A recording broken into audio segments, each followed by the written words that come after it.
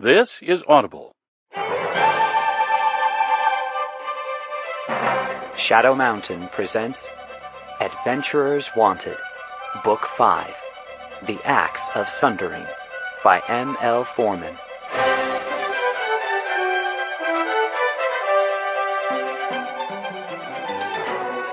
This unabridged presentation is performed for you by Kirby Hayborn.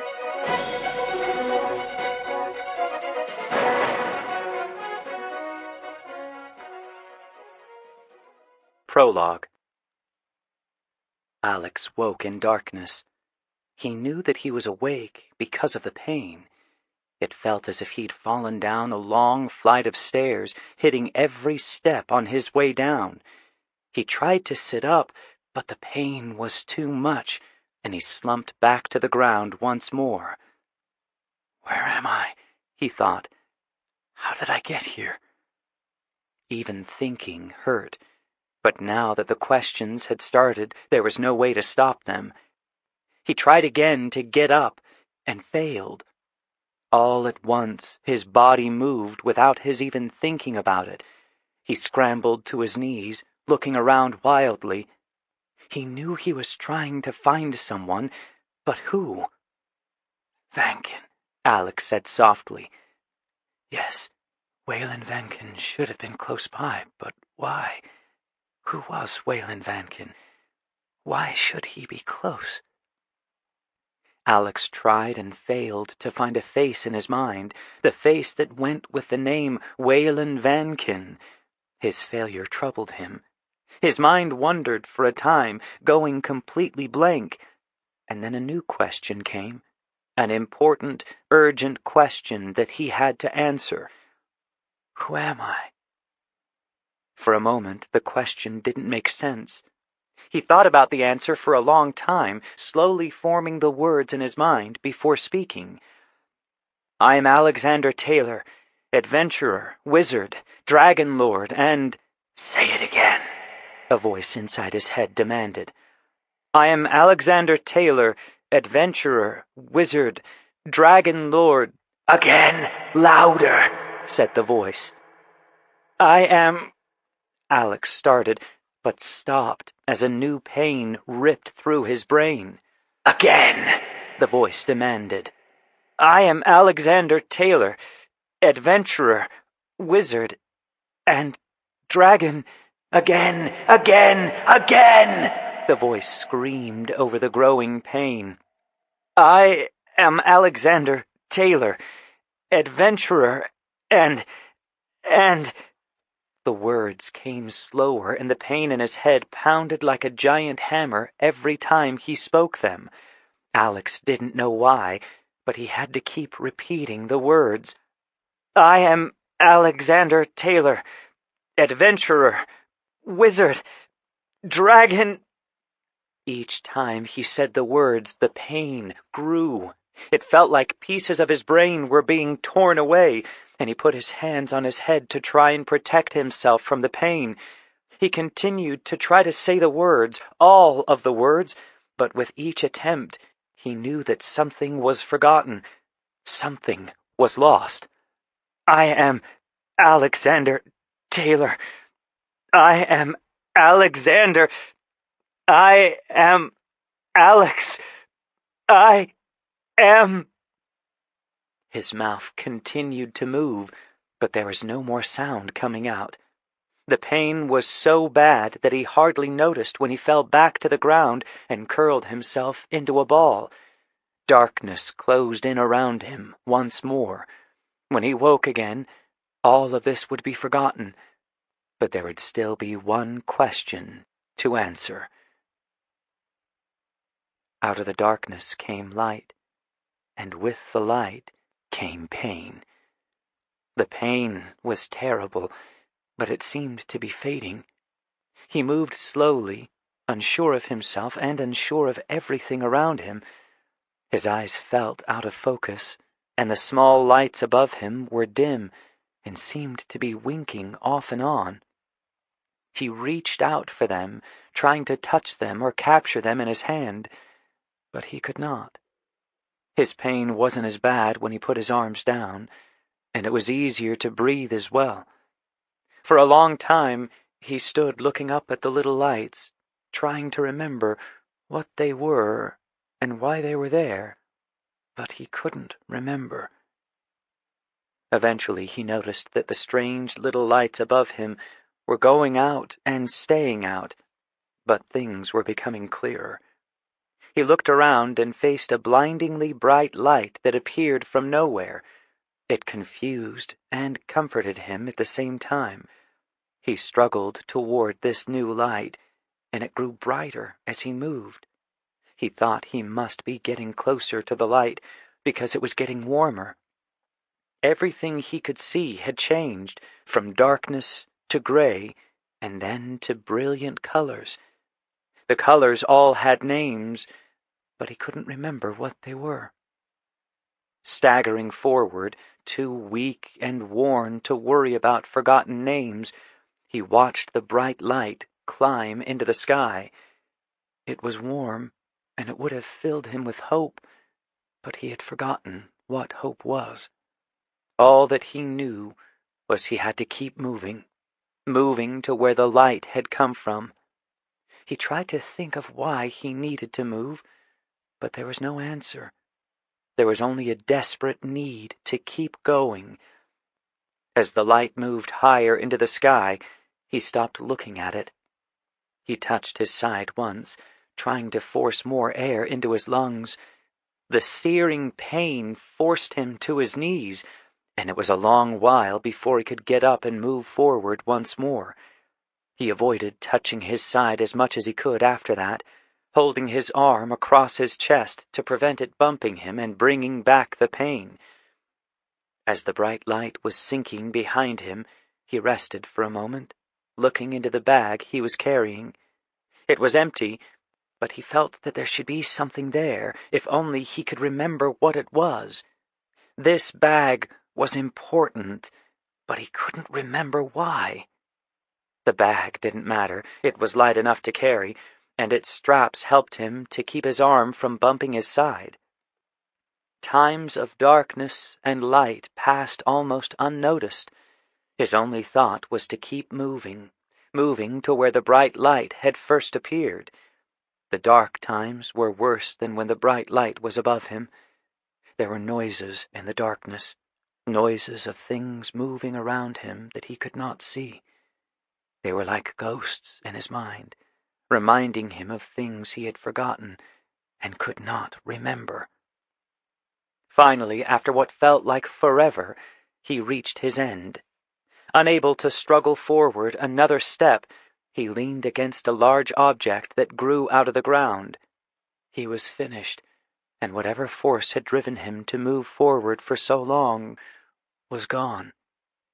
There was nothing now, nothing but to sit and wait for darkness to cover him. Perhaps the darkness would take away his pain, and he could finally rest. Chapter 1. The Beginning. 1 year earlier. Alex gazed into the flickering fire. He was restless and impatient, and he was angry with himself for feeling that way.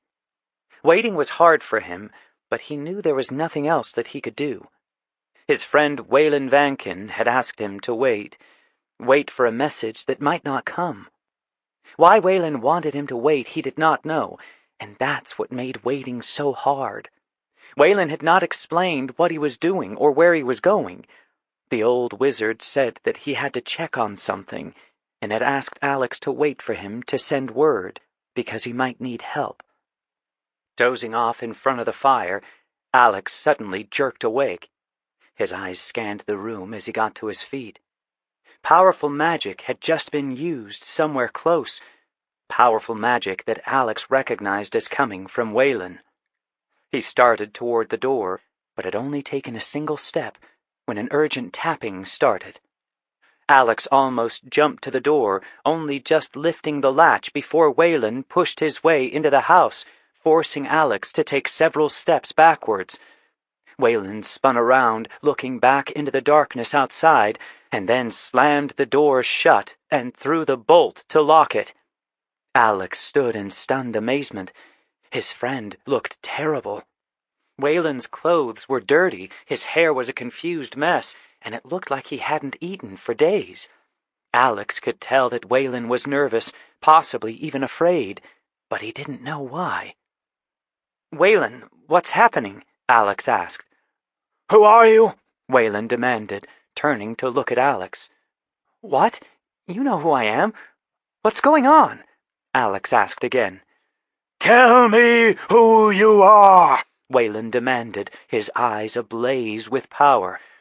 "Tell me if this is the first time we've ever met." Alex took a step back, surprised by Whalen's question and the sudden gathering of power that he was prepared to use. For a moment, Alex considered how he could defend himself, but that thought slipped away as he saw the desperate look on Whalen's face. "I am Alexander Taylor, adventurer, wizard, and dragon lord," Alex said in as calm a voice as he could manage. "Is it safe here?" Whalen asked. "Have you seen any strangers in the area? Have you felt any magic, or had any feeling that you are being watched?" "We are perfectly safe here," said Alex, confused by the questions. "I haven't seen anyone at all in a month, and I'm sure that nobody is watching me or my house." "In your second true form, what do you become?" Whalen asked, his staff rising slightly. "I am a dragon," Alex said. "A dragon of true silver." "Indeed you are," Whalen said, his entire body relaxing. "I'm sorry, Alex. I had to be sure that you are you." "Why? What has happened to make you so afraid?" Alex asked, terrible ideas filling his mind. "And how would my telling you who I am convince you that I am who I say I am?" "Oh, there's no need to worry. Not yet, at least," Whalen said, moving into Alex's house. "Nothing terrible has happened. Well, at least not anything I know about. As for my believing that you are who you say you are, that's a silly question. You know very well that all words have power. Anyone saying that they were you would not be as convincing as you are. Besides, who else would know about your second true form?" "Not many people," Alex answered. "But what has happened to you, Whalen? You look terrible, and your sudden entrance was a bit alarming, to say the least." Alex returned to his chair in front of the fire and motioned to Whalen to take the chair next to it. He watched his friend with concern, noticing how tired and worn he looked. He wanted answers, but he knew that Whalen would explain things in his own good time. "It appears that I've stirred up a hornet's nest," Whalen said, after getting comfortable in the chair. "The last time we talked, I told you that I needed to check on some things. It seems that there are people who aren't happy about my checking." "What things?" Alex asked. "What have you been doing since you left me here waiting for you?" "Yes, it is time that I explained everything to you," said Whalen, and then fell silent once more. For what seemed like a long time, Whalen said nothing, and Alex knew that his friend was trying to gather his thoughts. There seemed to be some great sorrow in Whalen, a sorrow that Alex had never seen before. "There is a dark wizard," Whalen said at last, not looking at Alex. "He is moving slowly, carefully, but I know where he is. More importantly, I know who he is, or at least, who he was." "Do you want to capture him? Is that why you said you might need my help?" "Capture is not an option," said Whalen, closing his eyes and leaning back in his chair. "This wizard must be destroyed. Completely. That is why I asked you to wait. That is why I need your help, Alex." "But you can destroy him, can't you?" Alex asked. "Do you remember not so long ago I told you how many wizards I have trained?" Whalen asked without answering. "Yes, you said that 2 of your students had taken staffs." "You are one. The evil that I am now after, he is the other." "But how? I don't understand." said Alex, shaken by Whalen's words. "If he took the oath as a true wizard, how could he have turned to evil?" "He was always evil, but I did not see it," Whalen said, his voice shaking slightly with emotion. "I chose not to believe what I knew to be true, and trained him against my own better judgment." "But why?"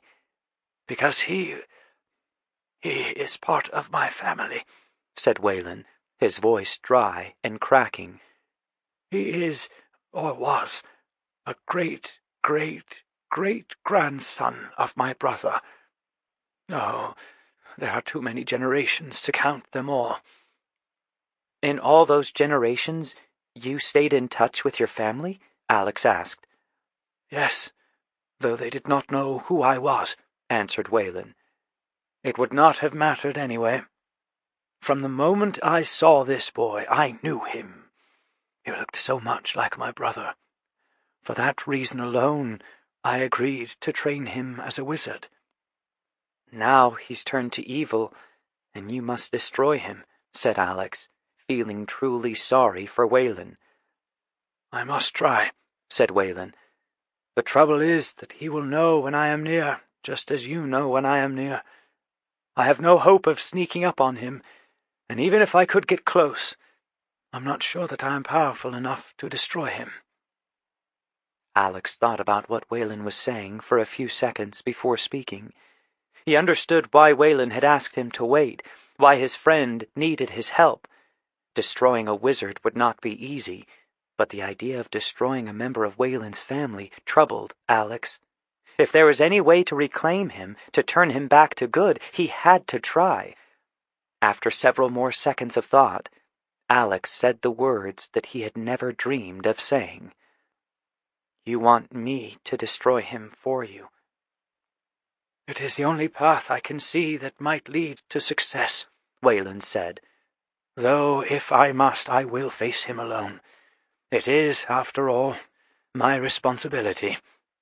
I will not ask you to follow this path with me if you feel that you cannot." Whalen's words hit Alex like a slap in the face. Whalen was offering him a way out. Whalen would not demand his help. He would only ask for help, help that Alex could see he desperately needed. "I will not desert you," Alex said firmly. "Will you tell me his story? The story of how he came to be what he is? I would like to know as much as I can before I face him." "It will be some time before you face him," said Whalen, sounding both relieved and grateful that Alex had agreed to help. "He is gathering his power in the Castle of Conmar, on the western edge of the western land of Jarro." "Conmar Castle?" Alex asked. "An ancient place," Whalen said, his voice soft. "There are many legends in Jarro about the Castle of Conmar. It was once a center of power, and it is believed that many wizards lived there over the ages. Some stories say that the lords of Conmar were wizards and pirates, and that they had dealings with dragons and sea serpents. Other stories say that the wealth of Conmar came from lands to the west, lands that no one else in Jarro has ever discovered." "As interesting as the legends are, I would like to know the story of your nephew," Alex said. "Jabez," Whalen said. "He has the same name as my long-dead brother." "I'm sorry, Whalen. I know this can't be easy for you, but I need to know all you can tell me about him," Alex said. "A short story, though the telling may be long," Whalen replied, but he did not go on. For several minutes Whalen said nothing. When he did begin to talk, his voice was little more than a whisper. Whalen's story was a sad one, and at first Alex wondered how much of it he would have to relive in his own lifetime.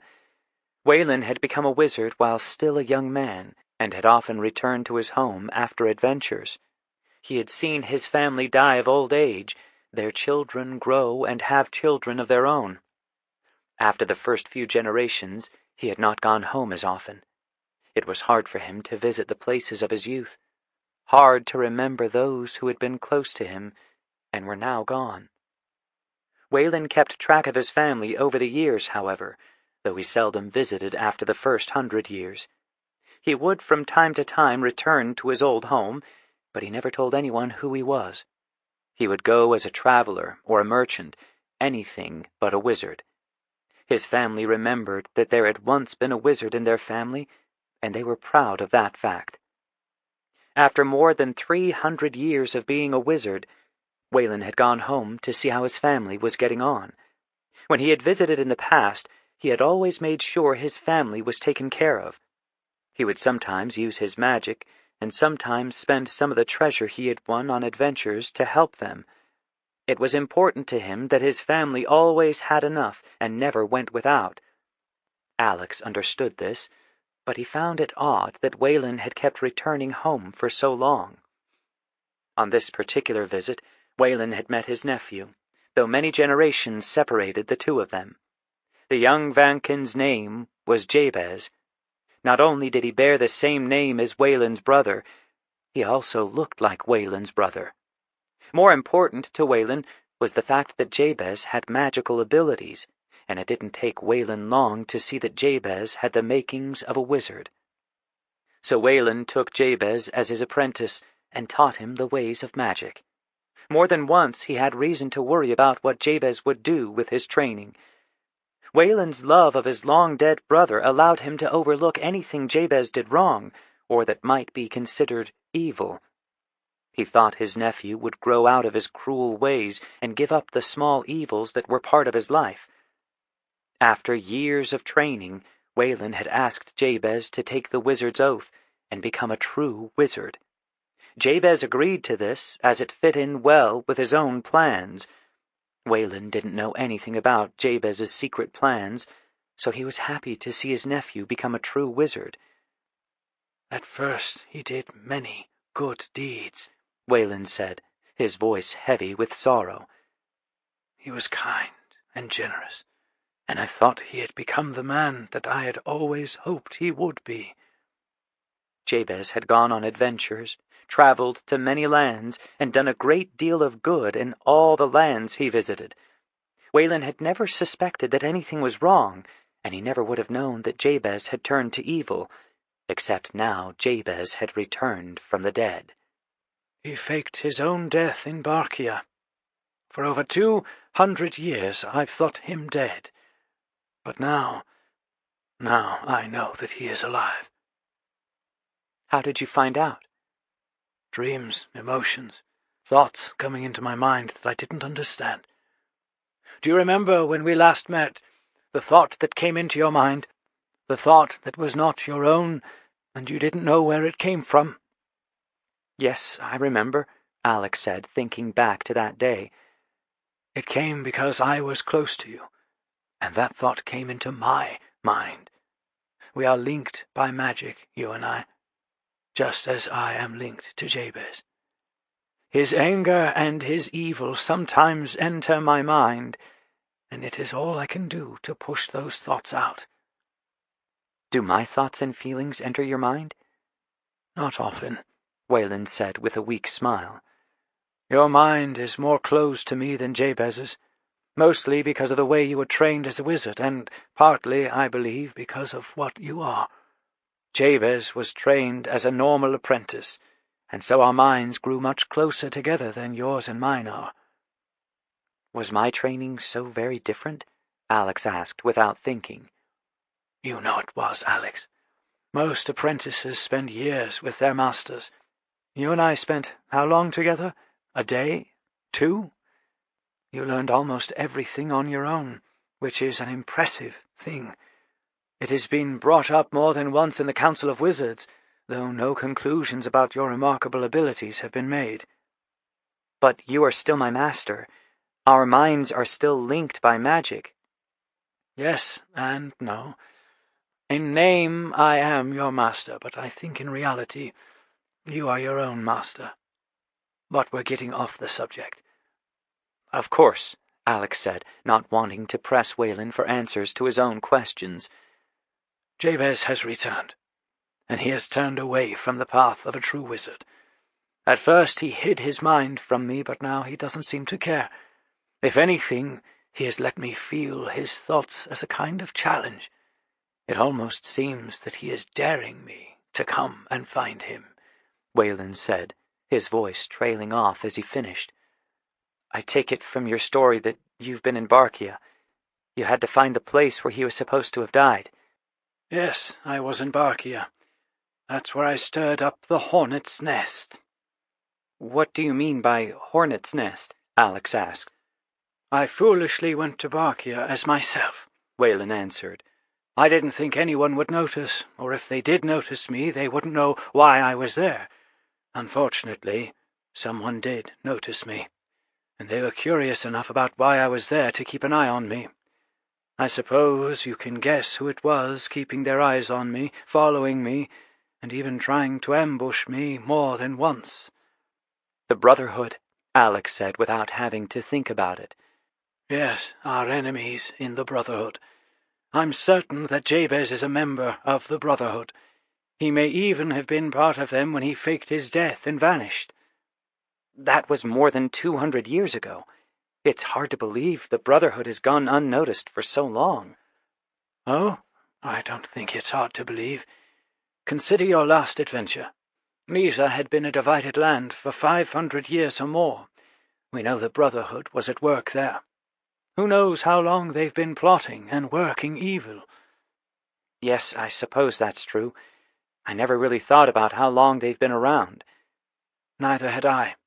In any event, I discovered that there are a great many more people working for the Brotherhood than you might think. Most don't know they are working for them, I'm sure of that. Still, there are a fair number of magical people working either with or for the Brotherhood. I had a close call with 6 warlocks before I managed to get out of Barkia." "Warlocks? What exactly do you mean by warlocks?" "I mean the worst version of a warlock that you can think of. Powerful magical people trained in the darkest magic. Oh, they aren't dark wizards, not even close, but warlocks work together when they can. 6 warlocks working together are a dangerous enemy, even for me." "But you managed to escape them." "Yes, I escaped and led them on a wild chase. I didn't think they would follow me, but they did. For the last 11 days I've been on the run, trying to put them on a false trail before coming here." "I'm sure you've lost them," Alex said. "For now," Whalen said. "Sooner or later they will show up here in Alucia. I'm sure of that. They know I live here after all, and they probably know that you live here as well." "Do we need to worry about being attacked?" "No, not yet at least. But we're getting off topic again." Alex didn't say anything for a time as he thought about what a group of warlocks might do if they turned up outside his house. A direct attack on him would not be their first idea. They would try to ambush him, or perhaps— "Yes," Whalen said, "they would attack the innocent and try to draw you into a trap." "I'm sorry," Alex said. "I was just thinking about the danger that might come." "You should consider the danger, but I think it would be less if you are not here when they come looking," Whalen said. "Of course, but Whalen, if Jabez is at the Castle of Conmar, there's no real need for both of us to go there. I mean, I can take my dragon form, fly to Conmar, and destroy him." "If only it were as simple as that," Whalen said, shaking his head. "You see, there's more to the story than I have told you. There are things I've learned about Jabez recently, things that make this task more dangerous and difficult than I would have thought possible." "Tell me, what have Jabez and his friends in the Brotherhood done to make things so difficult?" "We cannot simply destroy Jabez. He has used some very old magic to protect himself from any attempt I might make. If we were to destroy him as he is, he would simply vanish for a time and reappear in another land. It would buy us time, but it would not put an end to his evil." "What magic has he used? How can he be destroyed and not destroyed at the same time? Death is final, Whalen. There's no coming back," Alex said. "The magic Jabez has used links his life force to every person he has ever done good for," Whalen explained. "I told you, when he was first a wizard, he did many good things. Now he has perverted his good deeds into twisted evil. His life force is bound to the people he helped, and to their children, and their children's children.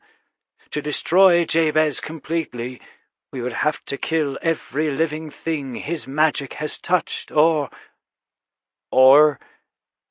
we must find a way to cut the magical link between Jabez and his victims. Is there a way to break the link? We, and when I say we, I mean you, must use the Axe of Sundering. Only the axe has the power to break the spell that Jabez has placed on himself and send him to the Shadowlands forever. Where is this Axe of Sundering? Alex asked, afraid that he already knew the answer. Jabez has it, protected inside of Conmar, Whalen said. How it is guarded I do not know, but I am sure that he has protected it well. Whalen reached into his bag and pulled out several books bound in black leather. What are those? Alex asked. Whalen tapped the cover of the book on top of the stack. Journals. I think they might be helpful to us. Did you write them? Alex asked. Yes, and so did Jabez. While I was training Jabez, I asked him to keep a journal. It is a common practice for apprenticing wizards, a way for their teacher to check up on them. Should I have been keeping a journal? Alex had written down some of his adventures, and he knew some details about his adventures were recorded in Mr. Clutter's shop, but he had not kept a personal journal.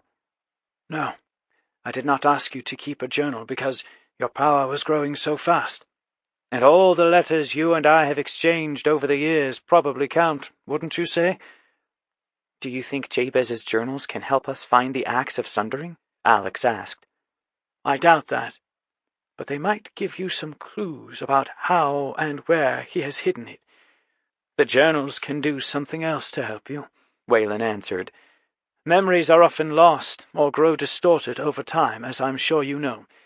These journals, however, hold the truth of what really happened at the time it happened. I am sure that what Jabez and I wrote in these journals will be far more accurate than anything I might remember now. I'm sure they will help me understand Jabez, but we really need to know what his plans are right now. We need to know what he is going to do next, not read about what he's already done. Yes, but looking at his past will help us guess at his future plans, Whalen said. All writers reveal something about themselves, whether they mean to or not. Whalen handed the journals to Alex. Read them, study them. I believe they will help us with our task. You mean our task of sneaking into the Castle of Conmar, finding the Axe of Sundering, stealing it, finding your nephew, and using the axe on him? Alex said. I know. It is perhaps an impossible task, Whalen said, shaking his head. While we think about doing the impossible, might I suggest a bath and a hot meal for you? Alex said. An excellent suggestion, and most welcome, Whalen said, smiling for the first time since he'd arrived. Keep an eye on the big picture, but deal with the problems at hand first. Alex laughed at Whalen's comment and went to fix something for his friend to eat. His mind was already working on the problems that had arisen with Whalen's quest. There were really too many problems to think about at one time. Getting inside the Castle of Conmar and finding the Axe of Sundering would be almost impossible, but there was a long way to go before they had to worry about that. Traveling to Jarrow was the first step, but that was going to be more difficult than normal as well. The Brotherhood had been following Whalen, and Whalen seemed to think that they were still looking for him. Traveling through the Great Arch could be dangerous, as the Brotherhood would probably have someone watching it. Once they made their way into Jarrow, then what? Alex didn't know much about the land of Jarrow, so as Whalen's meals started to cook, he took out his magic bag. Alex had maps of all 27 known lands, as well as maps of many lesser-known lands. His map of Jarrow was a good one, better than most, and he unfolded it on his kitchen table so that he could study it as he cooked. Jarrow, unlike the other lands Alex had visited, was not one land.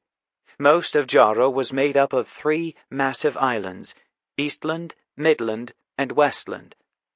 Alex found the great arch marked near the center of Eastland, and on the far side of the map there was also a mark for what had once been the city of Conmar.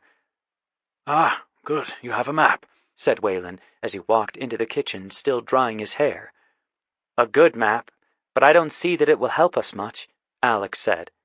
"Well, at least it will give us some idea of where we are going and how we are going to get there," Whalen said, helping himself to the food Alex had prepared. "I'm guessing that Jabez will want to take over all of Jarrow at some point. Since he's based in Conmar Castle, he must plan on starting in Westland." "Yes, I'm sure that's his plan. I don't know how far along his plans are, but I think it would be safe to assume he has control of at least part of Westland already." "At least the area around Conmar." "It wouldn't be wise for us to suddenly turn up in Westland. Jabez will have more than one escape plan, and if we both turn up in Westland, he may simply vanish before we have a chance to get the axe." "So where do you think we should turn up?" Alex asked. "I don't think we should turn up at all," Whalen said. "That is, we shouldn't turn up together." "What then?" Alex asked. "I have a plan," said Whalen, "or at least the beginning of a plan." Alex listened while Whalen explained what he thought they should do. Alex thought that Whalen was being overcautious and that his plan would take too long. He thought they should move as fast as possible toward Conmar Castle and attack Jabez. If Jabez ran away, well, at least the land of Jarrow would be safe. "I know this isn't the way you'd like to do things," Whalen said. "The thing is, Alex, I know Jabez. I know what he is looking for, and what he is most likely to do when we get close. I believe we can get close, maybe close enough to destroy him, if we follow this plan." "This is your adventure, Whalen," Alex answered after some thought. "I'll do what you think is best." Chapter 2. Details. Alex arrived in Telos near midday 2 days after Whalen had left him. Whalen had used magic to travel, opening a gateway in the middle of Alex's living room and slipping through it into a different land. The first part of the plan was for Whalen to let himself be seen in as many different places as possible. He was hoping to leave a false trail for any members of the Brotherhood who were still looking for him. Alex understood the reason for Whalen's caution, but he also thought that his friend might be doing too much. If Whalen was seen in too many places, the Brotherhood might not bother looking for him at all. "Details," Whalen had said. "If you want to make people believe that you are doing something that you are not doing, you need to pay attention to the details." Alex wasn't sure he agreed with Whalen's comment. He thought that too many details would give the truth away. Still, Whalen had been a wizard far longer than Alex had, and he seemed to know what he was doing. Walking to the Golden Swan, the finest tavern in Telos, Alex was surprised to find the lobby crowded. It looked like several adventures were getting underway, and most of them appeared to be starting at the Swan. It took Alex some time to get a table and something to eat, and he kept his eyes open for old friends. He didn't see anyone he knew, however, and the adventurers he did see didn't pay any attention to him. Some of these adventurers might guess who, or at least what, he was, but none of them let their interest show. "Details," Whalen's voice said in the back of his mind. Alex being seen in Telos was another part of Whalen's plan. He thought it would be a good idea for people to think Alex was off on some new adventure and not suspect that he was really traveling with Whalen. Alex wasn't worried about what people thought. He was only worried about what the Brotherhood might think. There were old wizards in the Brotherhood, and they would know as much as Whalen did about leaving false clues. After eating his meal, Alex made his way to Blackburn's smithy. Whalen had made the point that he couldn't carry his magic sword as he traveled. It was too well known. But even if nobody recognized his magic sword, it was too fine a weapon for an apprentice merchant to carry. Apprentice merchant Alexander Kessler, Alex thought. That is who I will become when I get to Jarrow. I'm in a hurry to catch up with my uncle, Barak Kessler, in the city of Shinmar. Alex had all afternoon before he had to go to Mr. Clutter's shop so that he could vanish from view, and Blackburn's was a place worth spending time and treasure in. He wanted to make sure he found a good sword to take the place of his magic sword, and perhaps a dagger to go with it.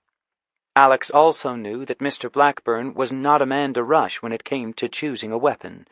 "Perhaps an axe, since that is what you'll be using when you face Jabez," Alex as Ogash commented in the back of his mind. "A little extra practice with an axe might help." "Ah, Master Taylor," Mr. Blackburn said as Alex entered the shop. "Good to see you again. Good to see you."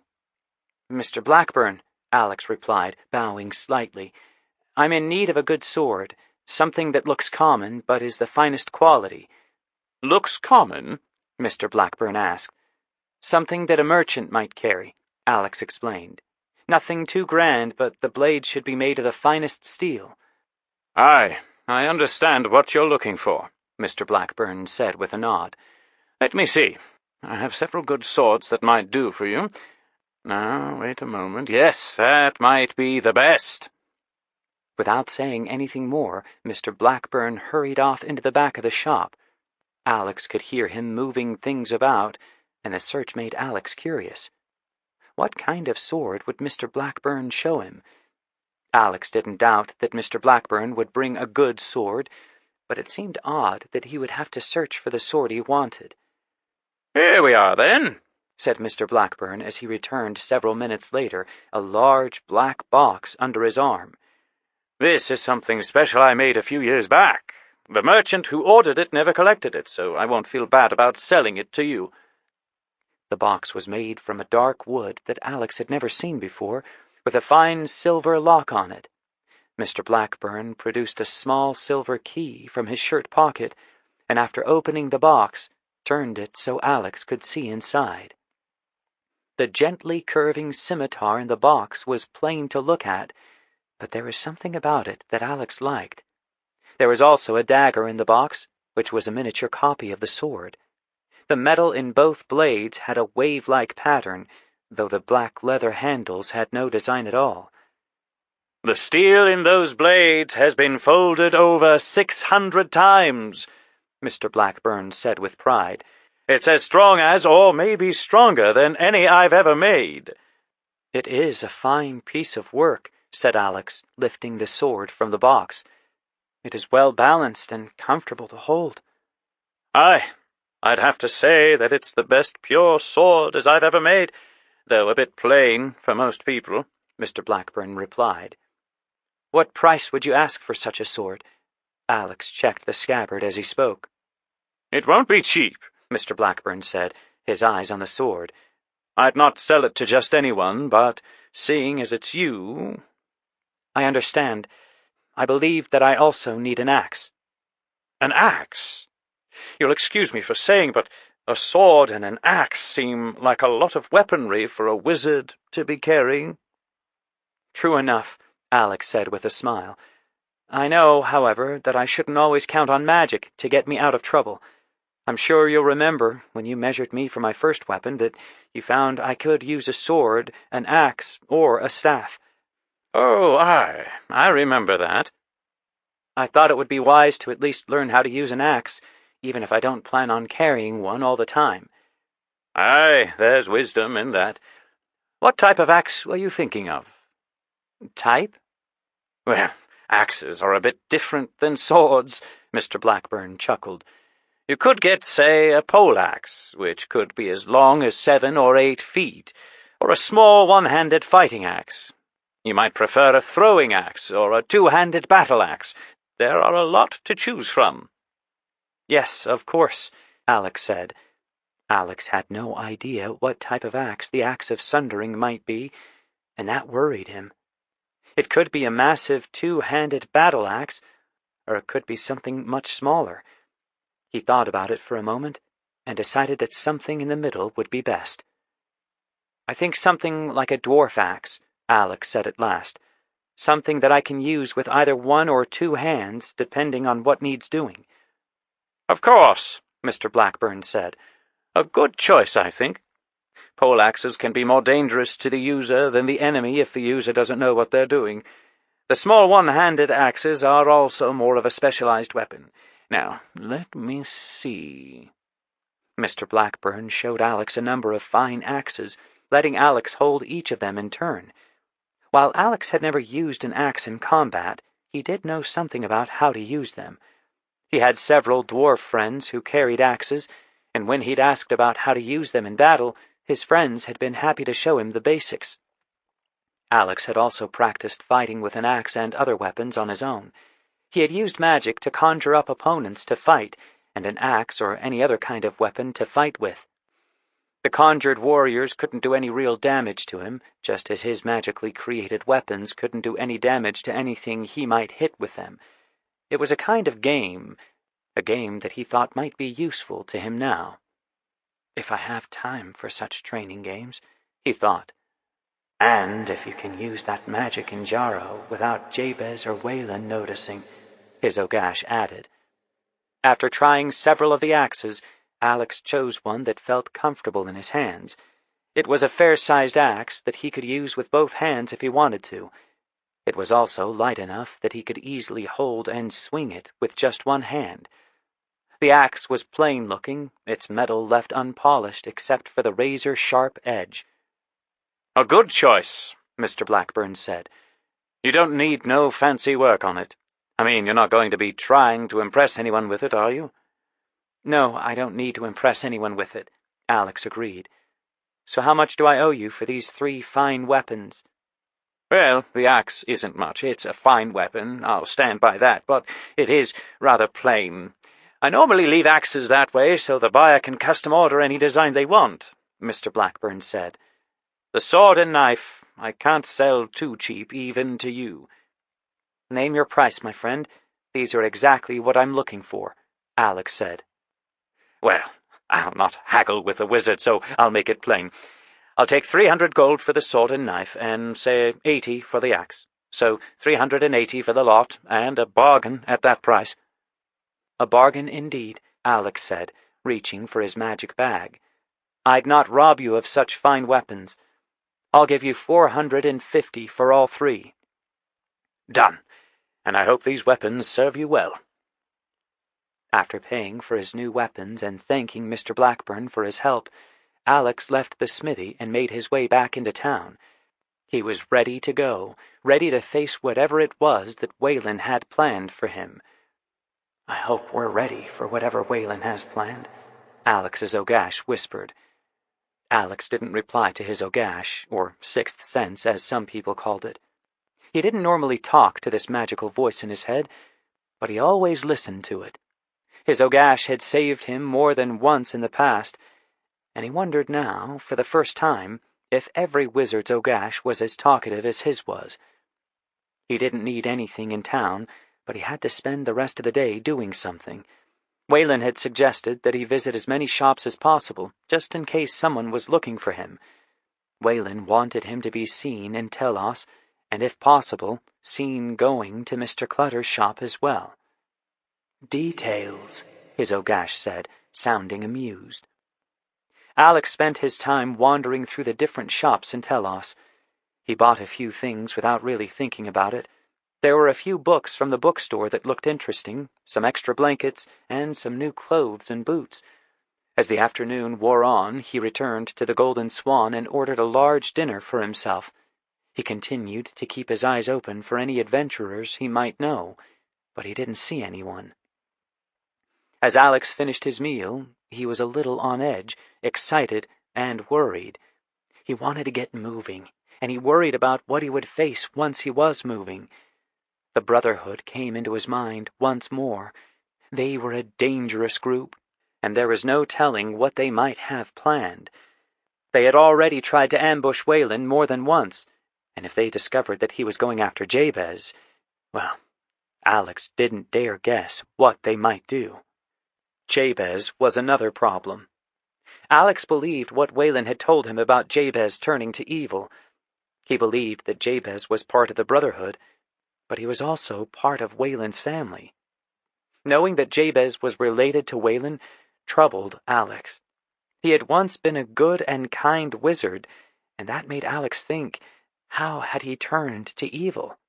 How had he lost the path of a true wizard? Could he be turned back to good? Alex had stored Jabez's journals in his magic bag's library. So far, he didn't have any answers, but the questions continued to nag at him just the same. With dark thoughts about the Brotherhood trying to take over the known lands, Alex made his way to Mr. Clutter's back door. He didn't know enough about the Brotherhood, that much was clear. He didn't know how many members the Brotherhood had, or how powerful those members might be. What little he did know about the Brotherhood and what they had done was bad enough. "Ah, Master Taylor," Mr. Clutter said as soon as his magical back door opened. "Master Vankin said you might be stopping by." "Mr. Clutter," Alex said, bowing slightly and making sure the back door closed behind him. "Did Whalen happen to mention why I would be stopping by?" "Oh, yes. No details, of course, but he said you would be needing a large room for the night." "If it wouldn't inconvenience you." No trouble at all. Happy to help when I can. I think I have the perfect room ready for you." Mr. Clutter turned and started to move out of his office without saying anything more. Alex wondered what Whalen had said to Mr. Clutter, because the adventure salesman was not normally so businesslike. "It's one of the basement rooms," Mr. Clutter said over his shoulder as Alex followed him. "Not much furniture or comfort, I'm afraid, but Master Vankin said you simply needed a large room." "Yes, fairly large, I think." "Well, this should work fine, then." Mr. Clutter paused to light a lamp, and then led Alex down a long set of stairs. Alex had never been in Mr. Clutter's basement before, and he was surprised by what he found there.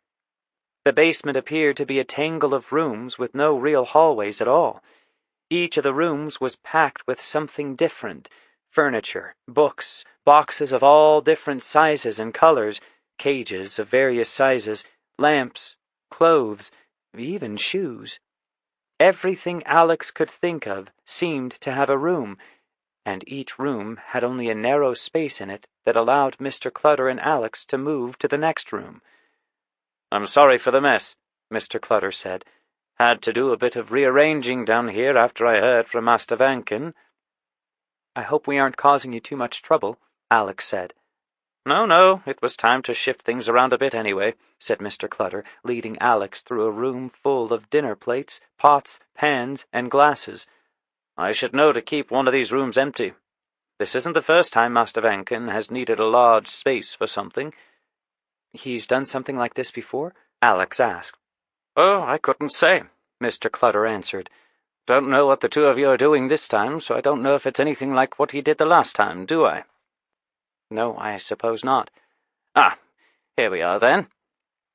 They'd entered a large, mostly empty room. There was a single table with a lamp on it, 2 chairs, and a couch next to one wall. The room was about 30 feet wide and maybe 50 feet long, with no openings except the one Alex had just come through. What really surprised Alex was that the ceiling of the room was at least 12 feet high. "Enough space?" Mr. Clutter asked with a smile. "I'm sure it will be," Alex said. "Well then, can I get you anything else? Something to eat or drink, perhaps?" Mr. Clutter asked as he lit the lamp on the table. "No, thank you," Alex said, his mind already thinking about the gateway magic he was going to use.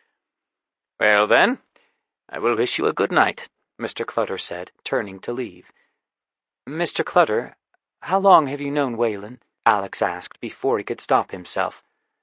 "Oh my, that's hard to say. At least 400 years, a bit longer than that really, truth be told.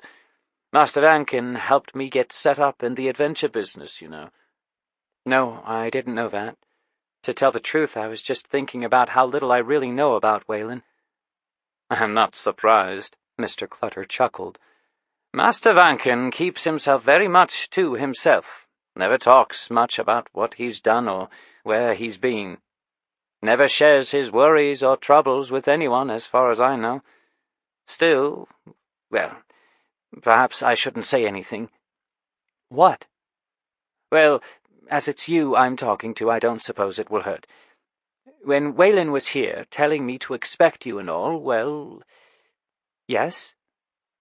Well, I've never known him to show his emotions. When he was here, I could tell he was worried, though. I might even say he was afraid.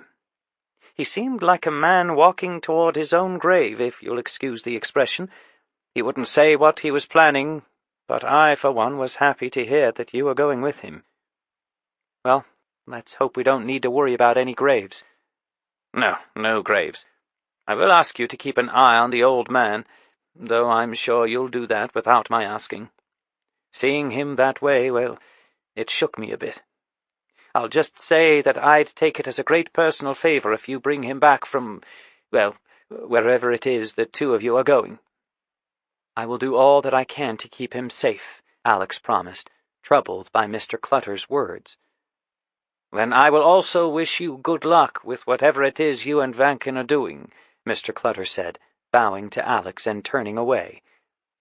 Thank you, Alex managed to say before Mr. Clutter was gone. Alex walked to the table and then turned to look back at the entrance to the room. He was surprised by what Mr. Clutter had told him, and by the request to watch out for Whalen. Mr. Clutter seemed sincere. He really seemed to care about Whalen, and that made sense as he'd known Whalen for so long. Still, something in the back of Alex's mind started to ask questions. Could he know? Alex asked himself. Could he know what Whalen and I are going to try to do? Sitting down at the table, Alex's eyes returned to the entrance of the room. A darker thought entered his mind, and he suddenly felt uncomfortable looking into the darkness on the far side of the room. Could Clutter be part of the Brotherhood? Alex thought. The idea seemed crazy. Clutter was a trusted seller of adventures, not some evil spy for a secret society that was trying to take over the known lands. Still, the Brotherhood had spies, and Clutter would be a good spy to have. Clutter knew about most adventures going on in the known lands, and who was on those adventures. If the Brotherhood had Clutter as their spy, they could learn much without any real danger of revealing themselves. No, Alex said softly. I don't believe it. Alex shook off his suspicions about Mr. Clutter being a spy, and then sat for a time, doing nothing. He moved to the couch and lay down, thinking a nap might be a good idea. He was too eager to sleep, however, and there were still hours to go before he needed to open the gateway. He got up, walked around the room several times, and then drew his new sword and took some practice swings with it. Finally, he went back to the table and reached for his magic bag. Taking out his map of Jaro, Alex spread it on the table and sat looking at it. He ran the few details he knew over and over in his mind. The plan was basic. Whalen wanted to start their adventure in Eastland, the furthest place away from Conmar and his nephew Jabez. Alex didn't see the need to start so far away, but he'd agreed to do what Whalen wanted. It wouldn't matter much anyway, as they would be sailing for Midland after less than a week in Eastland. But then what? Alex took his new axe out of his magic bag and practiced what his dwarf friends had taught him. He was extra careful as he swung the axe, making sure not to accidentally hit himself with it. Slowly, he began to feel more confident as the axe spun around him, but he knew he needed more practice. Returning to the table, Alex laid down his axe. He took out his new sword and knife as well, and started working a bit of magic into all of them. He knew that the weapons were strong, but he thought a little extra strength and maybe a spell to keep the blades sharp couldn't hurt. One part of Whalen's plan troubled Alex more than anything else. Whalen had told him not to use magic unless he absolutely had to. It seemed a bit strange, not using any magic, but Alex knew Whalen had his reasons. Whalen had also said that if he didn't turn up in the city of Shinmar, the port they planned to sail from, that Alex should not wait for more than a day or two. If I'm not there by then, find a ship that will take you to Midland, Whalen had said. I will catch up with you there. And if you don't catch up? Alex asked. Then I will depend on you to take care of our problem, Whalen answered. not commenting on what his not turning up would mean. The thing that stood out most in Alex's mind was the fact that Whalen had asked for his help. Alex tried to remember all the stories he'd heard or read about Whalen, and one thing was clear in all of those stories. Whalen had gone into dangerous places, he had fought great evils, and he had always done those things alone. Never, in any of the stories Alex could think of, had Whalen Vankin ever asked for help.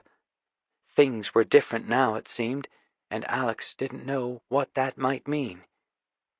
Eventually, Alex returned his map and axe to his magic bag. He stood up and prepared himself to work the magic that would open a gateway into the land of Jarrow. Pausing for a moment, he looked at his magic bag. A lot of people knew what magic bags looked like, and carrying a magic bag would mark him as something more than an apprentice merchant. He'd been foolish not to think of it before, but at least the answer was obvious. Working some simple magic, Alex disguised his magic bag, making it look like a common rucksack. With that final detail taken care of, he moved to the center of the room and started to work the gateway magic. Alex recalled the instructions Whalen gave him before they parted ways. You need to focus your thoughts on the place you want to go. It will be difficult the first time, as the gateway may not appear exactly where you think it should. I don't mean just where you are going, but also where you are. You'll need some space when working the magic, at least at first, just in case the entrance of the gateway appears further away from you than you want it to. Mr. Clutter had provided the space, and now Alex focused on the memory that Whalen had magically given to him. He could see a massive white stone to his left, trees in the distance, and open lands all around him. The open land was covered with small white stones. The stones didn't make a road or a path, but there was a pattern. Alex wasn't sure what larger pattern they made, but he could see them clearly. What are those stones? Alex thought, as the magical gateway opened a few feet in front of him. Without hesitating, Alex stepped through the gateway and into the land of Jarrow. Chapter 3. The Graveyard. Alex arrived in complete darkness. He instantly realized the mistake he'd made, and he felt foolish for not thinking things through. It was nighttime here in Jarrow, as he knew it would be. The problem was that his eyes were used to the lamplight in Mr. Clutter's basement room, and there was no light here at all. He looked up at the sky as he turned to break the spell that held his gateway open. The moon was hidden behind clouds, but it looked like the clouds were breaking up and moving away. Closing his magical gateway, Alex closed his eyes as well, hoping to improve his night vision as quickly as possible.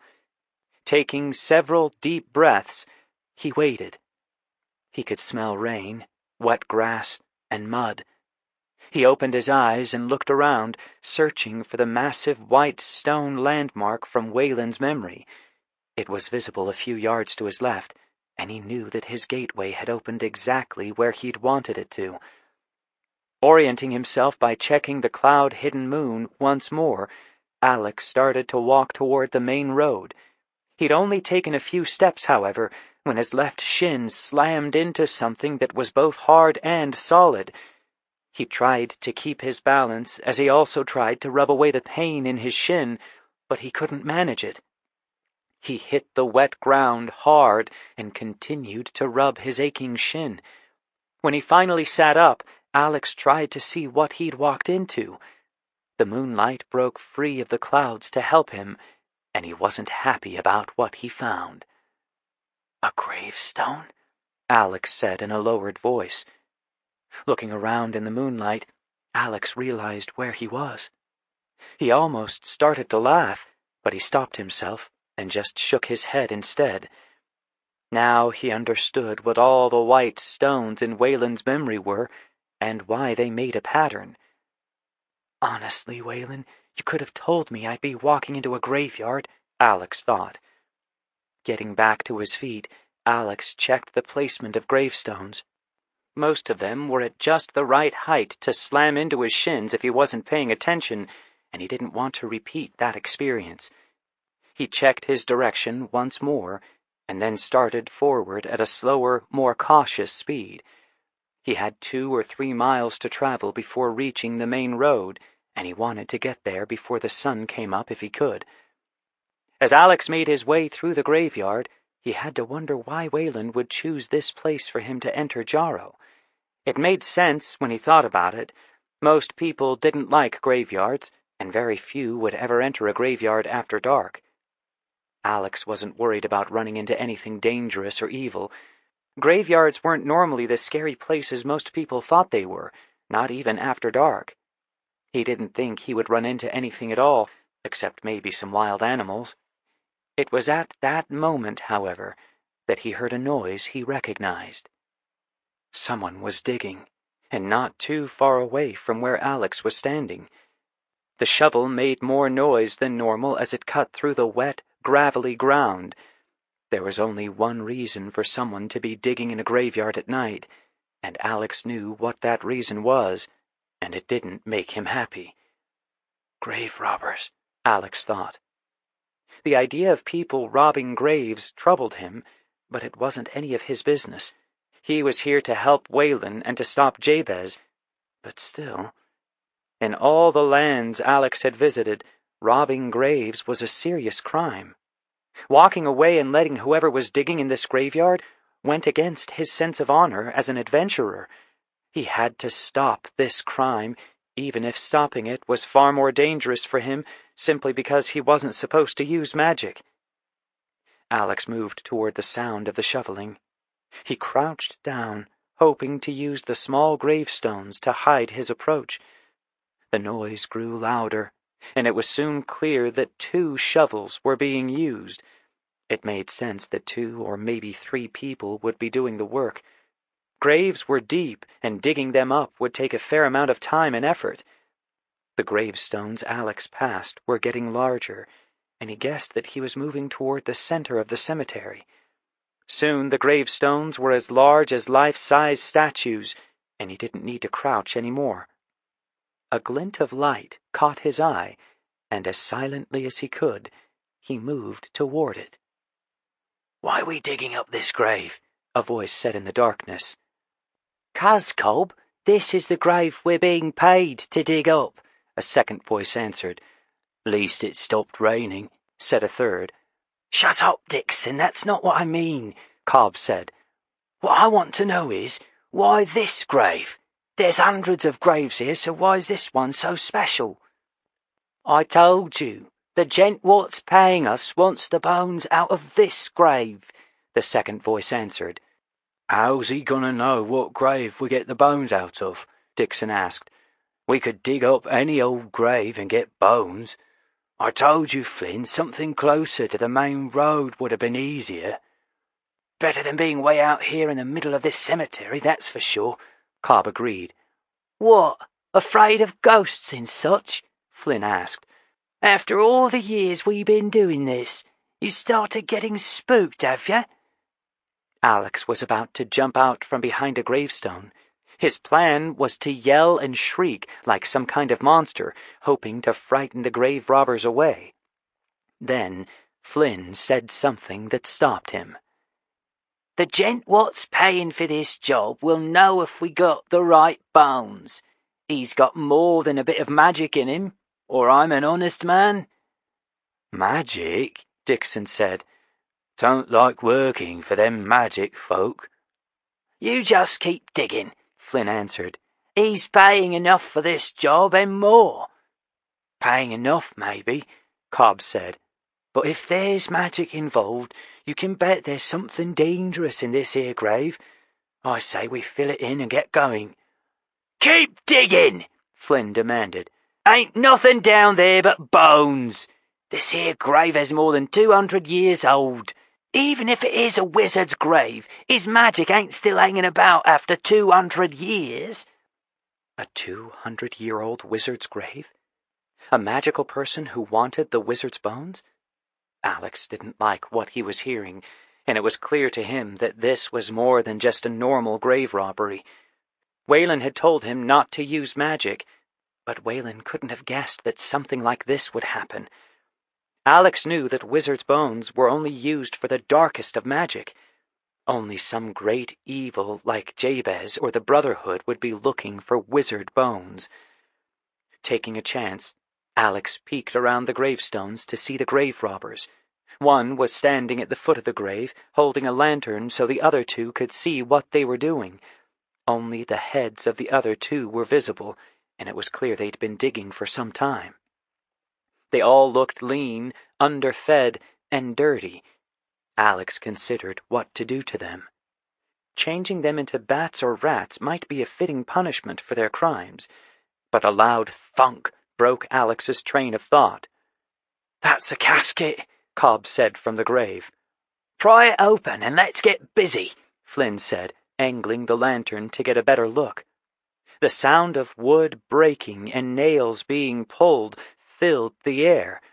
These grave robbers didn't hesitate now that they were so close to their prize. Alex made up his mind in an instant.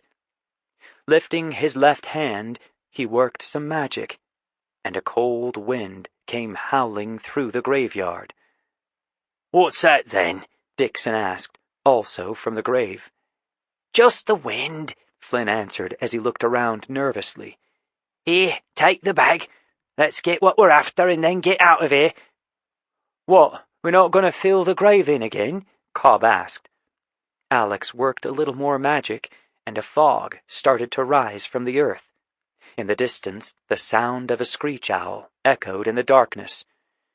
"You want to hang around filling in an empty grave, that's your business," Dixon said. "I say we get what we came for and quick step it out of here." "What's this?" Cobb said, lifting something toward the light. "Looks like a book of some kind." "Here, give me that," Flynn said. "Maybe our employer will pay something extra for it." Alex worked more magic, and a more powerful and colder wind came screaming through the gravestones. The fog lifted and spun wildly around the graveyard, filled with tiny sparks of green and yellow light. The sparks weren't really noticeable, but they added light to the graveyard, a pale, ghostly light. Slowly, figures began to appear in the mist, figures of armored men holding weapons. The warriors Alex created were moving slowly and silently, marching toward the grave that had just been unearthed. At first, Flynn didn't notice anything. He lifted his lantern and glanced around once, as if he'd heard something, and then turned his attention back to the grave. Alex thought for only a second, and then added weight to his soldiers. The footsteps weren't very loud, at least not at first, but Flynn looked up suddenly, swinging the lantern in a wide circle as he tried to see what was moving in the darkness. A loud creaking sound came from the grave, and Flynn jumped. "This old coffin is solid," Cobb said. "I've seen coffins in the ground less than a week that aren't as solid as this." "Quality bit of work when it was put here," Dixon said. Flynn didn't say anything. He was too busy looking around the graveyard. Alex's soldiers were close enough for the grave robber to see them moving. His mouth fell open, but no sound came out of it. It looked as if he had been turned to stone as the blood drained from his face.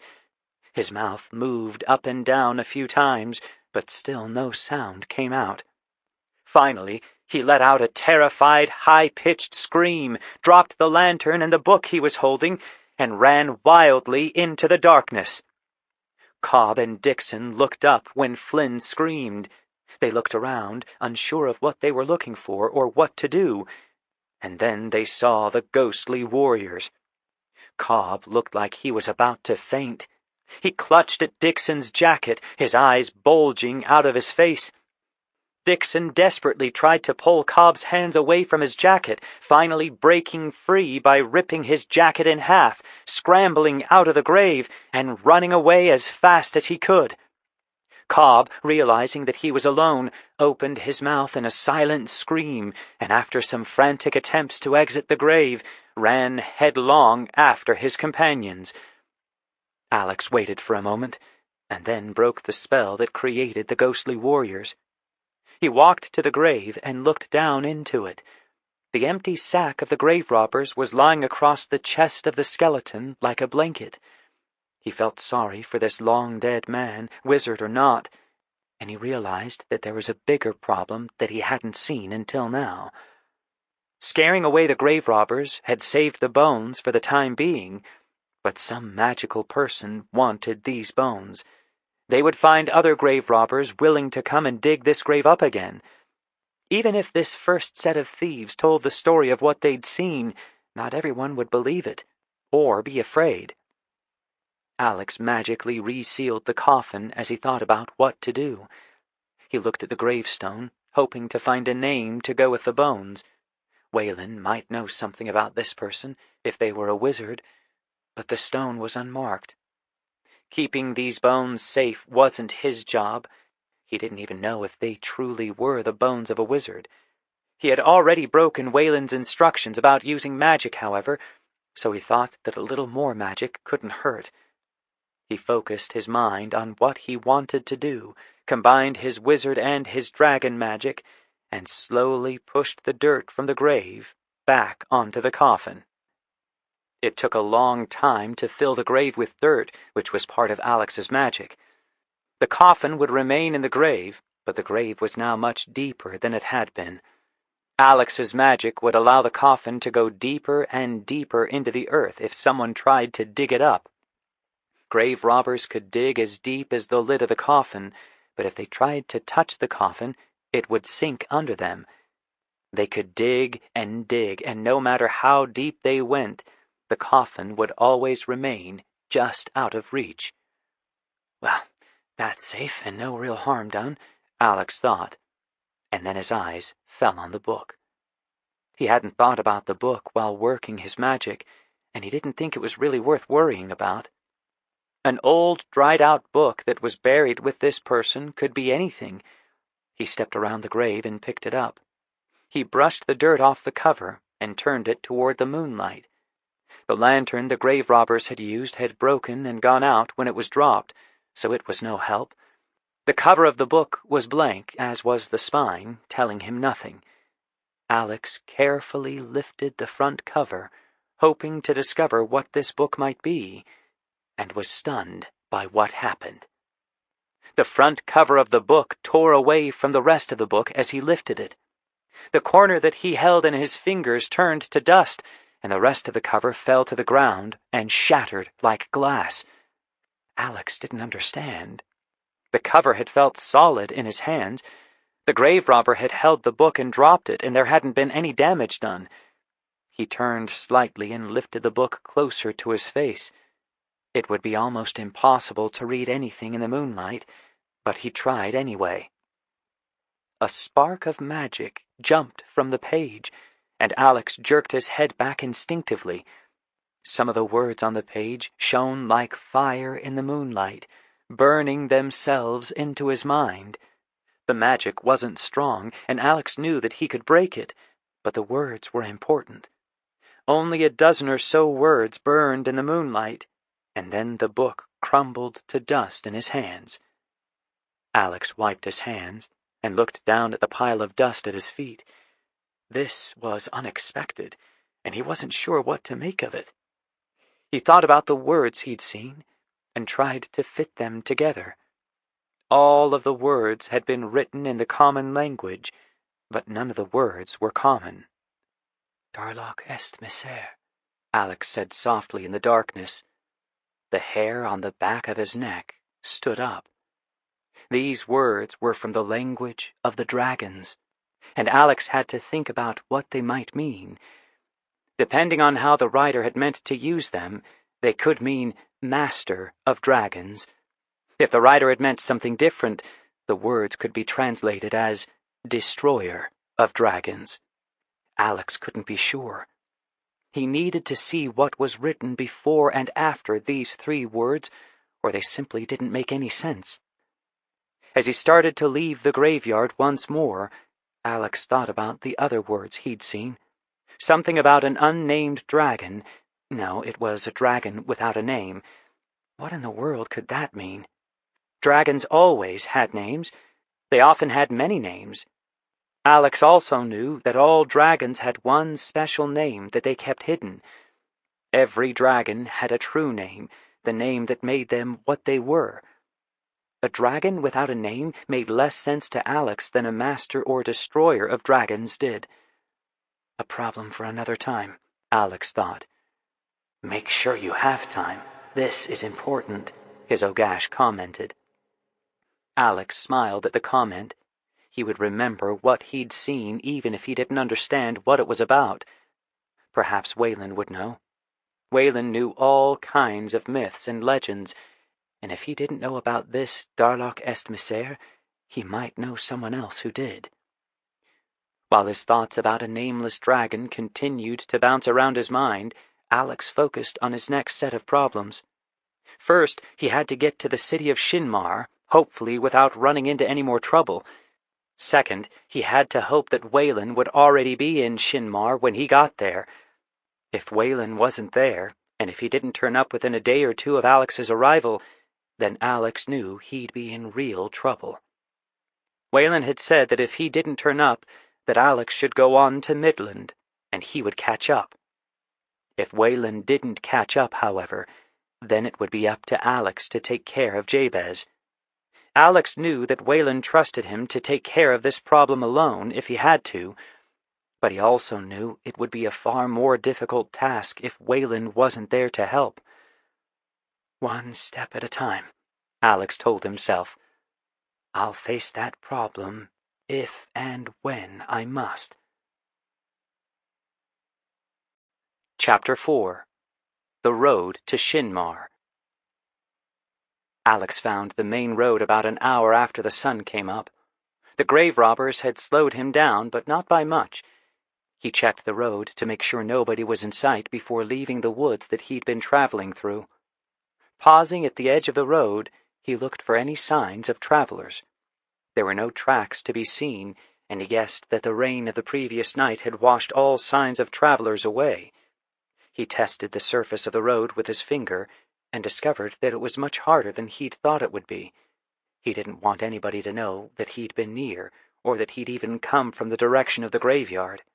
Stories had a way of spreading, after all, and he didn't want any connection to the stories the grave robbers would certainly be telling.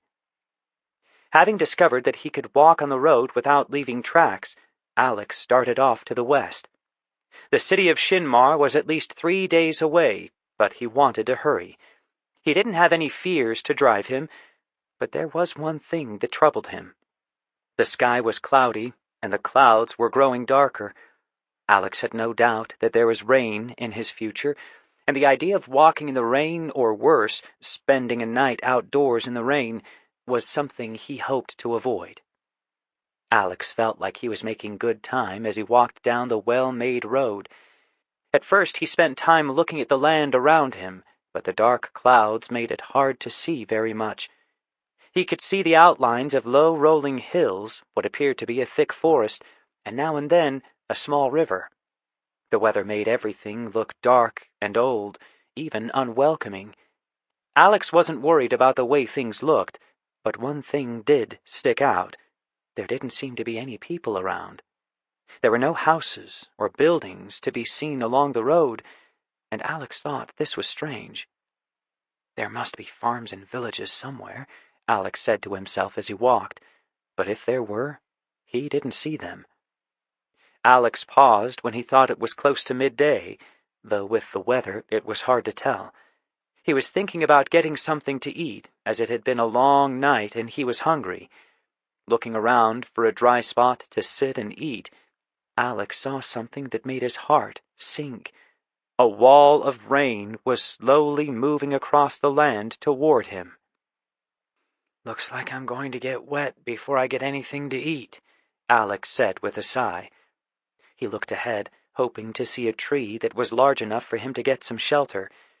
The only things he could see growing near the road, however, were thick bushes and weeds. He didn't see any options. He was going to get wet, so he might as well keep walking until either the rain stopped or he found some place where he could get out of the rain.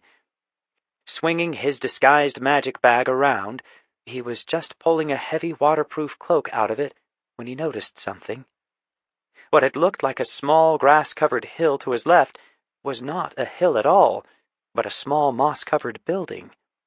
Quickly putting on his cloak, Alex trotted off toward the shelter he'd hoped for. A deafening roar of thunder shook the ground under Alex's feet just as he reached the building's doorway. He stepped into the building as the rain came crashing down behind him. The rain seemed almost angry that he'd escaped it, and Alex had to smile at the idea. His smile froze, however, when he heard the sound of a sword being drawn behind him. Instinctively, his right hand moved toward his own sword, but stopped before it got there. "I wouldn't," a voice said from the darkness. "Not unless you're looking for trouble." "It seems that trouble has already found me," Alex replied, turning slowly toward the sound of the voice. "No, stay where you are," the voice commanded, "until I decide whether you're friend or foe." "If you're looking for money, you'll be disappointed," Alex said. "I have very little, but you are welcome to it." "Humph! I'm no thief. What you have is your own, and I'll not take it from you. Are you alone?" Well, yes, I am completely alone," Alex answered, surprised by the question. "Well, you look like a good and honest fellow, so I suppose I'll let you stay. Not the kind of weather to be out in anyway." "No, it's not." "You can turn around now if you want. I'll do you no harm." "And I'll do you none," Alex replied as he turned to look at the stranger. Alex was surprised by what he saw. The man looked young, no more than 25, but his voice had sounded much older. It took Alex a second to understand, and when he did, a look of surprise must have shown on his face. "I've always looked much younger than I am," said the stranger. "You do look younger than you sound," said Alex, smiling slightly. Alex could see more than most people, and it wasn't hard for him to understand why this stranger looked so young but sounded so old. There was elf blood in this man, though not very much. He didn't have any magic in him, but he was related, probably several generations away, to the elves. It wasn't just the relation to the elves that had surprised Alex. There was something more. Alex's magic allowed him to see this man's aura, the energy that often gathered around a person. The energy was strong and bright, and while there was no magic in the man, there was certainly some kind of magic connected to him. "I am Alexander Kessler," Alex said, remembering the name that Whalen had told him to use. "My friends call me Alex." "Judging by the fine sword you carry, I will hope to call you a friend," the stranger answered. "My name is Joshua, and I am a traveler from Westland." "You are a long way from home. What brings you so far to the east, if you don't mind me asking, that is?" "A quest of sorts," Joshua said. He waved his hand at the building around them. "I am visiting the ancient shrines of Jarro. It is something of a family tradition." Alex knew that Joshua was only telling him part of the truth, but he didn't ask any questions. Joshua was already suspicious of strangers, and Alex didn't want to put him on guard. Alex's mind continued to try to figure out what other magic was involved with Joshua, but the answer remained just out of reach. "Well, I was just looking for a dry spot where I could have something to eat," Alex said, changing the subject. "If you are willing to share your shelter, I am willing to share my food. You are welcome to join me if you like." "I was just thinking about going to find something to eat. If you have enough for both of us, I will gladly join you." Alex laughed at the reply and pulled off his cloak. Swinging his magic bag off his shoulders, he pretended to rummage around inside it to find some food. He was careful not to let Joshua get a good look at the disguised magic bag, just in case. In less than a minute, Alex and his new friend Joshua were sitting on the floor of the ancient shrine, eating a meal of bread, cheese, and dried fruit that Alex had provided. Joshua ate hungrily, as if he hadn't had anything to eat for several days. Alex didn't say anything, but it did make him wonder. Joshua was nervous of strangers, careful, and didn't appear to be eating as often as he might. There were many possible reasons why Joshua was this way, but Alex knew that it wasn't the time to ask. Alex and Joshua didn't talk as they ate. Alex had many questions that he wanted to ask, but most of them would make him sound like a stranger to this land. He didn't want anyone to know that he wasn't from Jarrow, so he kept his questions to himself. "I'm traveling to Shinmar," Alex finally said as he was finishing his meal. "I hope to meet my uncle there, and then sail to Midland." "Why are you traveling to Midland?" "My uncle is a cloth and fur merchant. He's training me as his apprentice, and he has business in Midland." Joshua didn't say anything for a time, but he looked as if he was considering what Alex said. Alex wondered if Joshua might suspect that he wasn't really an apprentice cloth merchant, but he really couldn't tell. "I was planning on going to Shinmar as well," Joshua finally said. "I'm on my way home, and Shinmar is one of the largest ports here in Eastland. I doubt, however, that I will find a ship that will take me all the way to Westland." "Well, if not all the way to Westland, perhaps we can travel together to Midland. I know we've only just met, but I think I would like to get to know you better." "You may regret it," Joshua said, more to himself than to Alex. Alex gave Joshua a hard look, but didn't say anything. Joshua simply acted like he hadn't said anything at all.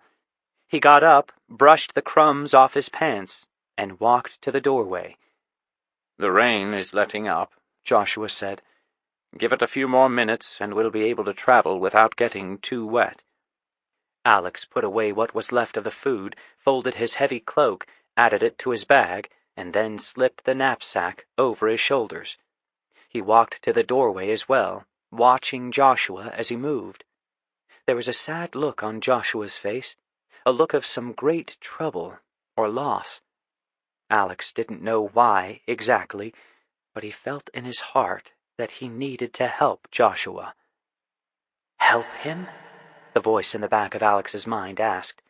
"You know nothing about him or his troubles, and you have your own business to deal with in this land." Alex ignored his ogash and simply stood watching the land as the clouds parted and the afternoon sun broke through. Without a word, Joshua and Alex started off, and Alex wondered how much he could learn about Joshua if he remained as tight-lipped as he had been so far. "I've not traveled this road before," Alex said after several minutes of walking. "Do you know how far the next town is?" 6, maybe 7 miles, Joshua answered. "We should get there before it gets too dark." "It would be good to spend the night indoors, if possible," Alex said, trying to get a conversation going. "Indoors is not always better than out," Joshua said, and fell silent once more. It was clear that Joshua was reluctant to talk, and Alex was willing to live with the silence. His mind, however, went back to the question of why. Why was Joshua being secretive? Why had he drawn his sword when he had first appeared? And why did he make sure Alex was alone before putting his sword away? Alex could see that Joshua was troubled, maybe even afraid, but he couldn't see any reason why. Still, his ogash was right. He knew almost nothing about Joshua, and until Joshua chose to tell him more, there was nothing Alex could do to help him. Joshua walked fast, as if some great need pressed him forward. Alex was able to keep up without any trouble, but this was one more thing that made him wonder about his companion. They came to a small town before the sun had gone down, and it didn't take long for them to find a tavern to spend the night. Once the arrangements had been made, Joshua went right to his room. "I'll be leaving at first light," Joshua said as he turned to close the door of his room.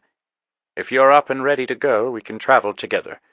If you prefer to sleep later, then I will thank you now for your kindness, and wish you luck in your travels." "Kindness?" Alex asked. "You shared your meal with me, and I thank you." "A small enough kindness. I'll be ready at first light." Joshua didn't say anything more. He closed the door to his room behind him, and before Alex could even open the door to his own room, he heard Joshua wedge a chair under the doorknob. A strange thing to do, Alex thought as he closed his own door. He really must be afraid of something. Or someone, his Ogash added. The next morning, Alex was waiting just outside the tavern when Joshua turned up. Joshua looked surprised to see him there, but he flashed a smile and nodded. They started off without a word, but before they had left the town, Alex handed a small bag and a leather flask to Joshua. "What is this?" Joshua asked, looking into the bag. "You didn't take time to eat anything, and I thought you might be hungry," Alex said. "Are you always so kind to strangers?" Joshua asked, taking a bun out of the bag Alex had given him. "No, not always. Only to those who I can see need the help." "You think I need help?" "I think you've had a hard time here in Eastland, and you don't want to talk about it. I don't know what your troubles are, and if you don't want to talk about them, that is your business. That doesn't mean, however, that I can't lend a helping hand, or offer a little kindness." "You're a good man, Alex Kessler, and I hope you won't have to pay for it." "Pay for it?" "An old saying from Westland, good men always pay for their kindness. I hope it proves untrue for you." Joshua was more willing to talk as they walked that morning. He was still guarded in what he would talk about, however, saying very little about himself or his home. He was willing to talk about his travels and the places he had been since starting his quest. "Midland is an interesting place," Joshua said as they went along. "They have great caravans there that travel all around the land. It is said that some people live their whole lives as part of a caravan, always traveling and never having a fixed place to call home." "I've heard something of the caravans," Alex said. "They aren't what you think, and maybe exactly what you think at the same time. There are traders and merchants of all kinds, but there is so much more. They have actors and acrobats, magicians and fortune-tellers, even exotic animals that most people never hear about, and fewer still ever get a chance to see." "It sounds exciting. I would like to—" "Stop and be recognized!" a voice broke in before Alex could finish. Alex and Joshua both stopped in their tracks.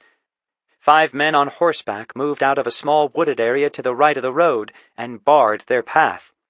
Joshua looked worried, but determined. Alex wasn't sure what to think, as Whalen hadn't warned him that he might be stopped in the road by what looked like soldiers. "Don't reach for your weapons," the man who had first spoken said. "We don't want any trouble, but we are ready for it if you try anything." Alex looked at Joshua and then back at the men in the road. Joshua's worry had turned to fear, and Alex didn't know what he was going to do. Deciding that he'd better do something himself, Alex took a deep breath and called back to the men in front of him. "Who are you? What do you mean by stopping travelers on the common road? By whose authority do you stop us?" "We mean no harm," came the answer. "We need only learn your names, nothing more.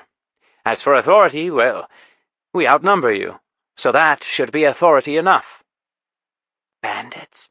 Alex whispered to Joshua. "No, worse than bandits," Joshua answered. "I think I can take the 3 on the left if you can deal with the 2 on the right," Alex said, his eyes studying the men in front of him. "A good plan, if there were only 5 of them," Joshua said, jerking his head toward the road behind them. Alex took a quick glance and found that 6 more men had appeared behind them. There were too many to fight, at least too many to fight without using magic. He thought about what he could do, what he might have to do. Joshua's fear was growing, and Alex could see that he was desperate not to be questioned by these men.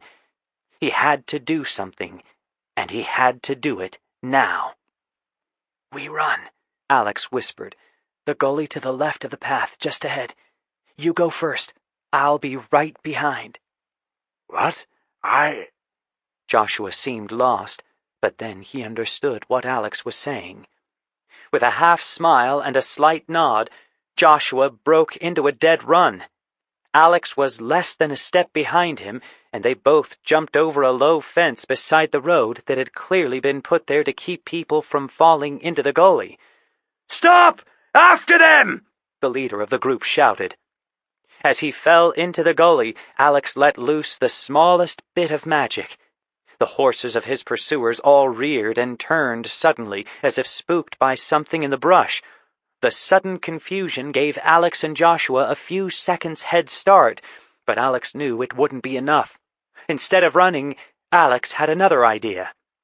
As soon as he and Joshua were in the gully and out of sight, he grabbed Joshua from behind and dragged him down into a series of thick bushes and small trees.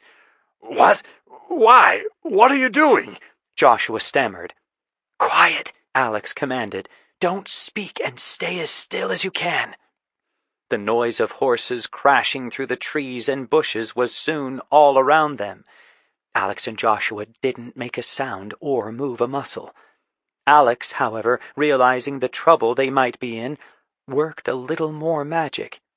He sent his thoughts along the gully, kicking a rock here and there, snapping a branch, making noises that these men would have to follow.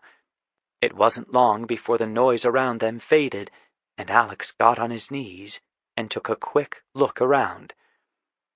"We should give them a few minutes before we move back to the road," he whispered. "Back to the road? Are you mad?" Joshua whispered back.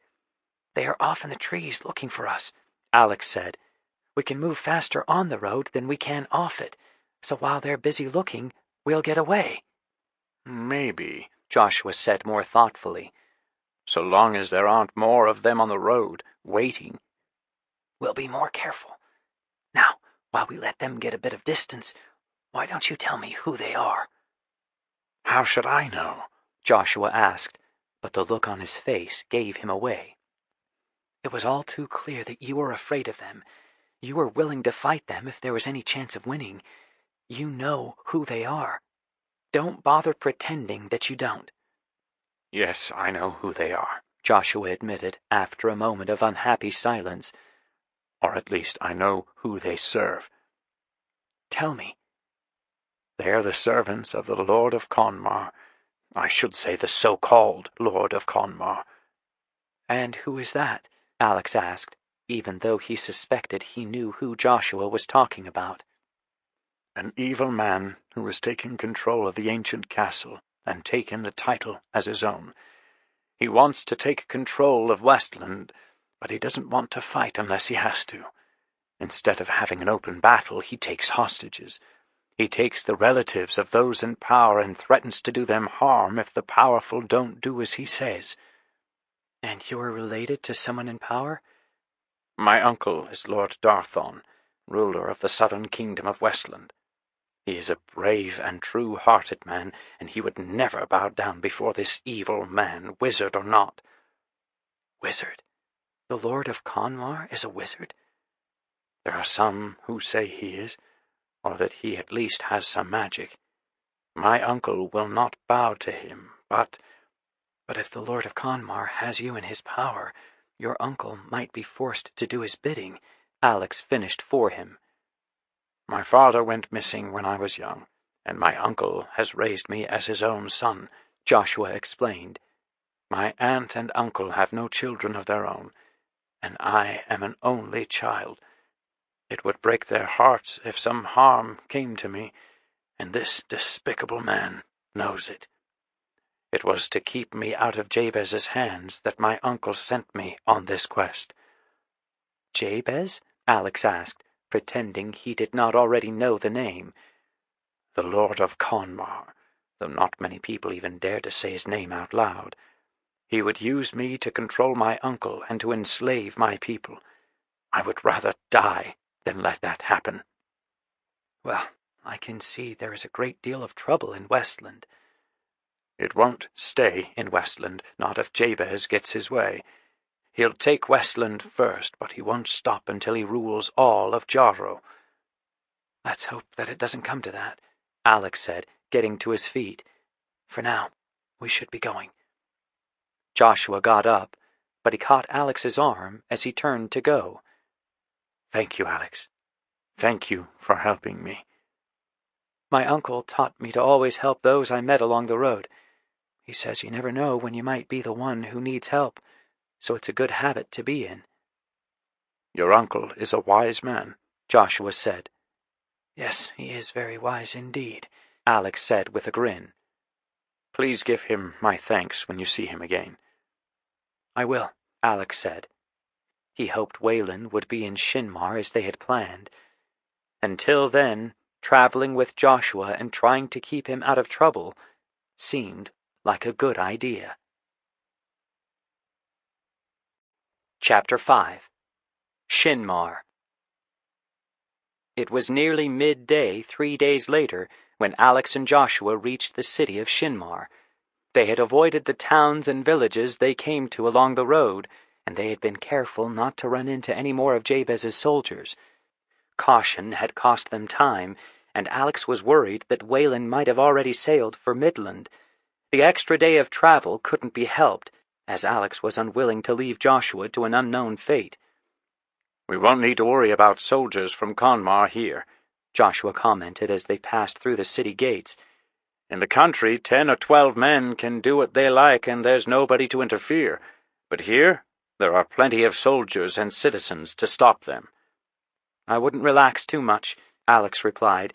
You may not need to worry about a group of soldiers looking for you, but... But? I think that here in the city, 2 or 3 men could drug you or knock you unconscious and spirit you away, said Alex. They might have a ship waiting already, or they could just hide you someplace until a ship from Conmar arrives. You have a devious mind, Joshua laughed, but he glanced around nervously just the same. I was just thinking of how I would go about capturing someone. I also think it might be a good idea for you to sail to Midland and not try to find a ship going directly to Westland. And why is that? Because if I was trying to catch you, I'd make sure all the ship captains that sail to and from Westland knew what you look like. I could either make up a reason why you were wanted or simply offer a reward for your capture, said Alex. I suppose you know at least some of the ships that sail to and from Westland. I know many of them, though most of them only sail between Midland and Westland. It might be best for you to find a ship in Midland to take you home. A ship captain you know you can trust. Yes, that might be best. I hadn't thought things through as much as you have. I suppose I am lucky to have met you, and I hope that you are never the one trying to catch me. And I hope you won't have anyone trying to catch you in the near future. Now, my uncle said he would be staying at a tavern called the White Stag. I hope he hasn't sailed to Midland without me. Alex and Joshua found the White Stag without any trouble, as it was one of the largest taverns in the city. The owner of the stag seemed to recognize Alex as soon as he saw him, which was a surprise to Alex. Master Kessler told me he was expecting you, the owner said. He's been a bit worried that you wouldn't get here in time to sail with him. He's down at the docks now, making sure all your goods have been properly loaded. Do you know which ship he has chosen? Alex asked. The Dawn Star, the owner answered. Sails at first light tomorrow. After thanking the tavern owner and arranging for a room for Joshua, Alex and Joshua left the tavern and made their way to the docks. Alex wasn't sure how Whalen would react to Joshua, but he hoped it wouldn't be a problem. Now that he thought of it, Alex wasn't even sure what Whalen would look like. He was certain to be wearing some disguise because he couldn't travel openly. The Dawn Star was a large ship with 3 masts and nearly 100 members in her crew. Alex didn't have any trouble spotting Whalen, disguise and all. He was shorter now, with dark, messy hair, dark eyes, and a stomach that, while not fat, was certainly much larger than Whalen's. "Ah, nephew!" Whalen called out as soon as he saw Alex. "Thought you might miss the ship and have to wait here in Eastland until I got back." "I'm sorry I'm late," Alex answered. "I've had a bit of an adventure getting here." "Oh? And who's your friend here?" Whalen asked. "This is Joshua. We met along the road," Alex said. "He's looking for a ship to take him to Midland." "Plenty of ships going that way at this time of year," Whalen replied distractedly. Might even find a place on the Dawn Star here if you're lucky. We leave at first light, and I have a lot to do before then." "Anything I can help you with, Uncle?" No, not just now. Take your friend and talk to the captain, see if there's a place for him on the ship. Oh, I know you've got stories to tell about your journey, but they will have to wait until tonight." Without another word, Whalen walked away to check on some cargo that was sitting on the dock. Alex gave Joshua a look that plainly said, "Yes, he's always like that," and the two of them went off to find the captain of the Dawn Star. Alex was happy to learn that there was room on the ship for Joshua to join them, and arrangements were quickly made. With that matter settled, Alex and Joshua walked back to the White Stag and had their lunch.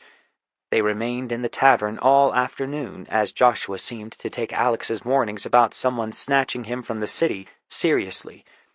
It was well after dark before Whalen joined them, looking worn out after a hard day's work. The three of them ate their dinner together, but Whalen seemed distracted by other matters.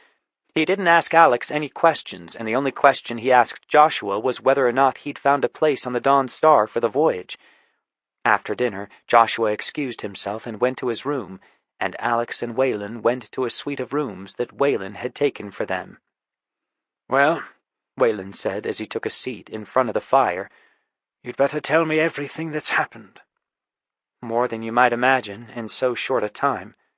Alex took his own chair and told Whalen everything from the beginning, starting with his adventure in the graveyard and the magic he had used to keep the bones of the suspected wizard safe. When Alex mentioned the strange book that had crumbled in his hand, Whalen interrupted Alex's story. "I don't think that grave belongs to a wizard," Whalen said. "I don't recall there being any wizards here in Jarrow for a long time, longer than the 200 years since this fellow was buried." "Perhaps. Still, somebody wants those bones, and there is that strange book in the grave." "Yes, and you are right to protect the bones. Wizard or not, he should rest in peace. As for the book, I wish you'd been able to read more of it." "It crumbled to dust almost before I realized there was any magic in it." Whalen said, his eyes fixed on the fire. "It seems to me I've heard something about a dragon with no name. Something very old. I don't remember what it was about, and this Darlock est Misere business means nothing to me at all." "I'm sure it's important, though I don't have any idea why. I'm also sure that Darlock est Misere and the dragon with no name are connected somehow." Possibly, but I don't see that we can do anything about that right now. I'll ponder on it. Like I said, I'm sure I once heard or read about a nameless dragon, but it might have to wait until our business here in Jarrow is finished." "So long as you promise to think about it." "And now, tell me about Joshua. Why have you brought him here with you? I mean, apart from the obvious, that is." "The obvious?" "Oh, I can see his aura as plainly as you do," Whalen said with a chuckle. "I, however, have been around long enough to know what it means. I also can see that he is somehow related to the elves, so he's probably from Westland and related to the sea elves. A strange coincidence, since we are traveling to Westland." "Sea elves?" "I will tell you of them later. Right now I must ask if you have ever seen an aura like Joshua's around anyone else." "Only around people with magic in them. Joshua has no magic in him, but there must be some magical connection to explain his aura." "I've only seen such an aura, as you say, around a non-magical person a few times, and every time I have it turns out that there is something special and important about that person. I believe that young Joshua has some important role to play in the future of Jarrow. From the brightness and color of his aura, I should say a role for the good." "I would guess that you're right. As to why I brought him with me, it's because your nephew Jabez is trying to capture him." "What?" Whalen nearly shouted. Alex laughed at Whalen's shocked surprise, and he quickly explained how he had met Joshua and about their encounter with Jabez's soldiers along the road. Whalen didn't say anything when Alex had finished his story. He sat staring into the fire with a deep look of concentration on his face. "Well then," Whalen finally said, Jabez must know that Joshua is special, and he wants to control him if he can. Sending men all the way to Eastland just to capture Joshua is a bold move. Perhaps Jabez is becoming desperate. We might be able to use that to our advantage. Jabez will find that Joshua is not easy to control. No, he won't be, but that won't stop Jabez from trying. You are right to bring Joshua along, and to help him out of trouble, but... But what? Well, I'm not sure what we can do to help Joshua as much as I'd like to. I doubt very much that Joshua would agree to travel with us, and I'm not sure that's a good idea anyway. We can't put our own mission at risk. Still, he seems a clever young man, and if he's Darthon's nephew, he should know how to take care of himself. There must be something we can do, Alex said, and then paused to consider what Whalen had actually said. Wait, you know his Uncle Darthon? Oh, I met Darthon years ago, the last time I was here in Jarrow, in fact. He's a good man and devoted to his people. Jabez will hate him, of course, and I'm sure he will do everything in his power to either control or destroy Darthon. If you know Darthon, we have to do something to help Joshua. We can see him safely to Midland. After that, I'm afraid he will have to look after himself. If Joshua really is important to the future of Jarrow, wouldn't we be risking that future by letting him go his own way? This entire quest is a risk. We're facing a dark wizard, who I know for a fact is extremely powerful.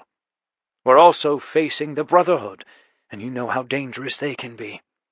If Jabez discovers we are here, I don't like to think about how much help he could call on to track us down. Besides, taking Joshua with us could do as much harm as good. Jabez is bound to find out that we are in Jarrow sooner or later. Later would be better. Still, we have a few things in our favor. Like? Like the fact that Jabez will not ask the Brotherhood for help if he thinks he can defeat me on his own. He's never been good at asking for help, and I'm sure he believes that he can deal with me by himself. Not asking for help must run in the family, Alex said with a half-smile. What do you mean? Whalen asked. I know how hard it was for you to ask for my help, Alex said. In all the stories I've heard and read about you, you've never asked for any help, even if you should have. Stories you hear or read don't always tell you everything that really happened, Whalen answered. Still, I will admit that I don't like putting other people at risk, not if I can help it. Now, I have worked out our plan for once we reach Midland. What is it? Alex asked. Since we are in disguise as a cloth and fur merchant and his apprentice, once we reach Midland, we will join one of the caravans that travel that land and slowly make our way to the west. Now, before you start to argue about wasting time, I've already considered that. And you've decided that a slow approach to Westland is better than a fast one. If we suddenly turn up in Westland, Jabez may run. If he thinks that he has time to prepare or to set a cunning trap for me, he will wait. How soon do you think he will know that you're in Jarrow? He may suspect it already, but I don't think so. He won't know I'm here until we are much closer to Conmar. As for you, well, he may not know you are here at all, at least not until it is too late.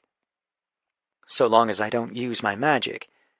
That is important as well, but not exactly what I meant. When I told you not to use magic, what I meant was don't use magic that will bring notice.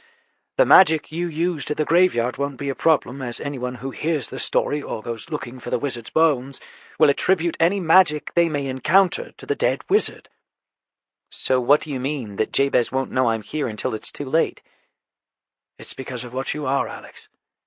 I haven't mentioned it before, and I don't think you're even aware of it, but it is difficult, even for me, to see you simply as a wizard. What do you mean? You know I have magic. You know I'm a wizard. Oh, I know what you are, but if I simply look at you, well, I can't see your power the way I can every other wizard I've ever met. I think it has something to do with what you are, and maybe who you are. You are part dragon, after all, Alex, and dragons are very good at hiding when they want to. But I'm not trying to hide, at least not from you. No, but you've never really thought about not hiding from me either. Whalen chuckled. It is an interesting advantage, and I think it will be useful.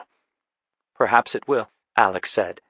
Still, I don't like the idea of taking so much time to get to Westland. We already know from Joshua that Jabez is on the move, and that he wishes to rule all of Jarrow. We need to stop him as soon as possible. As soon as possible, without risking too much, Whalen answered. If we rush in, Jabez may flee, but his armies will be left without a leader. With Jabez in control, they will attack Westland and try to take over, but without Jabez, they might attack anywhere. Jabez may even send them on a deadly mission that he knows will fail, just to hurt the people of Jarrow, and to spite us for interfering. Yes, I suppose he might do something like that. So we will move slowly, at least for now. We will travel across Midland, or more correctly, around Midland, and gather as much information as we can. We might even be able to warn the people of Midland of what might be coming. After all, Alex, we could fail. If we do fail, it would be wise to at least give some warning to the people, and perhaps prepare them for the wars that will follow. I don't want to think about failing. Nobody wants to think about failing. I'm sure that Jabez isn't thinking about failure, and that might also be to our advantage. The thing is, we need to think about what will happen if we fail. Think of it as a motivation to not fail, if you like, but we need to think about it just the same. All right, I understand. So, after we travel around Midland, then what? I'm not sure yet. Things may change as we travel, or everything might work out exactly as we want it to. I think it is unlikely that everything will go our way. Yes, I think that as well. For now, I think we should plan on sailing to Westland once we reach the western edge of Midland. The people in the north of Westland are friendly enough to strangers, and the mountains that run down the center of the island are not nearly as high. We will find our way over or around the mountains in the north, and then move south to Conmar. Well, at least we have a plan, said Alex thoughtfully. A plan that we can change as we learn more about what Jabez is doing. Have you had a chance to read the journals I gave you? Alex shook his head. A little, but I haven't discovered anything that will help us right now. Whalen nodded. Keep reading whenever you have time. Perhaps something will turn up. And perhaps you will spend the rest of the evening telling me about the sea elves you mentioned earlier, Alex said, smiling. Ah, the sea elves, Whalen said, leaning back in his chair. I thought they would interest you. Unfortunately, I can't tell you very much about them. I've never met any sea elves, but I know they are here in Jarrow, and I know they are a secretive bunch, more secretive than any other elves I know of, except perhaps for the dark elves. One rumor says that sea elves were once dark elves who, having lost so much on land, turned to the sea. Another story says that they were once closely connected to the men of Westland. Which would explain the elf blood in Joshua, Alex said. Yes, that would explain it, Whalen agreed. I have also heard it said that the sea elves remember their family ties, even though they are now distant. According to some old stories, they are still in contact with some groups in Westland, and take a great interest in their distant relatives. That seems odd. I mean, wouldn't any relations of theirs be separated from them by at least hundreds of years and many generations of men? Yes, that is true. There must be books, family records, something more than just stories and myths. Someone must know the truth. Someone must have met them and talked with them. Oh, I'm sure they have, Whalen laughed. But I would guess that anyone they've talked to has agreed to keep their secrets. Strange, Alex said. Strange and a little sad. Sad? Sad that an entire race of elves should be unknown. I can only tell you the rumors that I've heard. Perhaps before we leave this land, we can discover the truth together. I would like that. though we have a great deal to do before we can go looking for answers to old stories and rumors." "We do indeed," Whalen agreed. Chapter 6. Voyage to Midland. Morning came sooner than Alex would have liked. The walking they'd done the last few days had left him sore and a little stiff. He wished that he'd been able to bring his horse Darloche on this journey with him, but that just wasn't possible. Whalen was still sitting next to the fire, where Alex had left him the night before. The fire was now cold, but Whalen didn't seem to notice, or to even care. They found Joshua waiting for them in the inn's common room. He was eager to be going. They all ate a hurried breakfast, and then Whalen led the way to the docks. The sky was clear, and a soft breeze was blowing across the sea. To Alex, it looked like perfect sailing weather. "I always enjoy sailing," Joshua said as they walked. "The open water, the wind blowing in your hair, everything about it is wonderful. I've always felt more at home on a ship than on land." "Then perhaps you should become a sailor," Alex joked. "Or maybe a ship captain would be better." "I've considered it," Joshua said. "At one time I thought I would try to become one, but it takes years to learn the trade, and—" "And?" Alex asked. "My uncle wasn't happy with the idea," Joshua said. "He says that my place is with my people." "Your uncle speaks truly," Alex said, "though I can understand your love for the sea." The dawn star moved away from the docks before the sun had risen, and by the time the sunlight was on the surface of the water, they were moving away from Eastland. Alex, Whalen, and Joshua all stood at the railing on deck, staying out of the way of the working sailors. They didn't talk at all, but watched in silence as the land shrank behind them and the sea grew wider in front of them. "How long will it take to cross to Midland?" Alex finally asked. "Only a week or 10 days, Joshua answered before Whalen could. "If we have fair winds and the weather holds." "And if the weather doesn't hold?" Alex asked. "It's not the time of year for storms," Whalen said. "We may run into some wind and rain, but nothing the Dawn Star can't handle." "She is one of the largest ships that sail this sea," Joshua added. "Most of the trade ships only have one mast, maybe two. A three-master like this will only sail between the larger ports, while the smaller traders will sail to almost every small port they can find." "Large ships and large cities are good for business," Whalen said. "We are bound for Hafnar, one of the largest cities in Midland. With a little luck, we should be able to do some good trading while we are there." They remained on deck for a time, but didn't talk much. The sea air and the movement of the ship was relaxing to Alex, and he let his troubled thoughts about the future slip to the back of his mind. Whalen eventually went to his cabin, saying something about checking his inventory logs. Joshua remained with Alex, a dreamy look of happiness on his face. 4 days after they set sail, it began to rain lightly. The sea remained relatively calm, and the wind was light, but the captain and crew appeared to be worried. Alex couldn't see any reason to worry. Even with the light wind, they were making good time. Still, the troubled looks of the crew were hard to miss. When he had a chance to talk to Whalen alone, he asked about the captain and crew's dark mood. "They call this serpent weather," Whalen explained. "This is the kind of weather that sea serpents prefer, so the sailors are afraid." "Are there many sea serpents here?" Alex asked. "No, not that many. I've seen a few in my travels here, but I don't think there have ever been that many of them. And the ones I have seen have all been in the larger North and South Seas.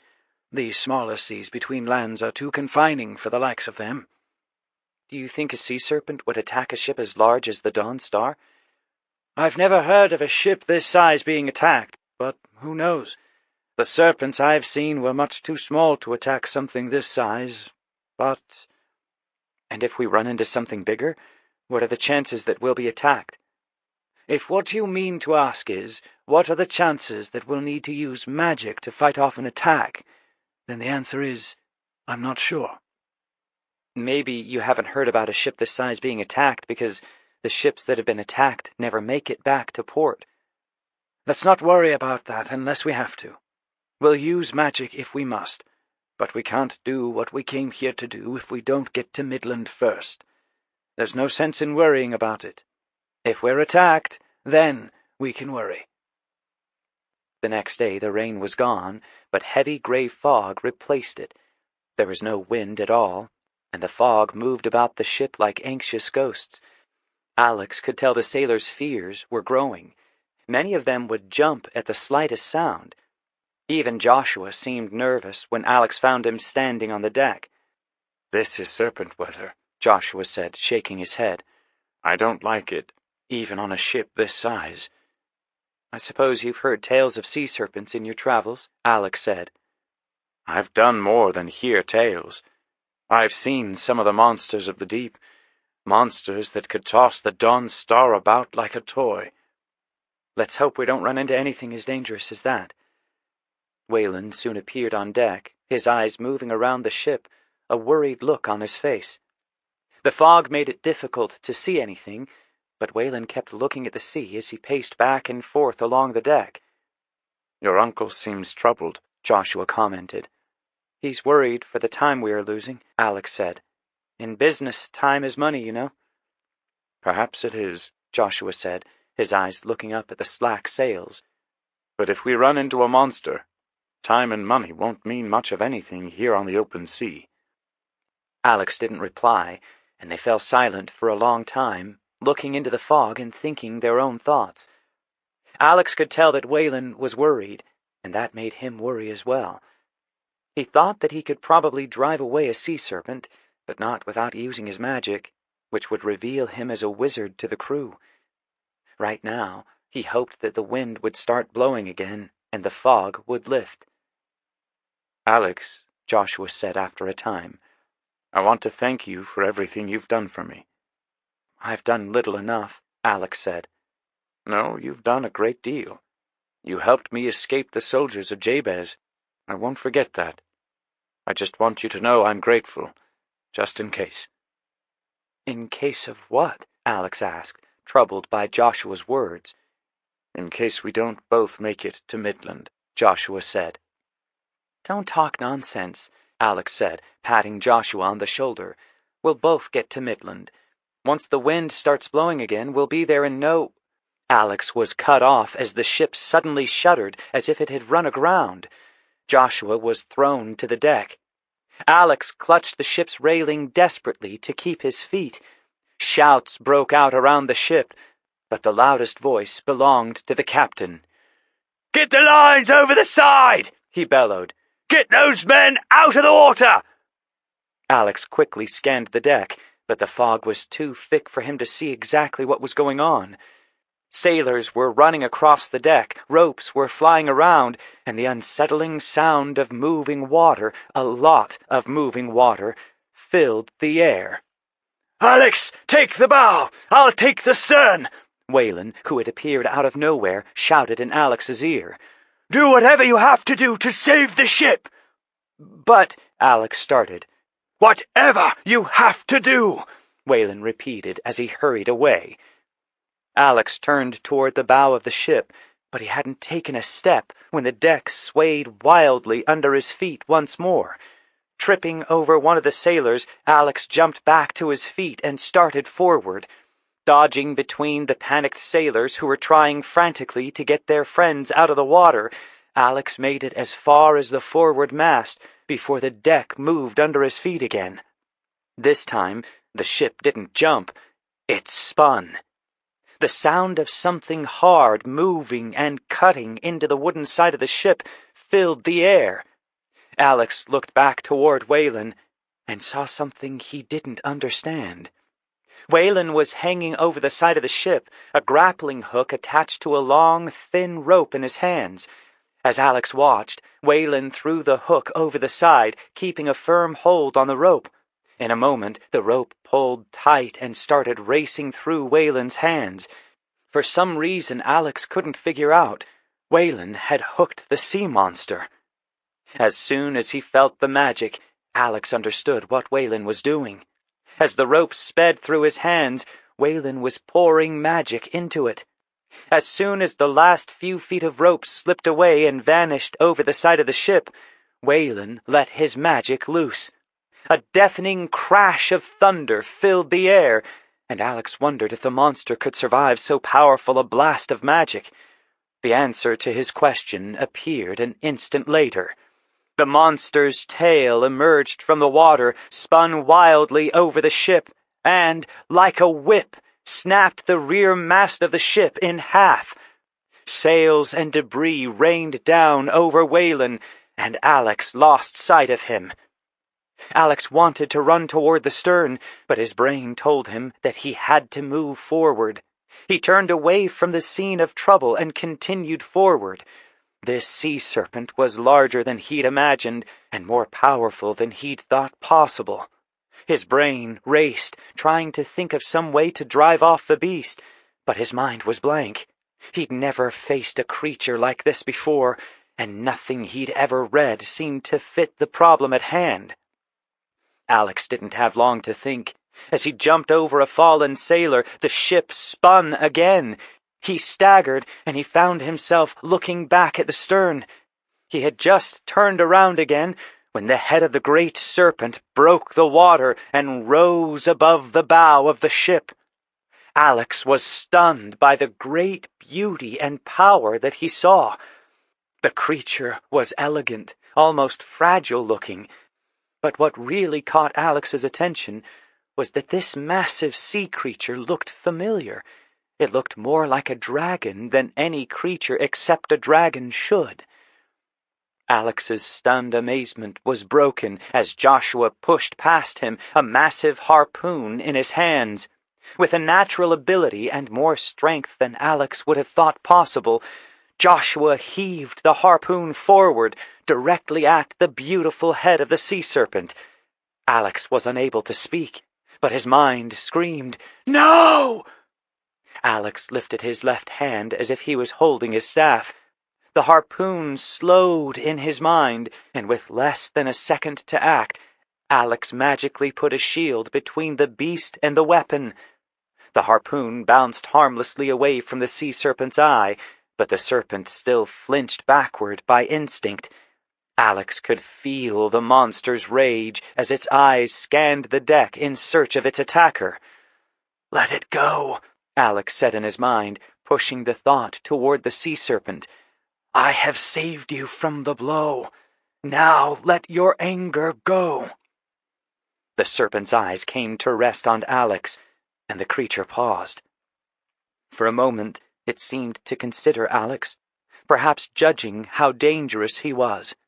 The creature's eyes moved along the length of the ship, finally pausing on Whalen. There was a sudden silence, the kind of total silence that never happened on the open sea.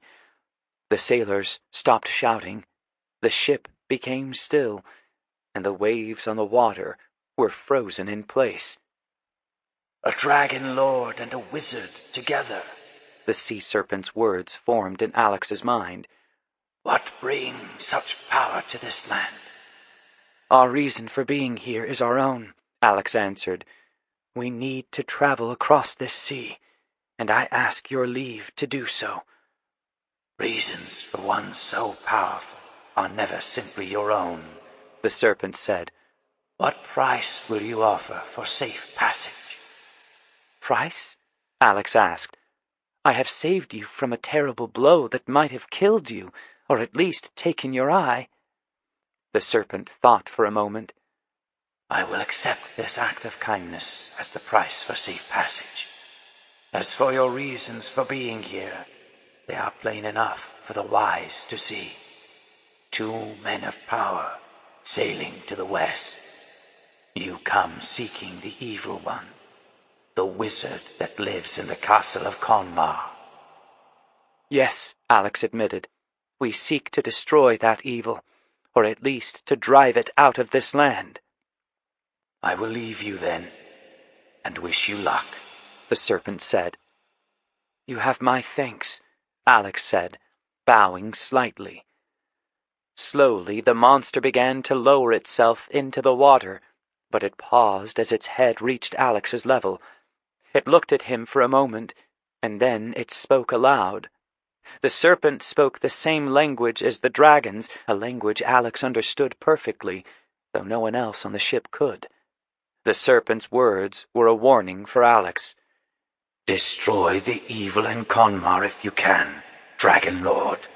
Be warned that he is not alone in the evil he has brought to this land," the sea serpent said. "Be warned also that the wizard you seek has a dragon as a servant as well." The instant the sea serpent vanished beneath the water, time snapped back into being. Sailors were suddenly shouting, the ship creaked and moaned, and the sound of the waves filled the air once more. Alex turned to check on Whalen to make sure he was all right. Everything had happened so fast that most of the sailors had not seen any of it. The captain of the Dawn Star rushed to Joshua's side and bowed. "We are in your debt, Serpent Slayer," the captain said, "and in Master Kessler's as well for bringing you on this voyage." Whalen came up behind the captain as he was speaking, a strange look on his face. He clearly knew that something had happened, but he didn't know what it was. "I am not a serpent slayer," Joshua said, his voice shaky and a little weak.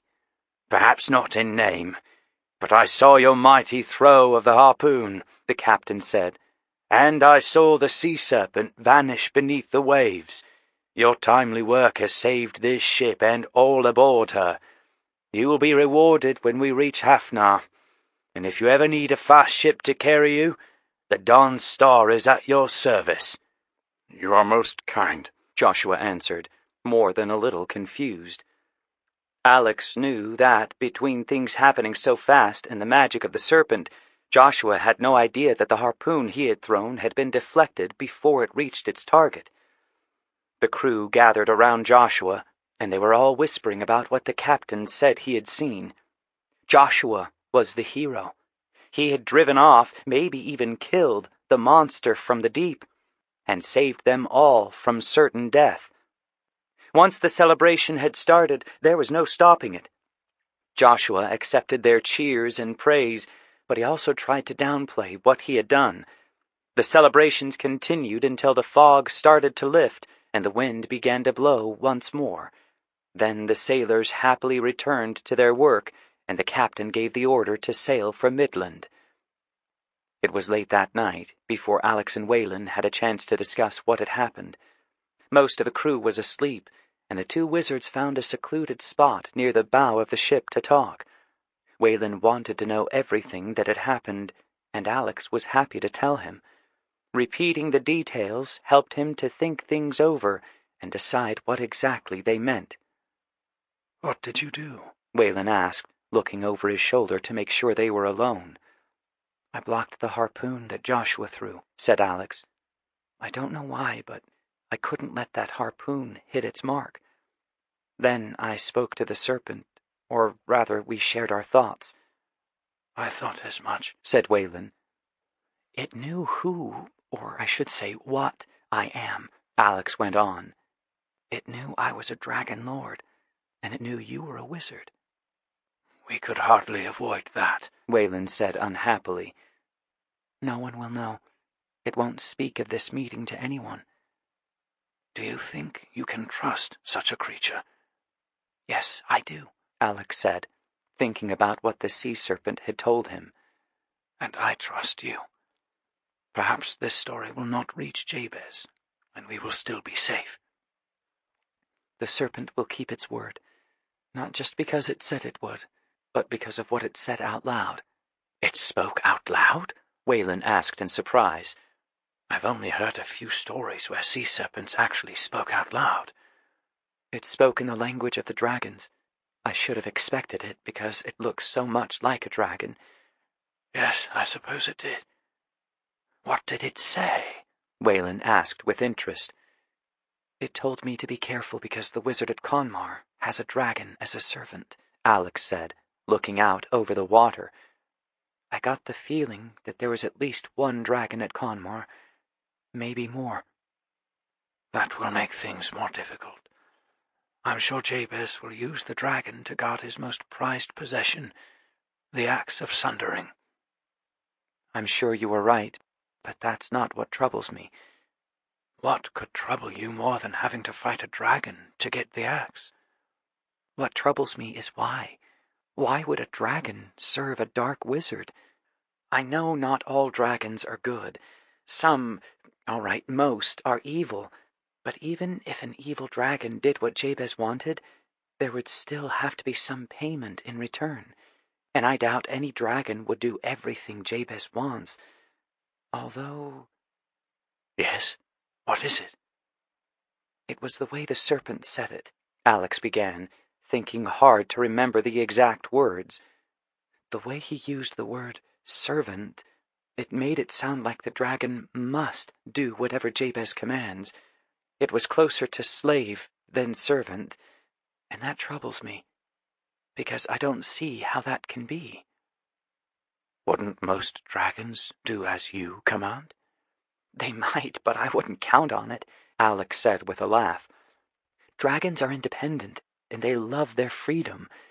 I don't see a dragon giving up that freedom for any reason.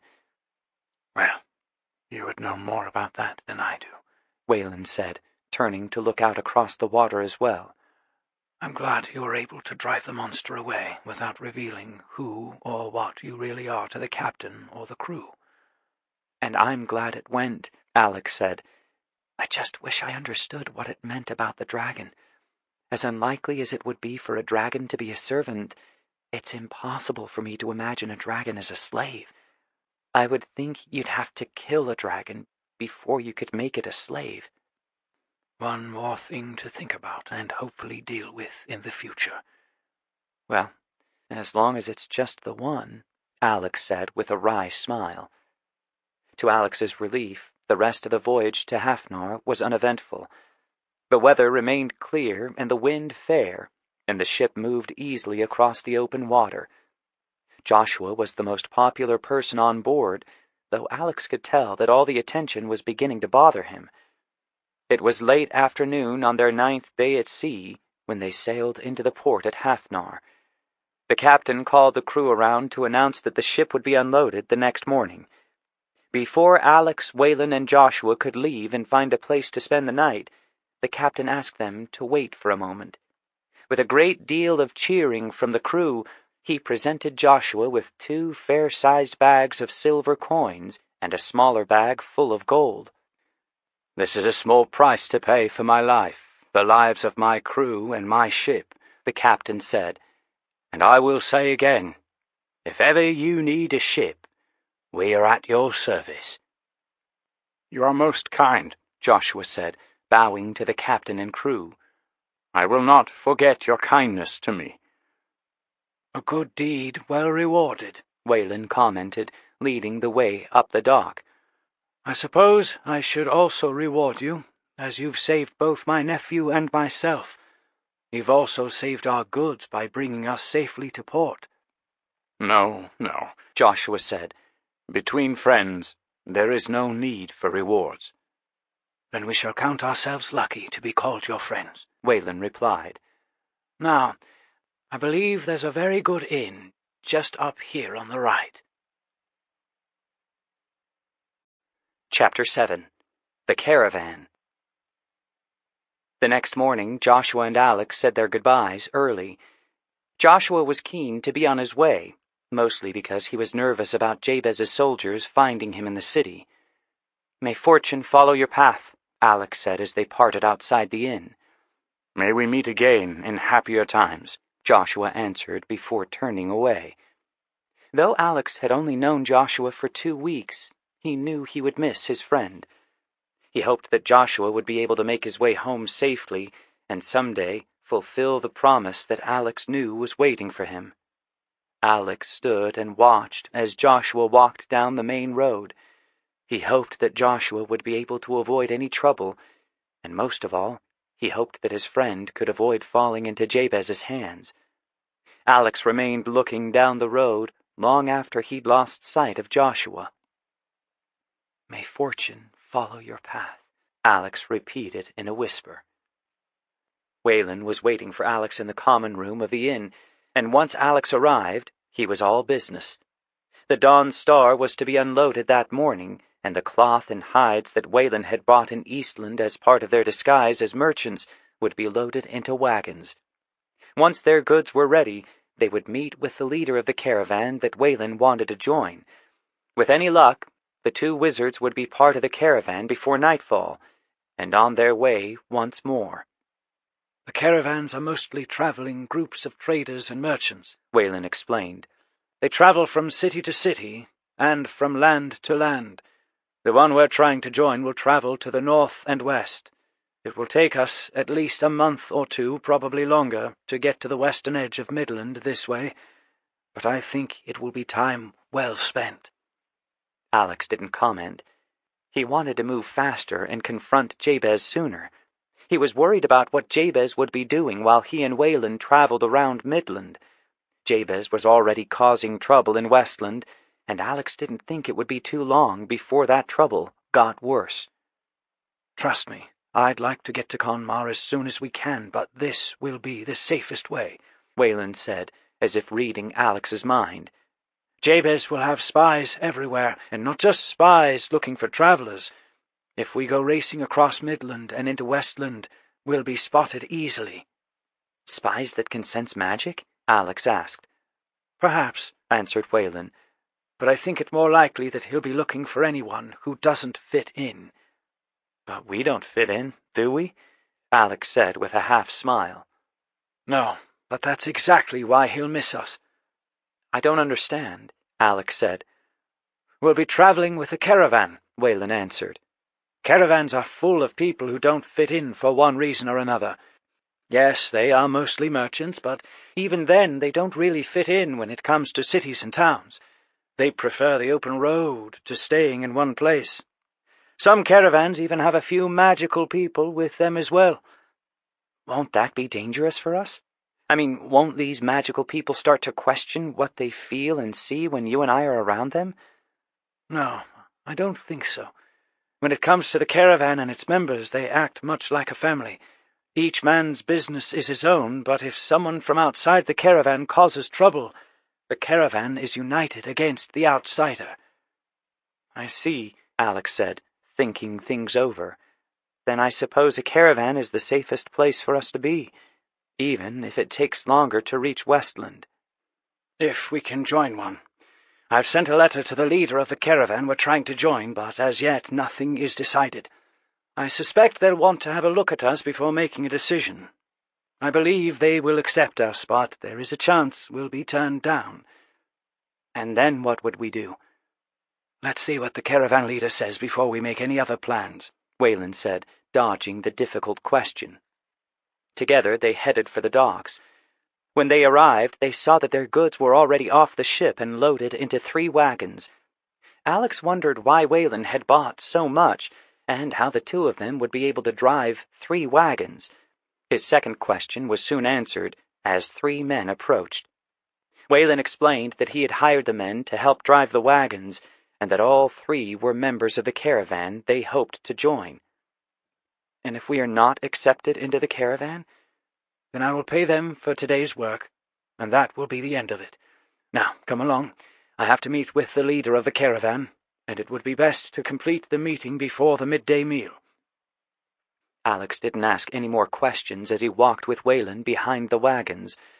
Even though Whalen didn't seem to be worried that they might not be accepted into the caravan, Alex didn't know what they would do if they were not. Instead of asking questions, he looked at the buildings and houses of Hafnar as they went along. He was surprised when he noticed that the wagon drivers were leading them out of the city. "The caravan is camped outside the north gate," said Whalen, noticing Alex's glance. "Most caravans do not enter cities because there is never enough room inside a city for the entire caravan in one place." "Just how large is this caravan?" Alex asked, remembering the size of the main square of Hafnar. "I believe there are 400 wagons, and between 500 and 700 people," said Whalen. "That many?" "Some merchants bring their families along," said Whalen. "Some don't even own homes in a city or town because the road is their life. Others own homes, but only stay there from time to time when they wish to rest from traveling." Alex nodded, but didn't say anything more. He thought back to what Joshua had said about the caravans, how they could be more than he would expect them to be. He hadn't really thought about who would be in the caravan, however, and he decided that it made perfect sense for entire families to be included. The caravan's camp was large but well organized. The wagons were arranged in an exact order, allowing all the merchants of the same kinds of goods to be close together. The wagons were set up so that a large area to sell goods was created in the center of their camp. It also meant that the caravan was protected from outside attacks. Being next to a city, there was little need for protection, but Alex thought it was wise of the caravan to take precautions. There was one large opening that allowed people from the city to enter and exit, and Alex and Whalen headed straight for it. "Wait here with the wagons while I talk to the leader of the caravan," Whalen said, looking around at the crowds of people. "It shouldn't take long." Alex simply nodded and walked a little closer to their wagons. He leaned against the side of one wagon and watched Whalen walk away. He was still troubled by what might happen if they were not allowed to join this caravan. Trying to find something else to think about, he looked around the camp, studying the people who belonged to the caravan. After several minutes of waiting and watching, Alex noticed a group of 5 young men walking towards him. He studied each of them as they came forward, noticing that they all carried swords and daggers just as he did. When the 5 young men were only 2 or 3 yards away, they stopped, spreading out in a slight half-circle and looking at Alex. "He looks a bit small," the largest of them said. "Everyone looks small to you," another replied. "Don't look like he has any magic," the third said. "Few enough do," the fourth said. "We were wondering what trade you were in," the 5th young man said, addressing Alex for the first time. "My uncle and I are cloth and fur merchants," Alex answered. "Ah, a tailor," the young man said with a smile. "I should have guessed. He wears his sword as a tailor would." The other young men laughed at this statement, and Alex smiled as well. "And what trade might you be in?" Alex asked, noting the good humor of the group. "My family trades in weapons and metals," the young man answered proudly. "As you can plainly see, I carry my sword as a warrior would." Alex glanced at the way the young man's sword was attached to his belt, noting that it was exactly like his own sword. He smiled, remembering the first time he had ever worn a sword, and how his friends had taught him to attach the scabbard in the straps. "Yes, I can see you wear your sword in the correct fashion," Alex said, "though the way a man wears his sword has little to do with how he uses it." "He speaks wisely," one of the other young men said with a laugh. "Wisely, perhaps," the first one said, taking a step closer as he spoke. "Though what could a tailor know of swords, or how to use them?" All of the young men laughed once more, and Alex had to laugh as well. He could see where this was leading, and he thought he would be more than a match for any of the group. His adventures had been an excellent training ground, and he had put in many hours practicing against magically conjured enemies as well. Even without his magic sword, Alex knew he could hold his own against almost anyone, and was a better swordsman than most men would ever be. "A tailor's work is to cut and shape," Alex said. "What more is there to swordplay?" "What indeed?" the young man said with a sly smile. "Perhaps you will show us how you cut and shape." "The lesson may prove a hard one to learn," Alex said, putting his left hand on his sword. "The last man I tried to teach did not learn well, and has given up trying, if you know what I mean." "Oh, then I must be careful," the young man said with a laugh. "Perhaps, if you are willing, we can find something less dangerous for you to teach with." "A craftsman is only as good as his tools," Alex said.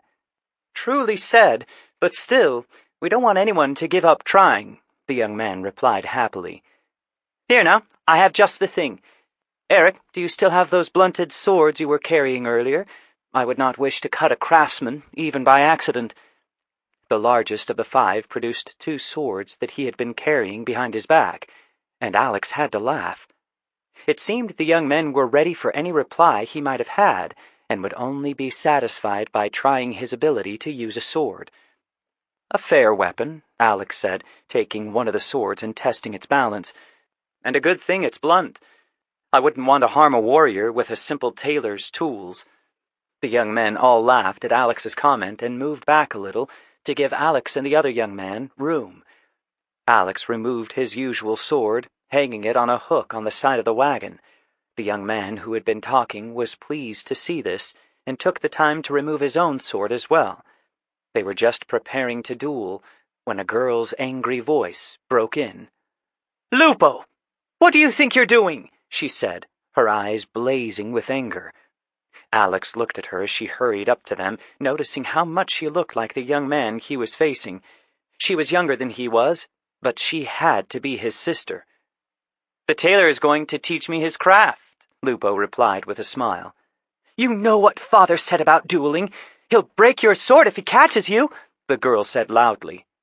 "I'm not using my sword," Lupo answered, unconcerned. "We'll be using the blunted training swords, as I do not wish to damage this young tailor." "You can't!" the young woman almost screamed. "He's a tailor! What chance does he have against you?" "He's accepted my offer, and he claims to have taught others," Lupo said. "I won't do any lasting damage, so where's the trouble?"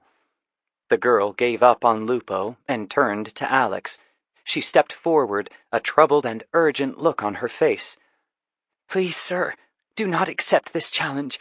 My brother is one of the finest swordsmen in all of Midland, and he will make you look a fool." "To look a fool to one of the finest swordsmen in Midland, that's not so bad," Alex said. "To presume victory before the battle is fought, that is truly foolish." "Well said," one of the other young men said. "Please, stand aside," Alex said to the girl. He bowed slightly to Lupo and lifted the blunted sword in salute. "We shall see who the greater fool is here, if only for the fun of it." "For the fun of it," Lupo replied with a laugh, raising his own sword in reply. Alex and Lupo approached one another slowly, and Alex noticed that several members of the caravan were gathering around them. They had obviously heard Lupo's sister yelling and wanted to see their champion in action. Alex also thought that Lupo's sister might have been trying to attract her father's attention and put an end to this mock duel before it began. "When you get tired of teaching, please say so," Lupo said, adjusting his grip. "And when you get tired of learning, please let me know," Alex replied. Lupo attacked slowly, testing Alex's ability to deflect his blows. Alex blocked the attacks easily, but he made it look more difficult than it really was. He had learned from his friends on his adventures that not revealing his skills too soon was one key to learning how skilled his opponent was. Lupo made several lunging attacks, all of which Alex deflected. He could see that Lupo was a good swordsman, but perhaps not as good as he thought he was. He was a little slow to recover from his attacks, and he often left himself open for counters. Alex didn't bother to counter just yet, but he watched as Lupo started to become frustrated. After several minutes of blocking Lupo's attacks, Alex knew exactly how good Lupo was, and he knew how best to defeat him. On Lupo's next attack, Alex countered, gently tapping Lupo on his left arm. Lupo stepped back in surprise, unsure of how Alex had managed to land the blow. "Every man is occasionally blessed with luck," Lupo said, lifting his sword in salute once more. "And some men prefer not to wait for the blessing," Alex said, once again returning the salute. The attacks came quicker now, and Lupo was a bit more careful. Alex continued to block the attacks, and after another few minutes he countered again, striking Lupo gently on his right side. Once more Lupo stepped back in surprise, and a small cheer went up from the crowd that had gathered. "It seems you have much to teach," Lupo said, his smile still in place. "And you, my friend, have much to learn," Alex answered. Lupo laughed happily and attacked once more. Alex was glad that Lupo was not becoming angry, because he didn't want to make enemies in the caravan that he and Whalen hoped to join. He also thought he should try to end the duel as soon as possible. The crowd was quickly growing around the two of them, and Lupo's father was sure to notice. He didn't want Lupo getting into trouble. "How much trouble will you be in if we are caught?" Alex asked as he circled and deflected yet another attack. "If you are winning, not much," Lupo said with a laugh. "Then I will try to win," Alex answered. Several more minutes passed, and Alex deflected all of Lupo's attacks. 3 more times he gently touched Lupo with a blunted sword, and each time Lupo laughed as if nothing could make him happier. It was clear to Alex why Lupo had a reputation as one of the best swordsmen in Midland. Alex wondered if Lupo wished to learn more about swordplay. There were probably few men willing to practice against him, even with blunted swords. "You know a great deal, Taylor," Lupo commented as Alex tapped him yet again. "Yet all your points have all been won by counters. Do you ever attack?" "I thought I would test your attack before trying your defense," Alex said with a laugh. "If you would prefer to defend for a while, well—" Alex saluted Lupo with his sword, and then attacked. He moved quickly, as he'd been taught to do, watching everything that Lupo did. To attack was to put everything in and force your opponent to expose his own weaknesses. Alex soon landed 3 more blows, though none of them were very hard, and Lupo stepped back as if stunned. "Enough," Lupo said, breathing hard and raising his sword. "I see now that I am the fool, and that I am far from being one of the greatest swordsmen in Midland." "You fight well," Alex said, raising his own sword. "I think a little practice and advice would make the match more even." "And I think I told you not to do any more dueling," a large man with dark hair and a full beard and mustache said, stepping into the open area between Alex and Lupo. "Father, Lupo began, a nervous look on his face. "You don't need to say anything," the large man said, his stern face changing to a smile. "It's not often that a man gets to see such a duel, and I'm glad you are wise enough to use blunt swords. If this had been a real duel, I would no longer have a son to yell at."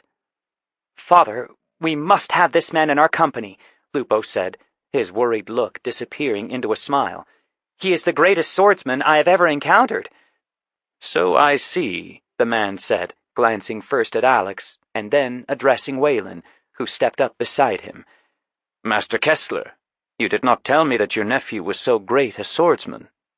"He has many talents," Whalen said.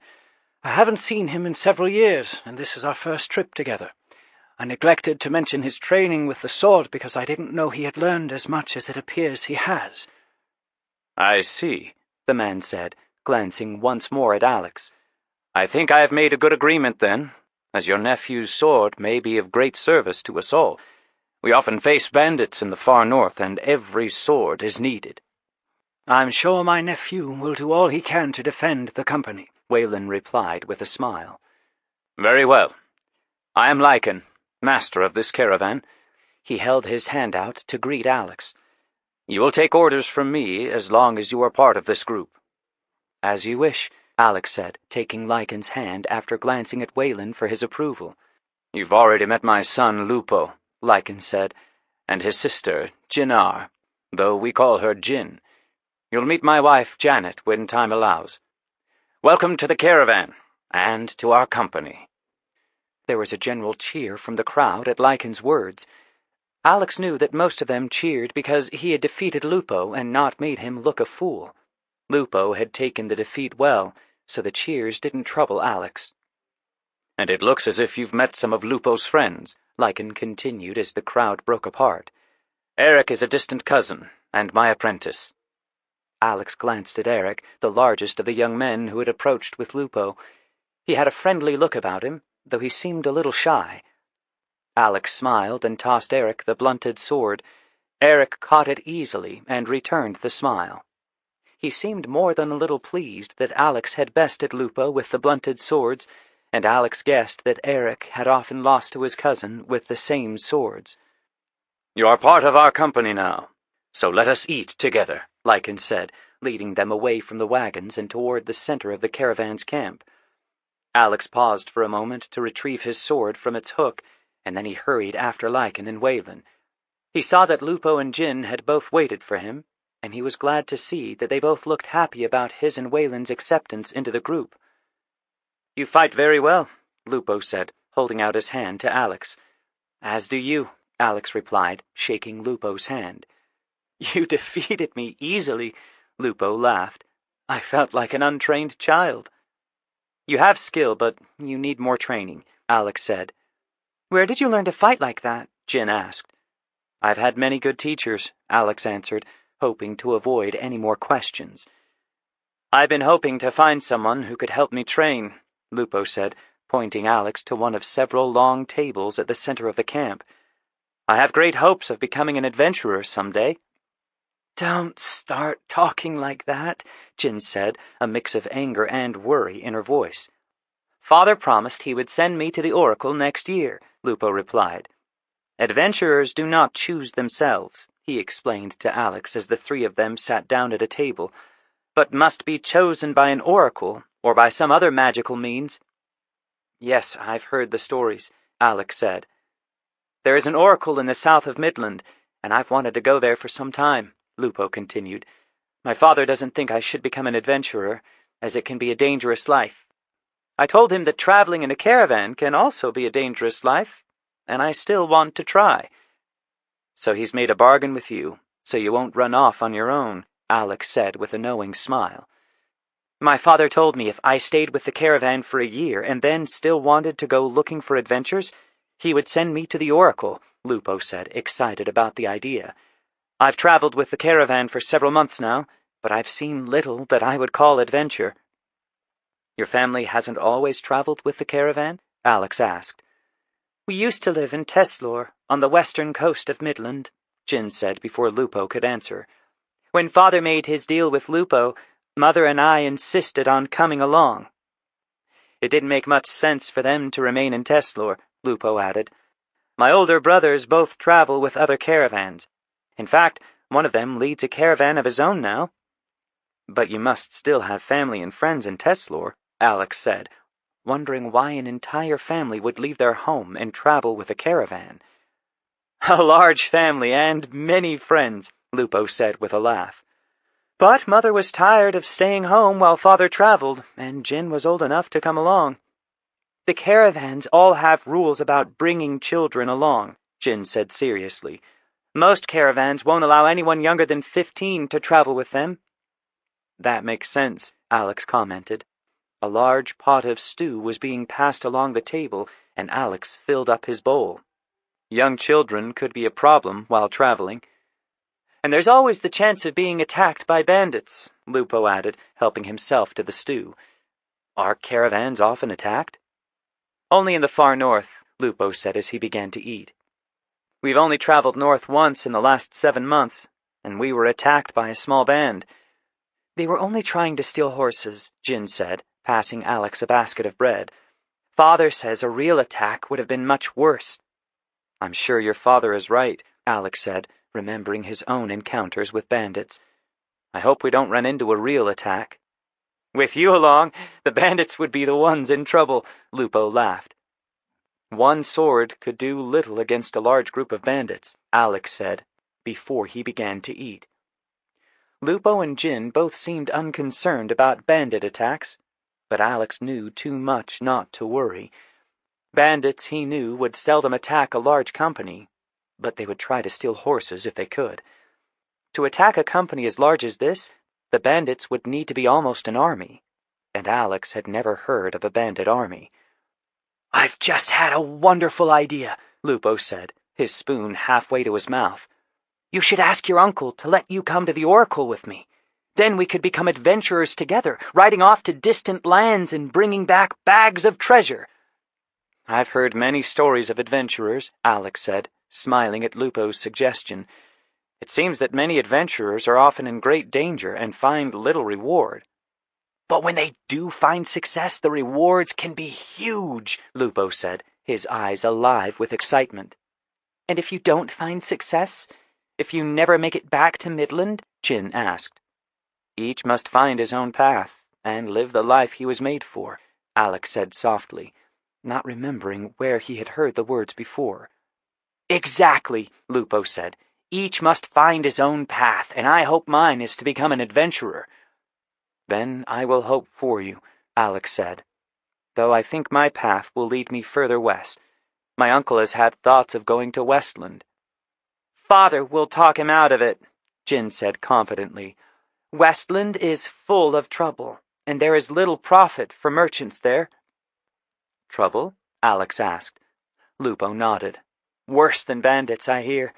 A few members of our company came from Westland, and we've heard some stories about what's happening there. I'm sure my uncle will want to talk with anyone who has news before making his final decision, Alex said. They finished their meal, talking of more general things. Alex liked both Lupo and Jin, and he felt uncomfortable not being able to tell them about himself and the fact that he was already an adventurer.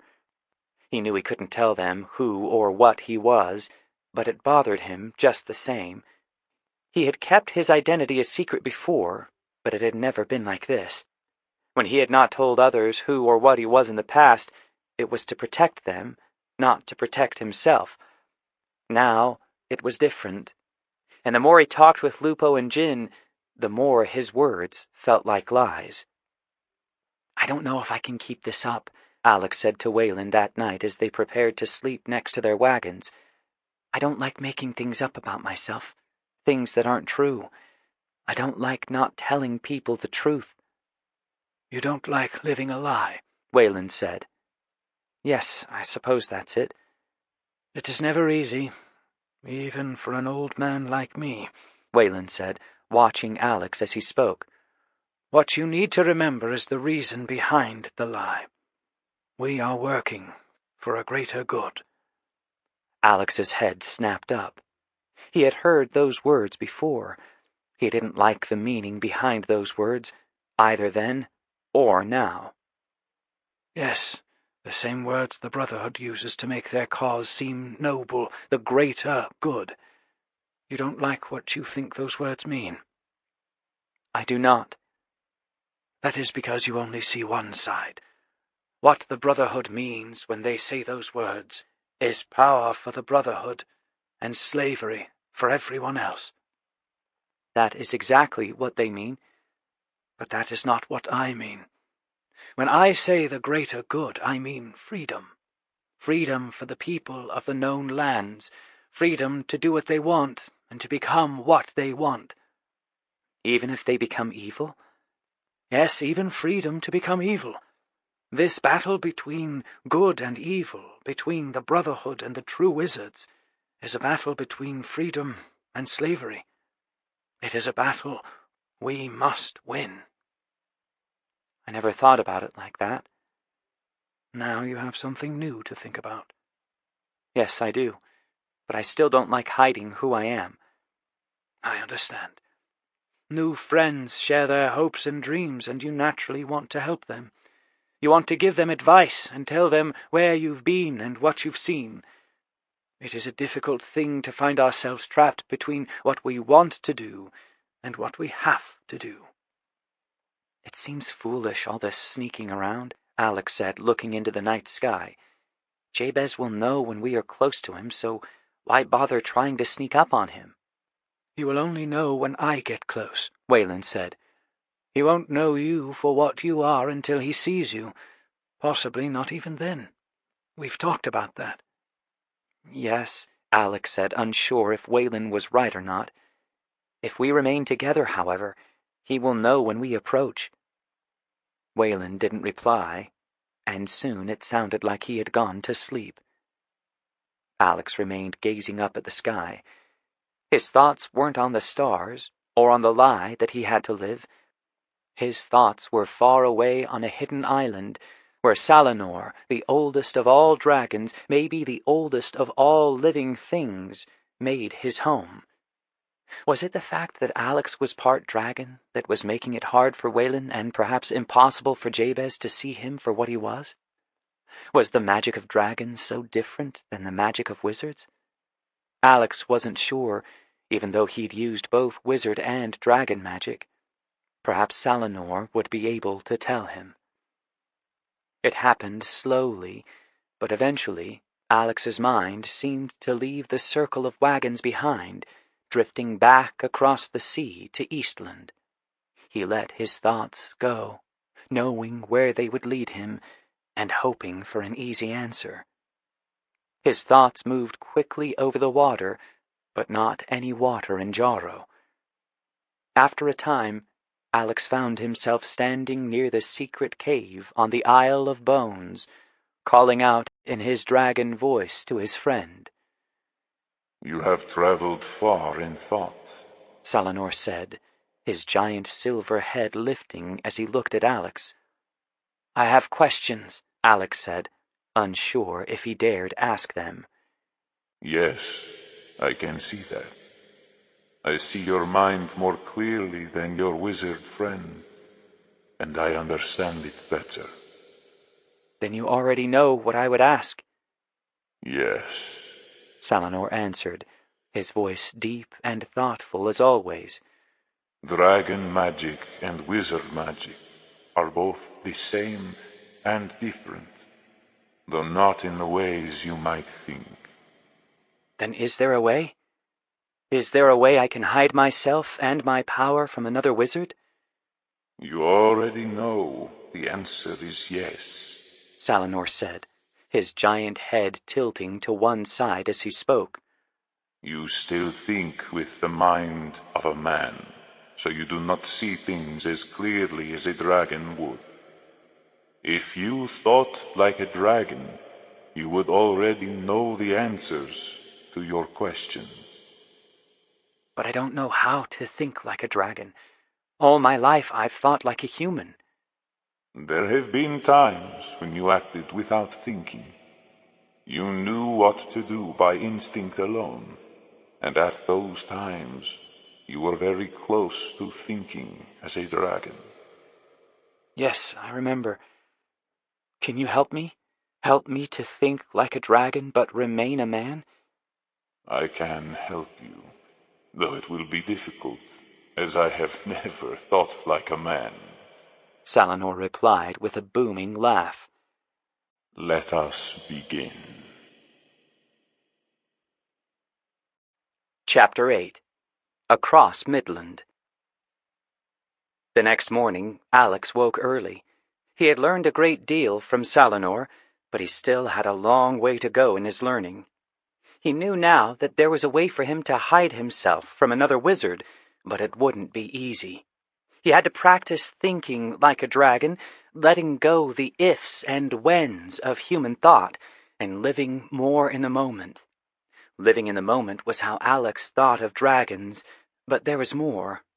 Dragons lived each moment as if that moment was all that mattered. At the same time, however, dragons looked at the future and the past as they were also part of the moment. Alex had a difficult time thinking of the future and the past as part of the present moment. It became harder still when thinking about what might happen in the future seemed more important to him than what had happened in the past. There was little time for Alex to practice his dragon thinking. The caravan was preparing to move. He and Whalen ate breakfast with the rest of the company, and then organized their wagons. Alex had been assigned to ride north with Lupo and half a dozen others. They were to scout the road ahead to make sure the path was clear and that there were no bandits that might attack the caravan.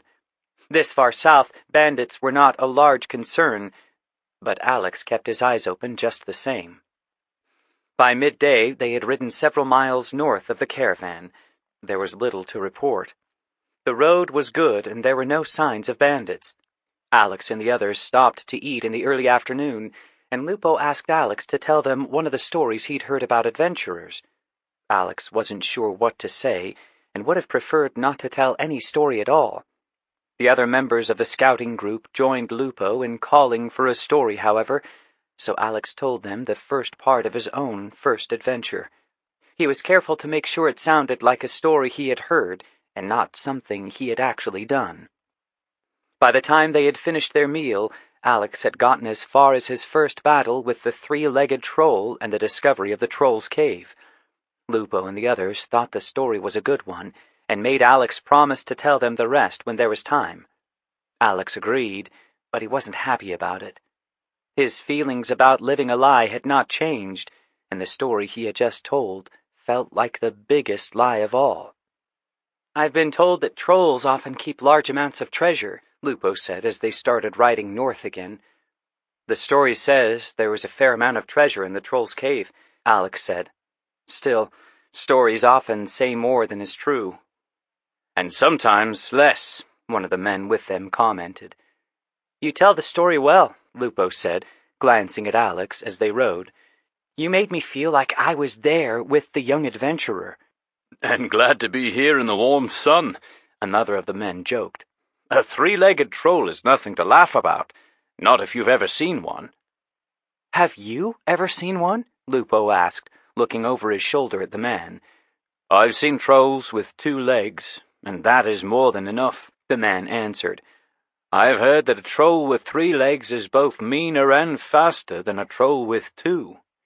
"A 2-legged troll moves fast enough," another man said with a laugh. "Are there many trolls in Midland?" Alex asked. "I've never seen any, but I've heard stories," Lupo said. "Some stories say that the trolls travel in bands, while others claim that they are slaves to the goblins." "Are there goblins in Midland?" Alex asked, remembering his encounters with the evil creatures. "Not that I know of," Lupo said, glancing around to see if any of the men knew differently. "The stories about goblins come mostly from Westland, which is one of the reasons there is so much trouble there now." "I would guess so," Alex said. "Many stories of adventure involve goblins, and from what I've heard, they are a terrible enemy to face." "Well, we shouldn't have to worry about that," Lupo said. "The worst we are likely to meet are bandits, and I would hope only small numbers of them." They rode through the afternoon. Now and then 2 or 3 of them would ride to a nearby hill so they could get a better view of the land around them. About 3 hours after they had eaten, they started looking for a campsite. Alex thought this could be difficult, because they had to have space for all the wagons and horses in the caravan, but it proved easy to find. They happened upon a large meadow, and it was clear that many caravans had traveled this way before. The main caravan came into view as the sun was setting. The movement of the caravan was well planned, and Lupo explained how it worked to Alex as they waited at the campsite. Each morning, riders left the caravan to scout the road ahead. If there was anything to report, or trouble, they would hurry back to the main body. If there wasn't any trouble to report, they would wait at the campsite for the rest of the caravan to catch up. Normally, the caravan camped for the night a few miles from the next city they would stop at. The next morning, the leader of the caravan would ride with a few others to the city and get permission for the caravan to set up outside the city's walls. Once permission was granted, the caravan would move the last few miles to the city. Once they were set up, they would stay for 3 days or more, selling their goods and trading for what they needed. "Few cities would ever deny permission to a caravan," Lupo said. "The trade is important to them, and the cities often profit as much as we do." It made sense, and Alex could see why most cities would be happy to have the caravans arrive. They would be able to obtain things that they could not get anywhere else, and news from places they might never go. They would be entertained by the actors and acrobats that traveled with the caravan, and have a chance to see exotic animals that were uncommon in Midland, or everywhere else for that matter. Alex could see that Whalen's decision to join a caravan had been a good one. They could travel in safety, collecting news and rumors from far-off places, and not draw any attention to themselves. "That story Lupo was trying to tell at dinner time sounded familiar to me," Whalen said as he and Alex were preparing for bed. "Yes, well," Alex replied, unsure if Whalen was upset or just teasing him. "The part of the young adventurer seems to have grown since the last time I heard the tale," Whalen went on with a slight smile. "Lupo did add a few things in his telling," Alex said, relieved that Whalen was smiling. "What brought that story up, if you don't mind my asking?" "Lupo thinks he would like to be an adventurer. When we stopped for lunch, he asked me to tell him a story about adventurers, something I'd heard. The other men joined in, calling for a story, and, well, that one just came out." "No harm done," Whalen said, sitting down on his blankets. "Still, you might be a little more careful in which stories you decide to tell. Stories about you, even if nobody knows they are about you, can be dangerous." "How so?" "Hearing a story about you, or rather about a young adventurer who did so much, might bring you to mind. It could make certain people think about you, and who you know, and what you've done in the past. They might not connect you to that young adventurer, but it could make them think." "I see. I suppose that some people know about my connection to you as well. Some people might suspect that I'm helping you if they were to hear a story about me, that is." "It's possible. I'm sure our enemies in the Brotherhood know a great deal more about you than you might think. They aren't fools, after all. They would want to know as much as possible about you, just in case." "I'll keep that in mind if I tell any more stories." "Now," Whalen said, taking out his pipe, "I need you to tell me a story." "What story?" Alex asked, surprised. "I need to know what happened in Nisa, and what, if anything, you've learned about our enemies." Alex was silent for a few minutes, thinking about his last adventure and deciding what was important and what wasn't. Whalen didn't hurry him and didn't ask questions as Alex told him everything. It took him a long time to explain everything that had happened and what he had discovered in Nisa. When he'd finished, Whalen sat with his eyes closed for several minutes, deep in thought. "It seems you have a dangerous enemy," Whalen finally said. "I don't think we need to worry about Magnus at the moment, but this Galen person interests me. We will need to be careful of him, I think." "I don't think he's in charge of the Brotherhood, but I'm sure he's important. In the organization, I mean." "No, not in charge, but certainly in direct contact with the person who is in charge. If we could find and track Galen—" Whalen trailed off, but Alex didn't need him to go on. It was clear. If they could track Galen, then they could find the head of the Brotherhood. If they could find the head of the Brotherhood, they could put an end to the evil the Brotherhood was causing. Only one person was in charge of the Brotherhood, and that person was powerful enough to control the other members of the group. Other members that were, perhaps, throughout all the known lands. Alex didn't sleep much that night. His thoughts about the Brotherhood troubled him. When he was finally able to push those thoughts away, he tried to relax his mind and think more like a dragon, but he lay awake for a long time, and it was nearly sunrise before he allowed himself to rest and sleep. After breakfast, Lycan rode off with a few other members of the caravan to get permission to move closer to the city. Alex watched them right away and wasn't surprised when Lupo came looking for him. "We have until midday at least," Lupo said. "I thought we might use some of that time to practice with the blunt swords." "Will your father be angry?" Alex asked. "This isn't dueling, this is training," Lupo laughed. Alex agreed, and was pleased to see that Lupo was not alone in his desire to learn. Several of the young men from the caravan came to watch them practice, and Alex made a point of getting them all involved. While it would have been easier to just teach Lupo, he thought that training them all might be more helpful. If they were attacked on the road, they would be better prepared to defend themselves and the caravan.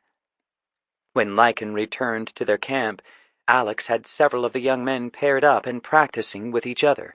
He was walking around the group, observing their skills and making suggestions or demonstrating what they were doing wrong. Lycan sat on his horse watching for several minutes before riding over to them with a smile on his face. "You could have waited until I could join in," Lycan said with a laugh. "In the future we will," Alex said. "No, it is better this way," Lycan said. "I have many things to do and little time to learn new things." "You should try to join us, Father," Lupo said, walking up beside Alex. "With a few months of this training, we will be ready for any enemy we might meet on the road." "I doubt we will meet anything we cannot handle now," Lycan said, smiling down at his son. "Still, it is good to be prepared for anything, so I will try to join in when I can." The afternoon was busy. Setting up tents and getting all of the wagons in place took a lot of work. By the time the evening meal was prepared, the caravan was almost ready to start trading with the city. It had been a long day for Alex, and he had not been able to relax his mind as much as he had hoped he would.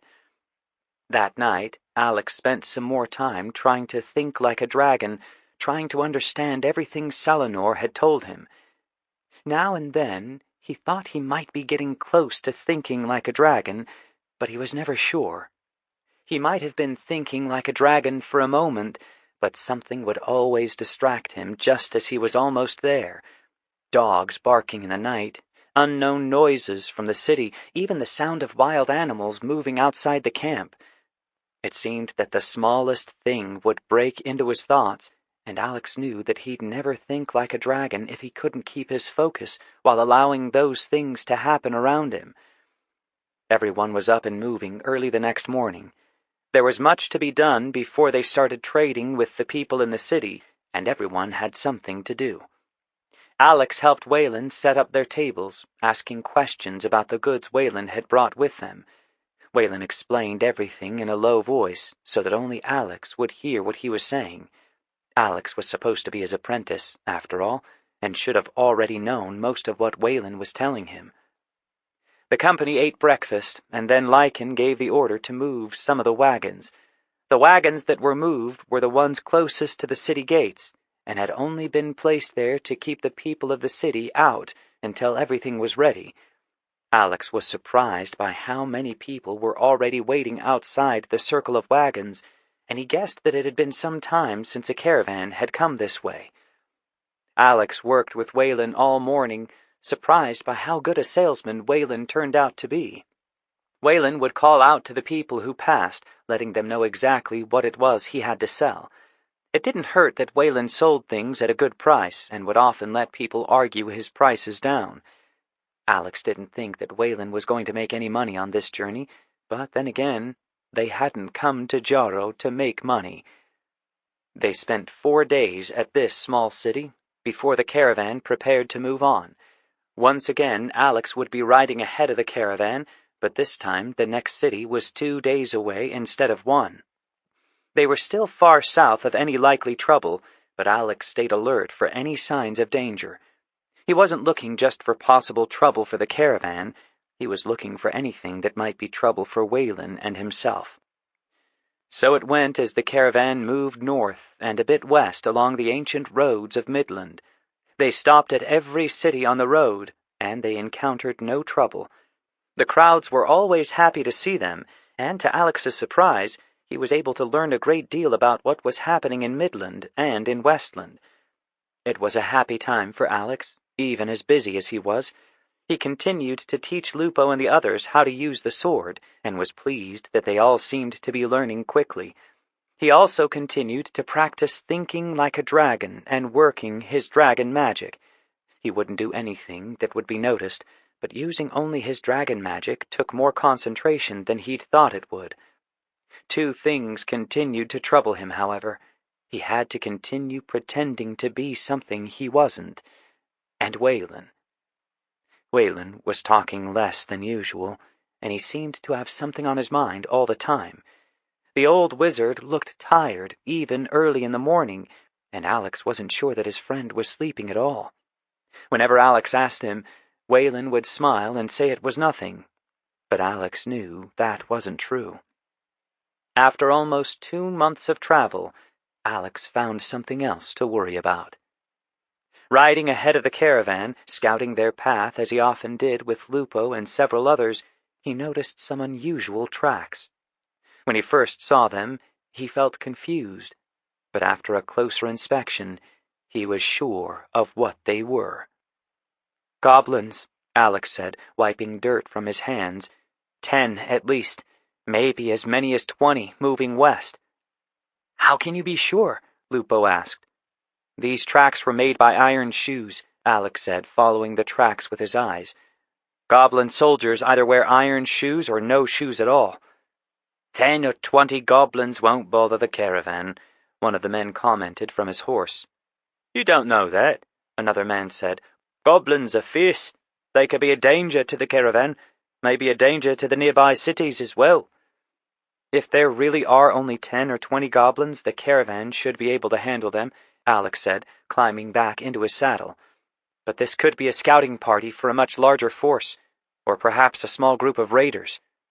You think there are more of them? Lupo asked. I don't know, Alex said, considering what he knew about goblins. I don't think 20 goblins would be moving in country like this alone. But they're moving west, and our path lies to the north, Lupo said nervously. They were going west when they crossed the road, Alex corrected. That was before dawn this morning.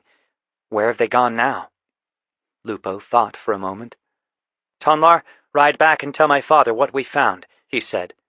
Alex, you and I will follow these tracks to see if they change directions or meet others. The rest of you, continue along the road, but be careful. The men all nodded, and Tonlar turned his horse around and headed back to the caravan. Alex smiled at Lupo and started off along the trail the goblins had left. If the tracks continued to the west, there would be little to worry about. But if they turned north, there could be trouble. For most of that afternoon, Alex and Lupo followed the goblin tracks, but they continued to move almost due west. No other tracks met the ones they were following, and Alex felt certain that the goblins had not joined with any others. Still, it was strange to see goblin tracks in Midland, and Alex felt unsettled the rest of the day. Later that night, when Whalen and Alex were alone, Whalen asked, You are certain they were goblins? I know goblin tracks when I see them, Alex said. And you followed them west, Whalen said thoughtfully. For more than 10 miles, Alex said, stretching his legs. A pity you didn't track them east as well, Whalen said, sitting down on his own blankets. Why? They were moving west. This group was going west, but I wonder where they came from. I've never heard of goblins in Midland, and this news worries me. Goblins don't often cross seas to reach new lands, so I have to wonder where this group came from. You think Jabez has something to do with it? Alex said, considering the possibilities. I'm certain of it. He is moving faster than I thought he would.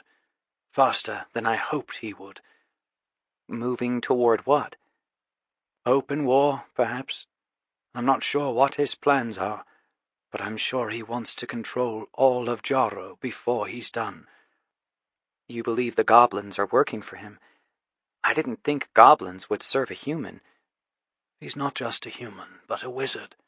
And not just a wizard, but a dark wizard. They will serve him as long as they see some profit in it. Then perhaps we should move faster. I know you want to keep as quiet as you can and stay out of sight, but if Jabez is ready to declare open war... Not yet, Whalen said, his voice soft. He's not ready yet. We still have time. Alex didn't like Whalen's answer, but he didn't argue. Whalen knew what he was doing, and he had a strong magical connection to Jabez. If Whalen felt that Jabez wasn't ready for open war, then Alex felt certain that Whalen was right. Without saying anything more, Alex rolled into his blankets and went to sleep. The next day they moved north once more, stopping a few miles from the next city the caravan would visit. There were no more signs of goblins, and Alex hoped that there wouldn't be. He'd dealt with goblins before, and he knew how dangerous they could be. He thought about changing his sword, putting away the fine blade that Mr. Blackburn had sold him, and replacing it with Moonslayer, his own magic sword. He knew the goblins would be afraid of his magic sword, and that fear alone might be enough to save the caravan if they ran into trouble. But he also knew that using Moonslayer would call unwanted attention to his and Whalen's quest. Happily for Alex, there was no news of goblins in or around the city they arrived at the next day. The days turned into weeks, and after 3 weeks and 5 more cities, Alex had almost forgotten the goblin tracks he had found. The caravan was almost as far north as they would go, approaching the sea. When they came to the sea, they would turn due west and move across the northern part of Midland before starting south once more. Alex knew he and Whalen would be leaving the caravan soon and starting off for Westland. He was sad to leave the caravan. He had enjoyed it more than he'd thought he would. He had made a great many friends in the company, and it would be hard to say goodbye to them all.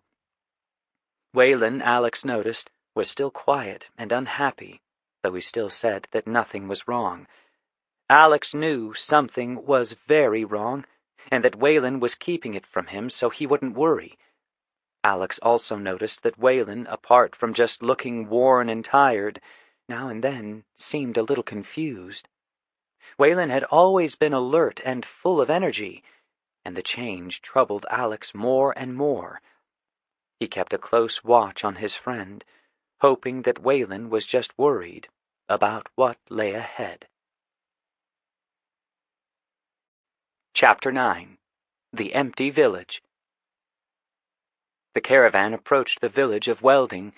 It was a small village, but it was important to all the caravans that traveled this way. Welding was on the coast, and also where the main road split.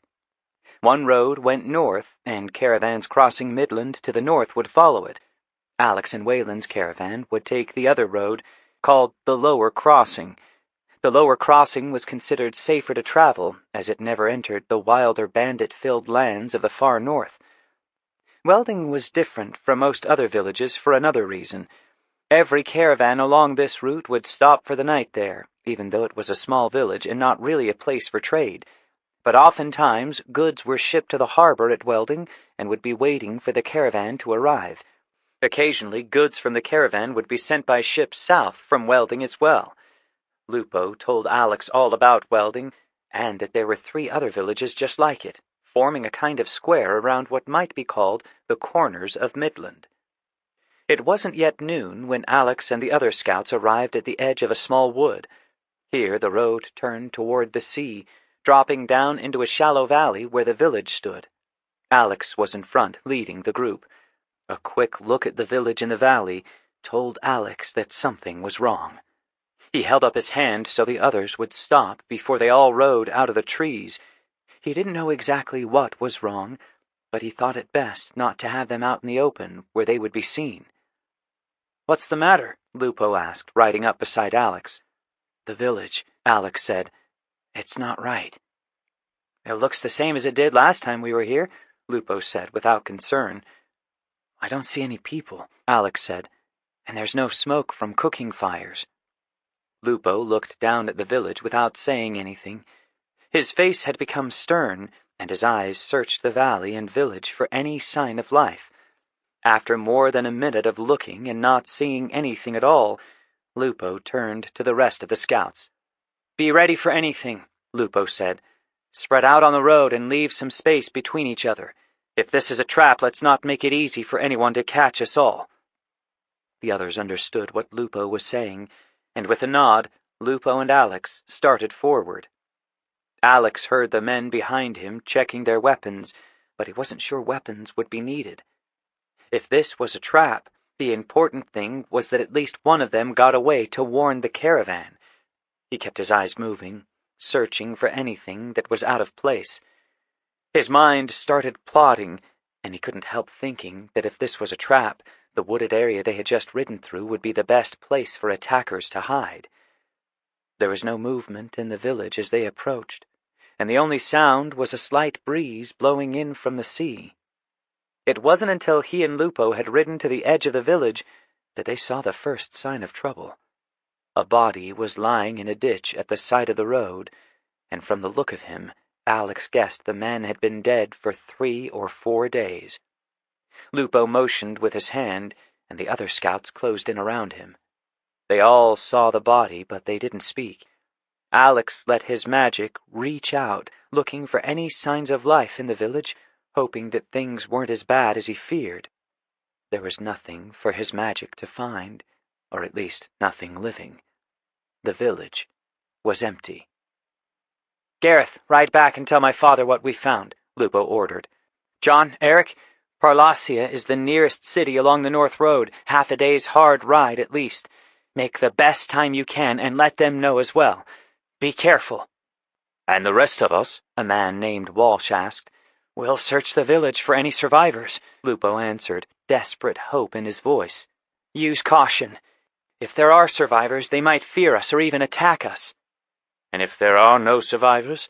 Walsh asked in a troubled voice. "Then we'll start digging graves," Lupo answered.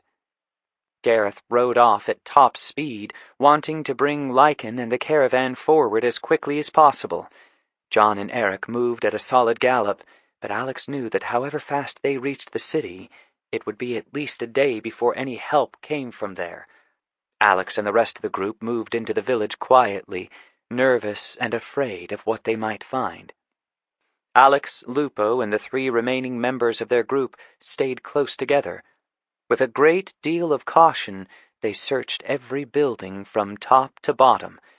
They found a dozen more bodies, and Alex made a note that all were men, and they all looked to be between the ages of 18 and maybe 40 years old.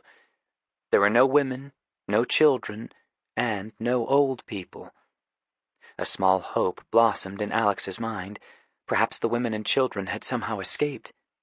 The hope didn't last long, as he helped to carry 13 dead men to the small cemetery just north of the village, and realized that if there were no dead women or children, it had to be because whoever had done this wanted the women and children alive. Alex's mind started looking for answers, and he didn't like any of the answers his brain came up with. He tried and failed to push the dark thoughts away and started digging. The work of digging graves didn't force his dark thoughts away, but it did help him to focus his mind. It was possible, he reasoned, that most of the villagers could have escaped.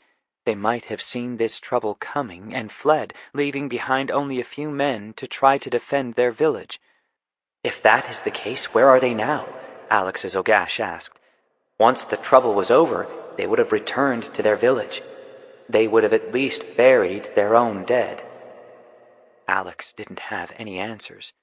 He turned the problem over in his mind, trying to find some way that the villagers might have escaped. Escaped and not returned to bury their dead. Something evil had happened here, and Alex was already thinking that Jabez was involved. But why Jabez would do something like this, Alex had no idea at all. "What do you think happened here?" Alex finally asked Lupo as they took a break from digging. "Pirates," Lupo answered without hesitation. "They often raid small villages and towns near the coast. They can get supplies, and sometimes they get a few men who are willing to join them." "You say this happens often?" Alex asked.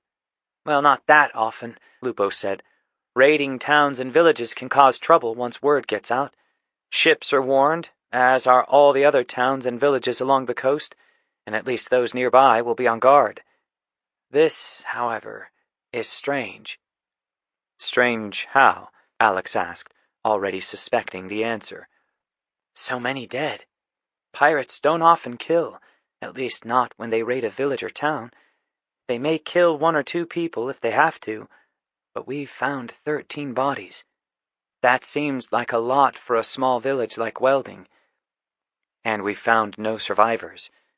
"Yes, that as well. Pirates will sometimes resort to kidnapping. They will hold a person or perhaps a family for ransom if they think they can get a good price for them." "But an entire village?" "No, I've never heard of that. If they took the entire village, who would be left to pay the ransom? It doesn't make any kind of sense." They didn't say any more as they went back to digging. Alex could see that Lupo was as troubled as he was about what they had found and what they had not found. Alex thought Lupo was right about the ransom idea. If pirates had taken everyone in the village, hoping to get paid for their return, who would pay? If the caravan hadn't been traveling this way, who would even know that the village was missing?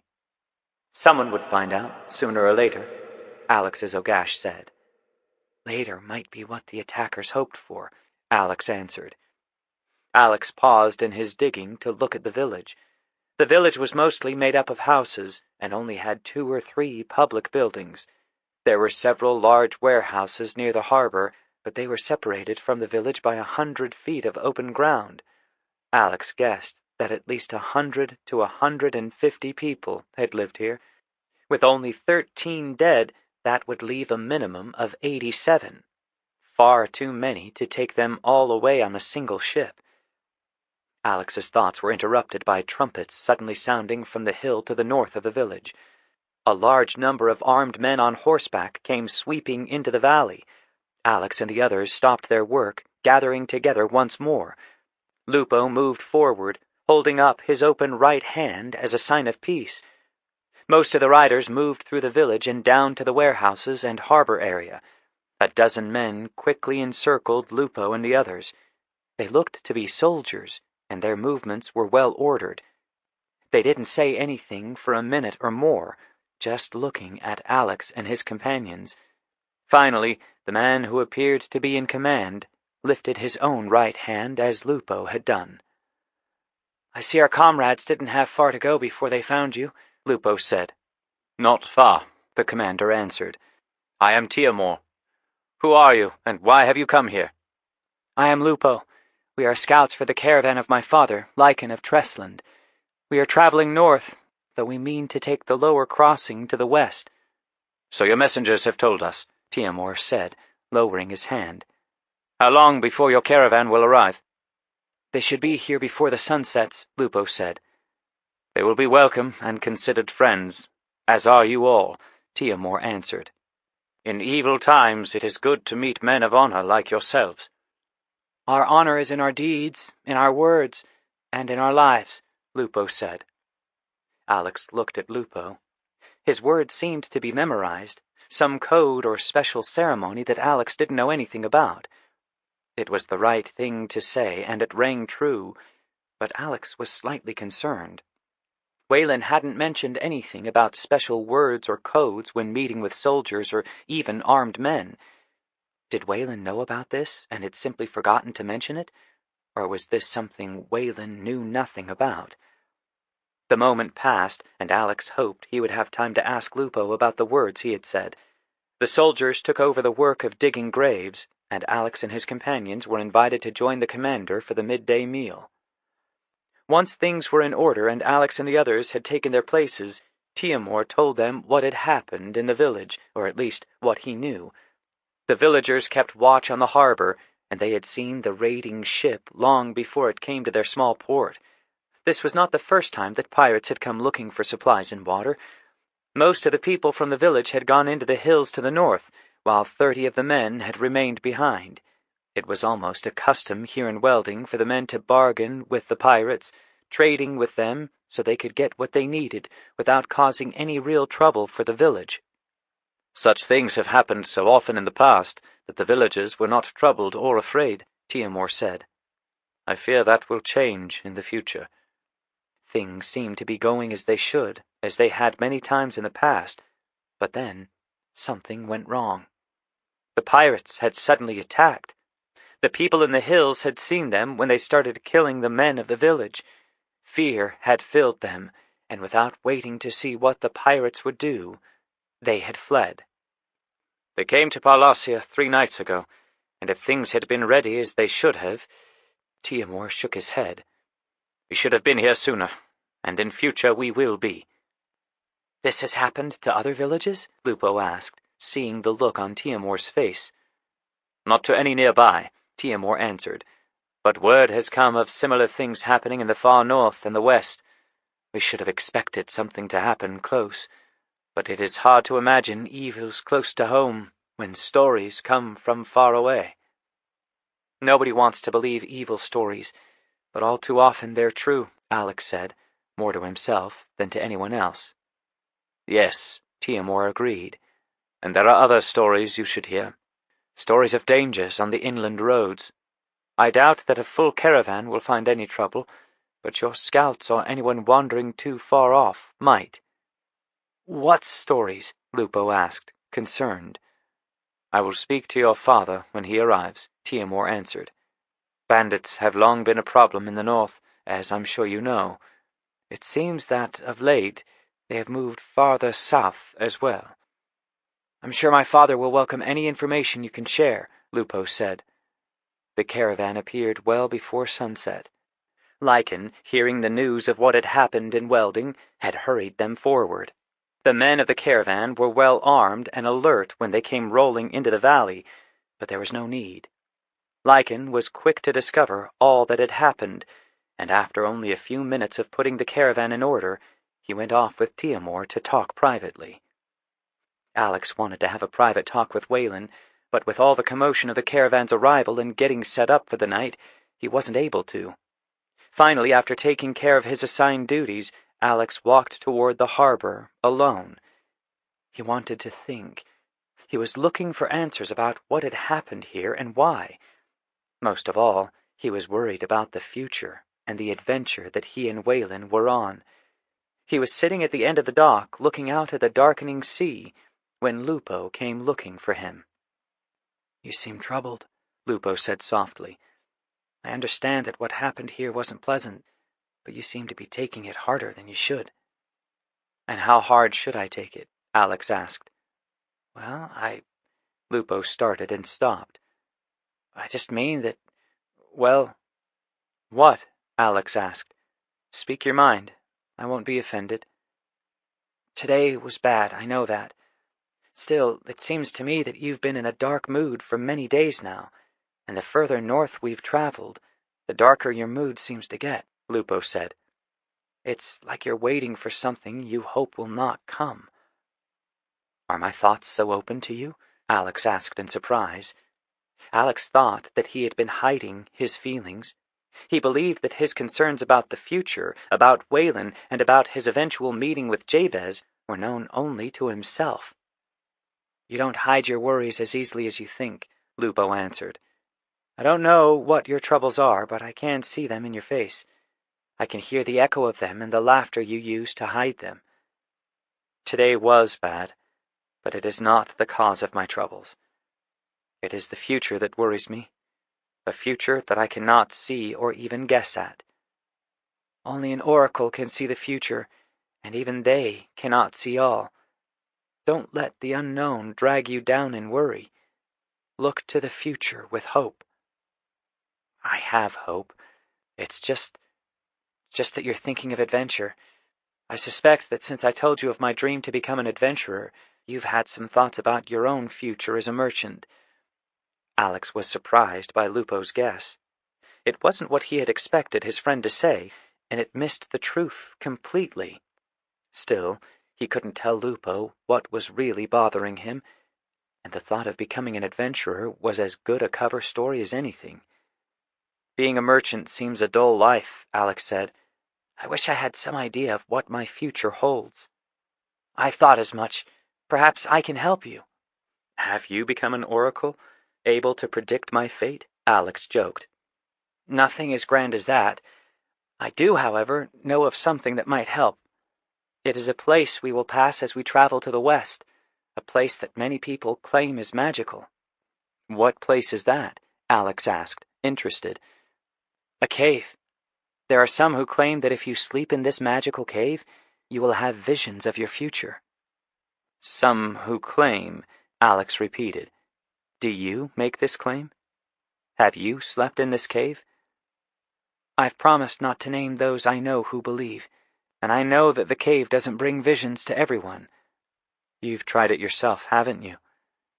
"The last time we passed this way," Lupo admitted, "I had no visions or dreams. Still, those who claim to have seen their future seem happier for it. Perhaps you will have the dreams and find the answers you seek." "I don't suppose there is any harm in trying," Alex said, his mind catching on a new hope. If such a place as this magical cave was along their path, it might be useful for his current quest.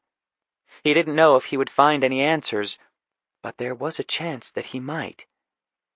"It's at least 10 days before we get there. The cave is hard to find, but I'd be willing to guide you if you want to try it." Alex agreed, even though his reasons why were not what Lupo thought.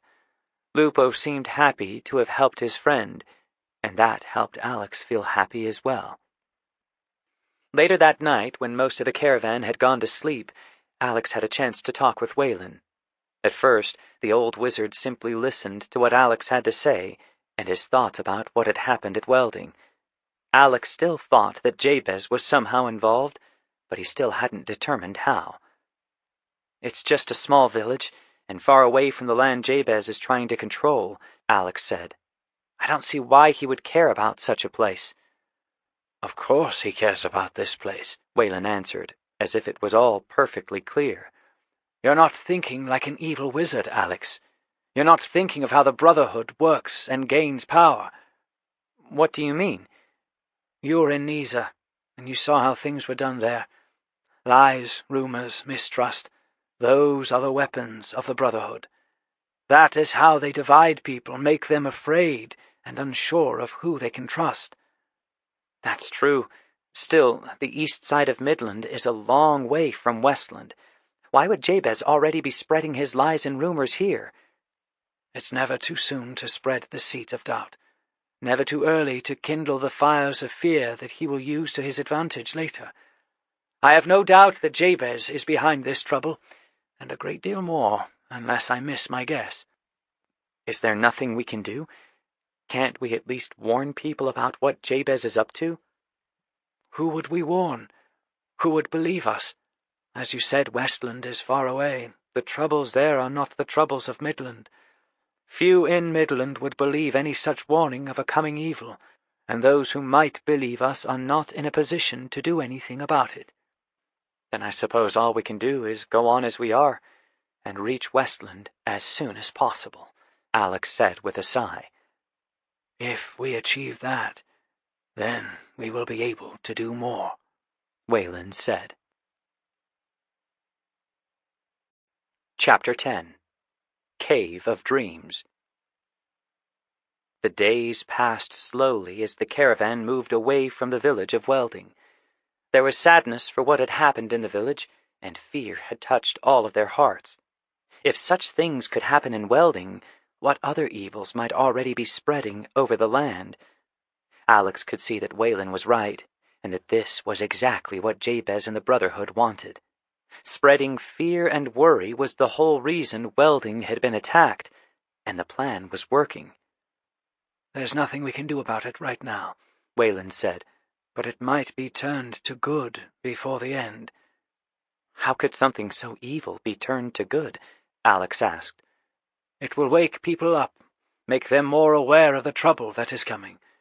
Yes, it will make them less trustful of strangers, but it may, I hope, make them more watchful as well." "And people who are watchful will make it harder for Jabez and his minions to do more harm." "We can hope so." Hope. Hope was all Alex had right now. They were still moving slowly toward Westland, and there wasn't much he could actually do to fight the growing darkness.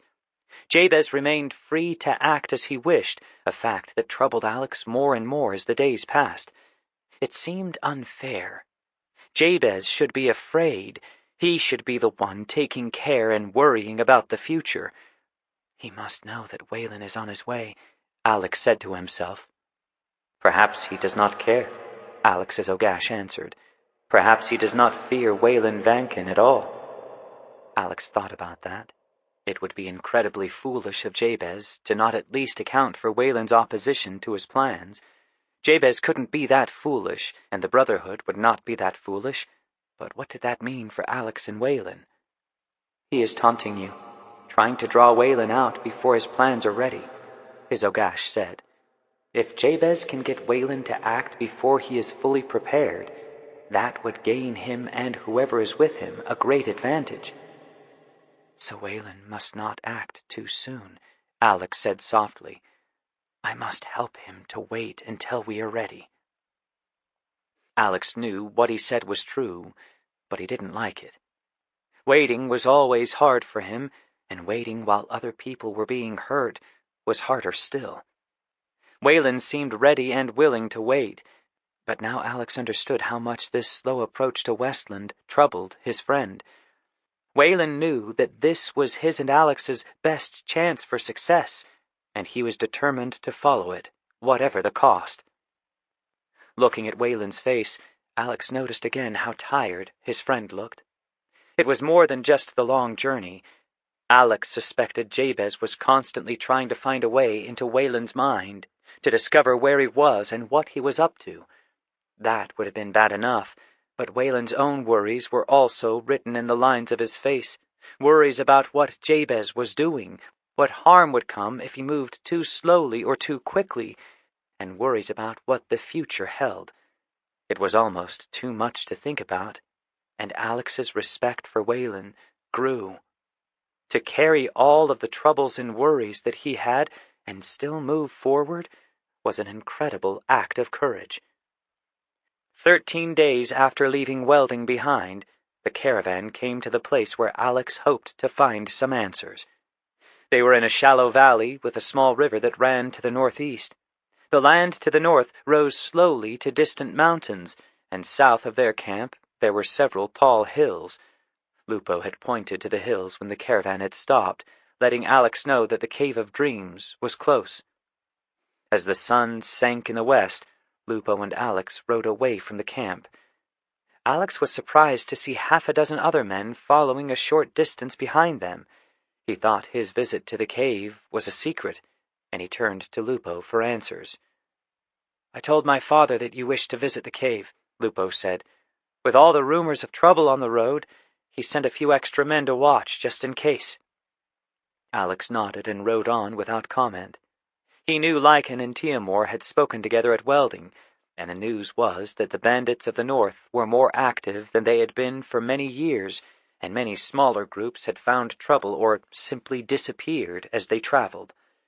Lycan had hinted that something worse than bandits might be lurking within the wild lands between the northern cities, but what this new danger was, no one could say. "I am grateful your father is allowing us to go to the cave at all," Alex said as he and Lupo started climbing the hill where the cave would be found. "He is worried, of course," Lupo replied, "but the Cave of Dreams is well known in our caravan. Many people seek to learn their future here, and he would not stand in your way. He would only stop us from coming if there is a definite threat to the caravan, or if he thought we would be in too much danger. Seeking knowledge about the future might be more dangerous than rumors of bandits." People feared oracles because of what they might say, and magical places like this cave might be worse. Oracles would try to bring peace of mind with their predictions, but that wasn't true from magical places. If the cave worked, if Alex was lucky enough to have a dream or a vision, it would show him truth, but it might not be easy to understand. An oracle might at least try to explain their predictions, but this cave would explain nothing. "Here," Lupo said, stopping his horse and climbing out of the saddle. "Here is the path you must follow. I can go no further." Alex climbed off his horse and looked up the well-used but slightly overgrown path ahead of him. A chill ran through him, and he felt strangely reluctant to follow the path alone. He unsaddled his horse and picked up the bundle he'd prepared to take with him. Most of it was firewood, but there were also a few small tokens he'd gathered from people in the caravan. He'd been told to leave these items at a small shrine in the cave as an offering of thanks or as a wish for luck. "I suppose I should go," Alex said. "If there's any trouble, call out. I may hear you and be able to help." "If there's any trouble, it will be yours, and I will not be able to help you in any way," Lupo answered. Alex nodded and started up the path. Lupo was right, of course. Alex was far more likely to find trouble here than Lupo and the others were. His reluctance to follow the path grew stronger as darkness started to close in around him, but he shook it off and continued to climb. The path was steeper and more difficult than it had looked. Alex climbed for a long time before he suddenly came to a wide, flat space on the hillside. Ahead of him was a dark opening, much darker than the night that had fallen around him. He moved forward, pausing to look around at the entrance of the cave, and then conjured a faint weir light to guide him into the darkness. Whalen might not have approved of the weir light, but Alex didn't think such small magic would be noticed. There was also the fact that he couldn't see anything inside the cave, and he needed some form of light if he didn't want to wander in blindly. The cave, Alex discovered, was not deep. It went straight into the hillside for 8 or 9 yards and ended at a small altar with a deep fire pit just in front of it. The altar was covered with small trinkets like the ones Alex had brought with him. The cave and the altar didn't surprise Alex, but the slight tingly feeling he had as he entered did. He mostly felt the tingling in his hands and feet, and he recognized it as the same feeling he'd had the times he had visited an oracle. Undoing his bundle, Alex started a small fire in the pit, and then sat back and looked at the altar in front of him. From the look of some of the tokens he could see, this place had obviously been in use for many, many years. He placed his own small gifts carefully among the others. He added a few sticks of wood to his fire, and then leaned back against the cave wall and waited. He had no idea how the magic of this cave worked, or even if it would work for him. At first he was eager and hopeful, but nothing seemed to happen. He wondered if he should speak, possibly to call for the magic of this place to help him, but it didn't seem right. After a time, he built up his fire again. He sat and waited and watched the flames of his fire, and slowly, without really noticing, he fell asleep. A roar and the sudden light of flames filled Alex with fear. He jumped to his feet and rushed forward, and then he realized he was no longer in the cave. It took a minute for his brain to catch up, but he soon knew that he was in a dream. The magic of the cave was working. He looked around, and the darkness melted away. He was standing on open grassland, and it was dark. Howls from wolves were all around him, but no, that wasn't right. It wasn't wolves, exactly. And there was language in those howls, words in some evil, twisted language that Alex did not recognize. The sound of running feet and frightened shouts filled the air, and Alex was no longer alone. The caravan was under attack, and as Alex tried to move to help defend it, he found himself bound and unable to do anything. Alex closed his eyes for a second, and when he opened them again, he was standing in front of a small young dragon that was golden in color. He was in an enclosed room filled with treasure, and again, things didn't seem right. He thought for a moment that this was the dragon's lair, but the treasure seemed too neatly stacked, and there were lamps and torches lighting the room. Looking at the dragon, Alex felt great sorrow fill his heart, but he didn't know why. The dragon didn't speak, but it motioned with its head as if it wanted Alex to come and look at something. As he started forward, his vision shifted, and suddenly Alex was looking through the eyes of the dragon, which were focused on an old iron box. The lid of the box slowly opened. Alex wasn't sure what he was looking at. There were 2 egg-shaped stones in the box, but to call them stones was unfair. They glowed like pearls in sunlight, but they were more gray and brown and larger than any pearls Alex had ever seen. His vision shifted again, and Alex found himself in another room. The light here was dimmer, coming only from low-burning torches. Goblins stood in a group in front of what looked like a stone throne, on which sat a man with a staff. The name Jabez came into Alex's mind, and a mix of fear and hate filled his heart. A man walked to Jabez's side, leaning toward him and whispering something that Alex could not hear. Jabez seemed pleased by whatever was said, and, getting to his feet, he lifted his staff and said, "Let it begin."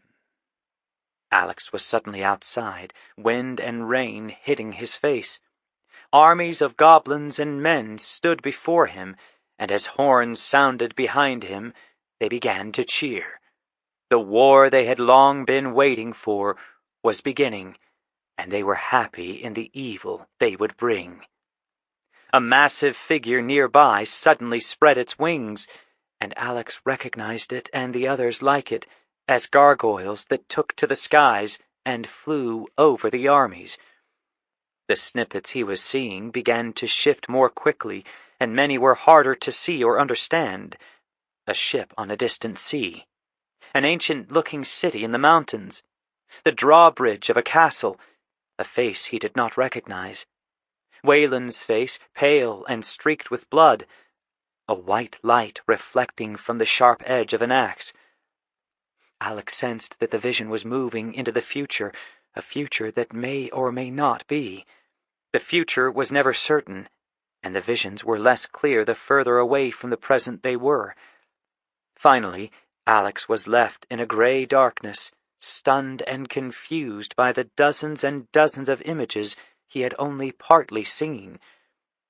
Out of the darkness, a single face appeared. Salinor, the great and ancient dragon, was there, but Alex could only see his head. The dragon looked at Alex for a long time, not speaking or giving any sign that he even acknowledged Alex was there. Finally, after what felt like days of silence, the dragon spoke, but his words were no more than a whisper. Of course, there is a way. With magic, there is always a way. Alex woke with a start. The sun was rising in the east and shining into the cave. Alex took a few minutes to organize his thoughts and clear his mind. He had seen a great many things in the night, and now he had to sort through them and decide which were most important to his current adventure. He got up, stretched, and made his way out of the cave. As he looked down the hill in the morning light, the words he had read in the magic book in the graveyard came to his mind once more. "Darlock est miser," he said softly. He still had no idea exactly what it meant, and nothing he had seen in his vision seemed related to those words. He wondered why they had come back to him now, and what they could possibly have to do with the story of a nameless dragon. He scratched his cheek, ran his hand through his hair, and then went down the path to where Lupo was waiting for him. "Did it work?" Lupo asked as soon as Alex came into view. "Will you be coming with me to visit the Oracle when we travel south again? Or should I not ask?" "You should not ask," Alex answered with a smile. "Though I do have more answers today than I had yesterday. As for the Oracle, only time will tell." Lupo returned Alex's smile, but did not question him about what he had seen. He seemed happy enough to know that Alex had found some answers, even if he had no idea what Alex's true questions had been. Lupo still dreamed of visiting the Oracle and becoming an adventurer, and even though Alex wanted to say something about his dreams, he did not. Whalen had made him promise not to reveal anything about himself, and even though he hated keeping secrets from his friend, Alex kept his word. They rejoined the caravan just before it got under way. Whalen gave Alex a quick look, asking without words if he had learned anything, and Alex nodded. It was troublesome to have to wait before sharing what he had learned with Whalen, but the time gave Alex a chance to think about things and get them clear in his own mind. "Jabez is about to start his war," Alex said when he and Whalen were finally alone. "He's built a vast army, and he's ready to set them loose on Westland." "You know this?" Whalen asked. "Yes, it was part of the dreams I had," Alex answered. "That will make things difficult for us, and prevent any help from Midland reaching Westland for some time. I'm sure that is why Jabez is starting now, hoping to control all of Westland before anyone can interfere." "I don't understand. Why would help from Midland not be able to reach Westland?" "It's the wrong time of year. In the winter months, strong cold winds blow mainly from the west to the east. Most ships that sail between Midland and Westland are not as well equipped for such winds. Most are smaller ships, and not made for heavy weather. Even the larger ships would find it difficult to sail to Westland before spring." "Then how are you planning to get us there?" "We'll manage one way or another. Now, what else did you see? Anything at all might help us." "I don't know if any of it will help, but I did see a lot," Alex answered, and then told Whalen all about his dream. Whalen sat in silence for a long time after Alex finished talking. There was much to think about, and many questions that Alex didn't know the answers to.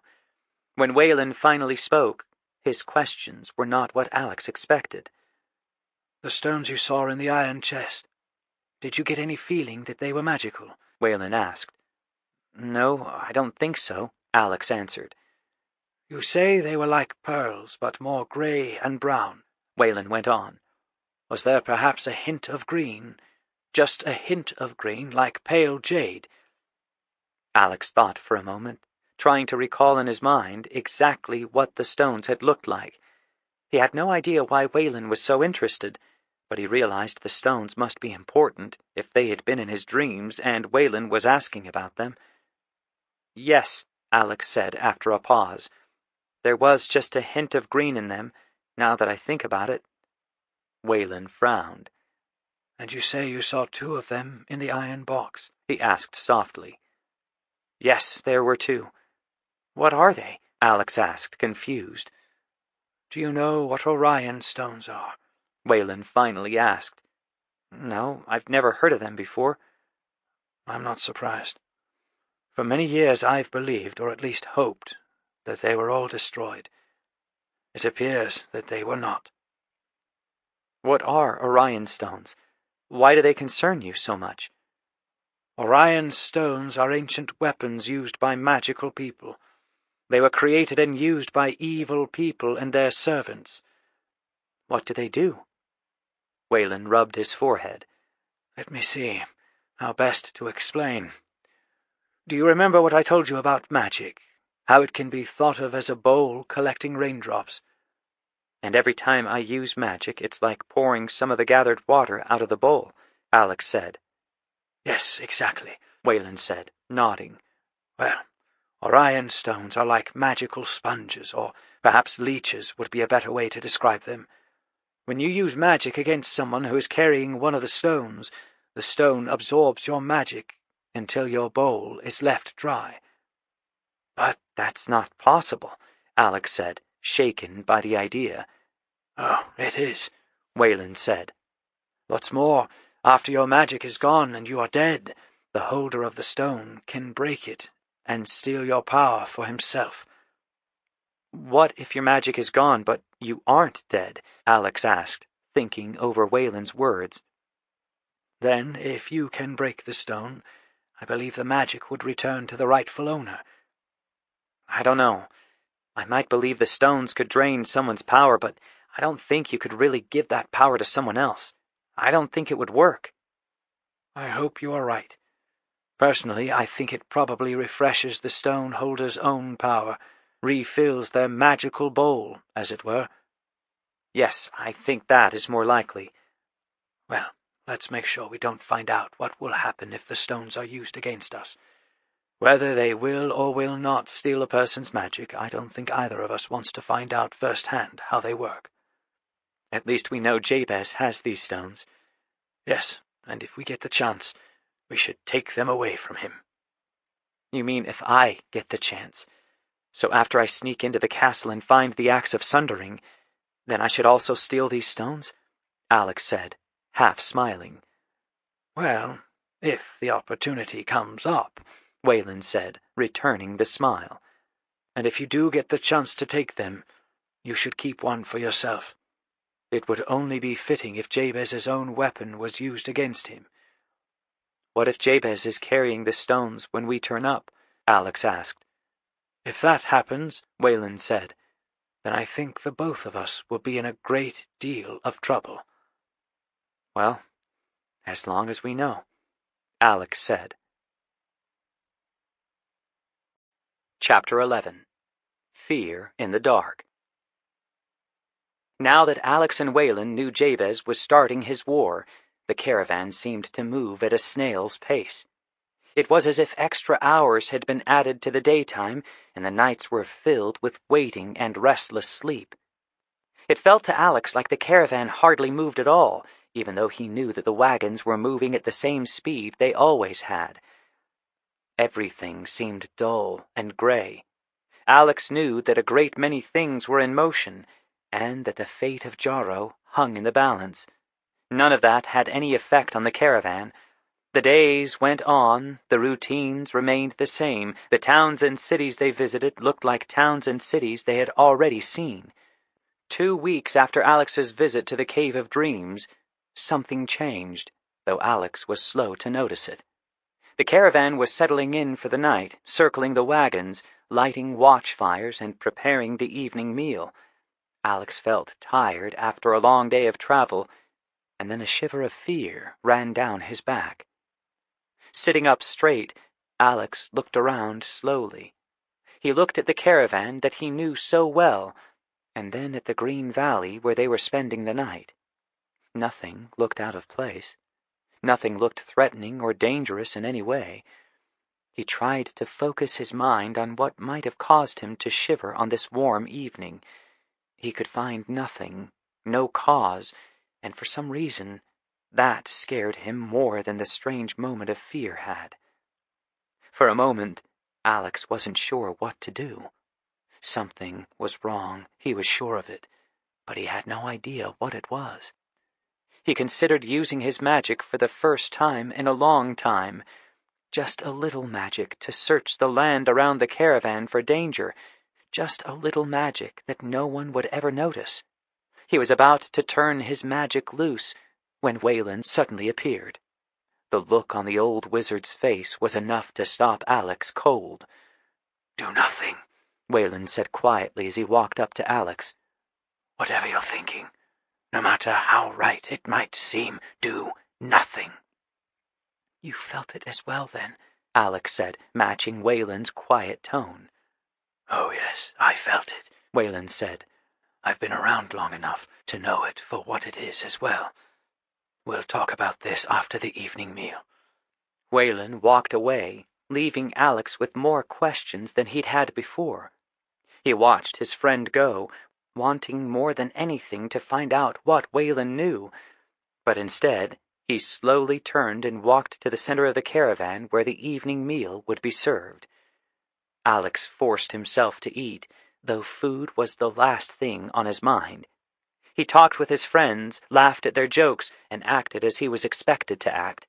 It was all for show, and all Alex was really thinking about was what had happened and what might be about to happen.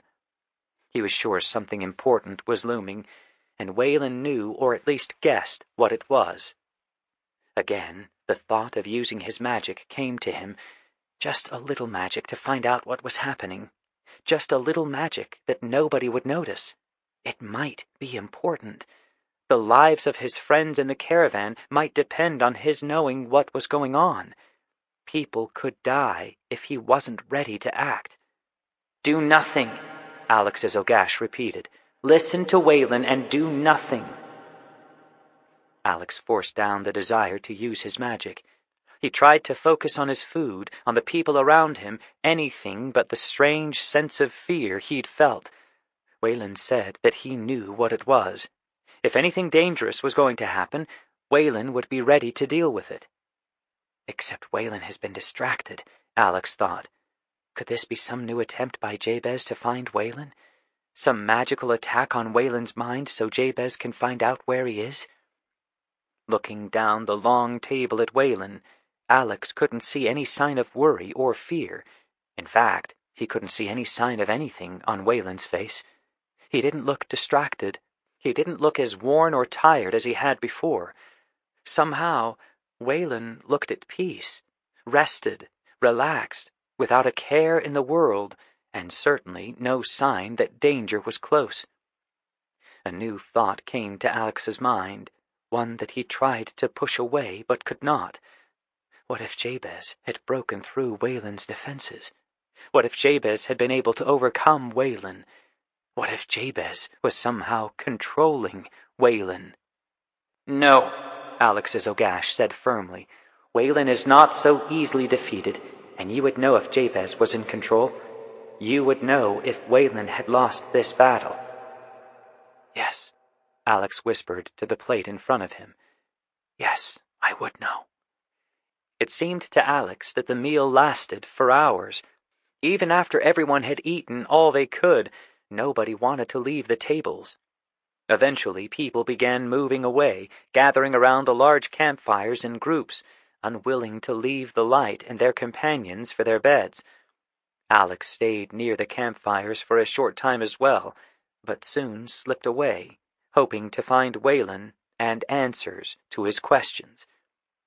It took Alex some time to find Whalen. At first, he wandered aimlessly around the camp, not really looking. When he realized what he was doing, Alex shook himself. Fear touched him again, but this time he ignored it. He focused on finding Whalen and moved off into the darkness. Strangely, the night seemed darker than it should have been. The moon had not come up yet, and though it had been a clear day, no stars could be seen. Alex paused for a moment, looking up at the night sky. He turned and looked back toward the campfires, noticing how distant they seemed to be. It felt like he was looking down a long tunnel, and the campfire at the end of it was so very small. "That's not right," Alex said softly, rubbing his eyes. "No, it is not right," Whalen answered, stepping out of the shadows. "It's not right at all, and I'm afraid there is nothing we can do about it." "What do you mean?" Alex asked. "You said you knew what this was, and now you say we can't do anything about it. Whalen, what's going on?" "A test," Whalen answered with a sigh. "An evil test that we must not fail, no matter the consequences." "I don't understand. Explain what is happening," Alex demanded. "This is the work of evil men," Whalen said, "of warlocks. Clearly they are working for Jabez and for the Brotherhood that he serves. They have filled this valley with their spells, with fear and doubt. Their magic is at work all around us. You see how the members of the caravan huddle together near the fires, afraid to leave one another, afraid to go alone into the night." "Yes, but—" Alex started. "No," Whalen cut him off. "You are thinking we can break the spells of fear, that we can drive off any warlocks that might be near or destroy them. Normally I would agree with you, Alex. Normally I would say yes, but tonight we must not. Tonight we must let things be and hope for the best." "What?" Alex asked. "Why? Why should we let evil reign tonight? Why shouldn't we break this magic with our own?" Alex paused, then shook his head in understanding. "Oh, yes," Whalen said, nodding his head slowly.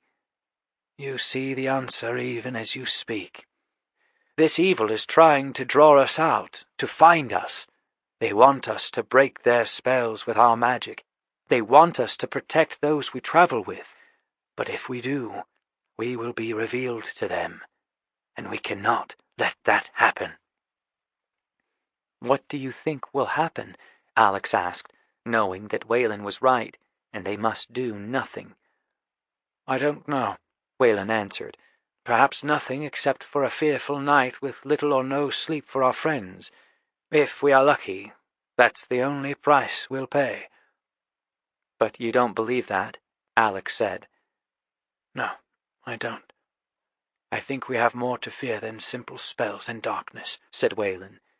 "These warlocks will have something more than just this planned.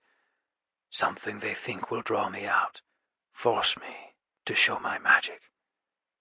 Whalen's voice had grown soft and distant, as if he were studying something in the distance and not really thinking about what he was saying.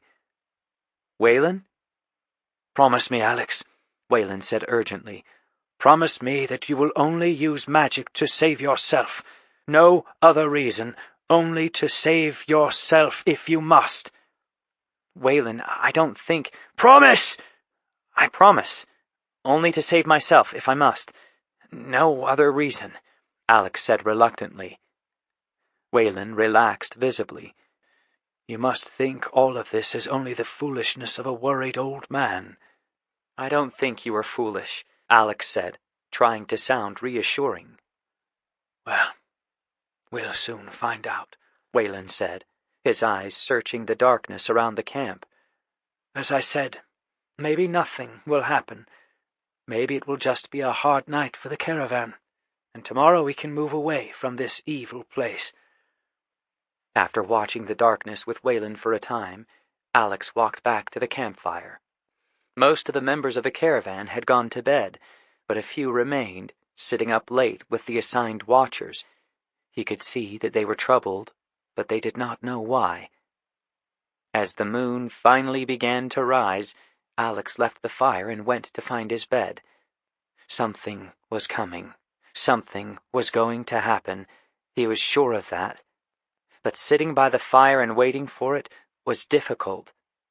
Looking into the worried faces of his friends tore at him, and knowing that he had promised not to use his magic to help made him angry.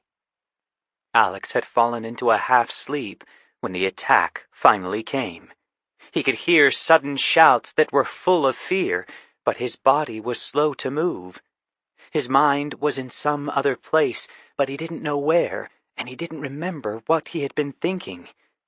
With great effort, Alex got to his feet.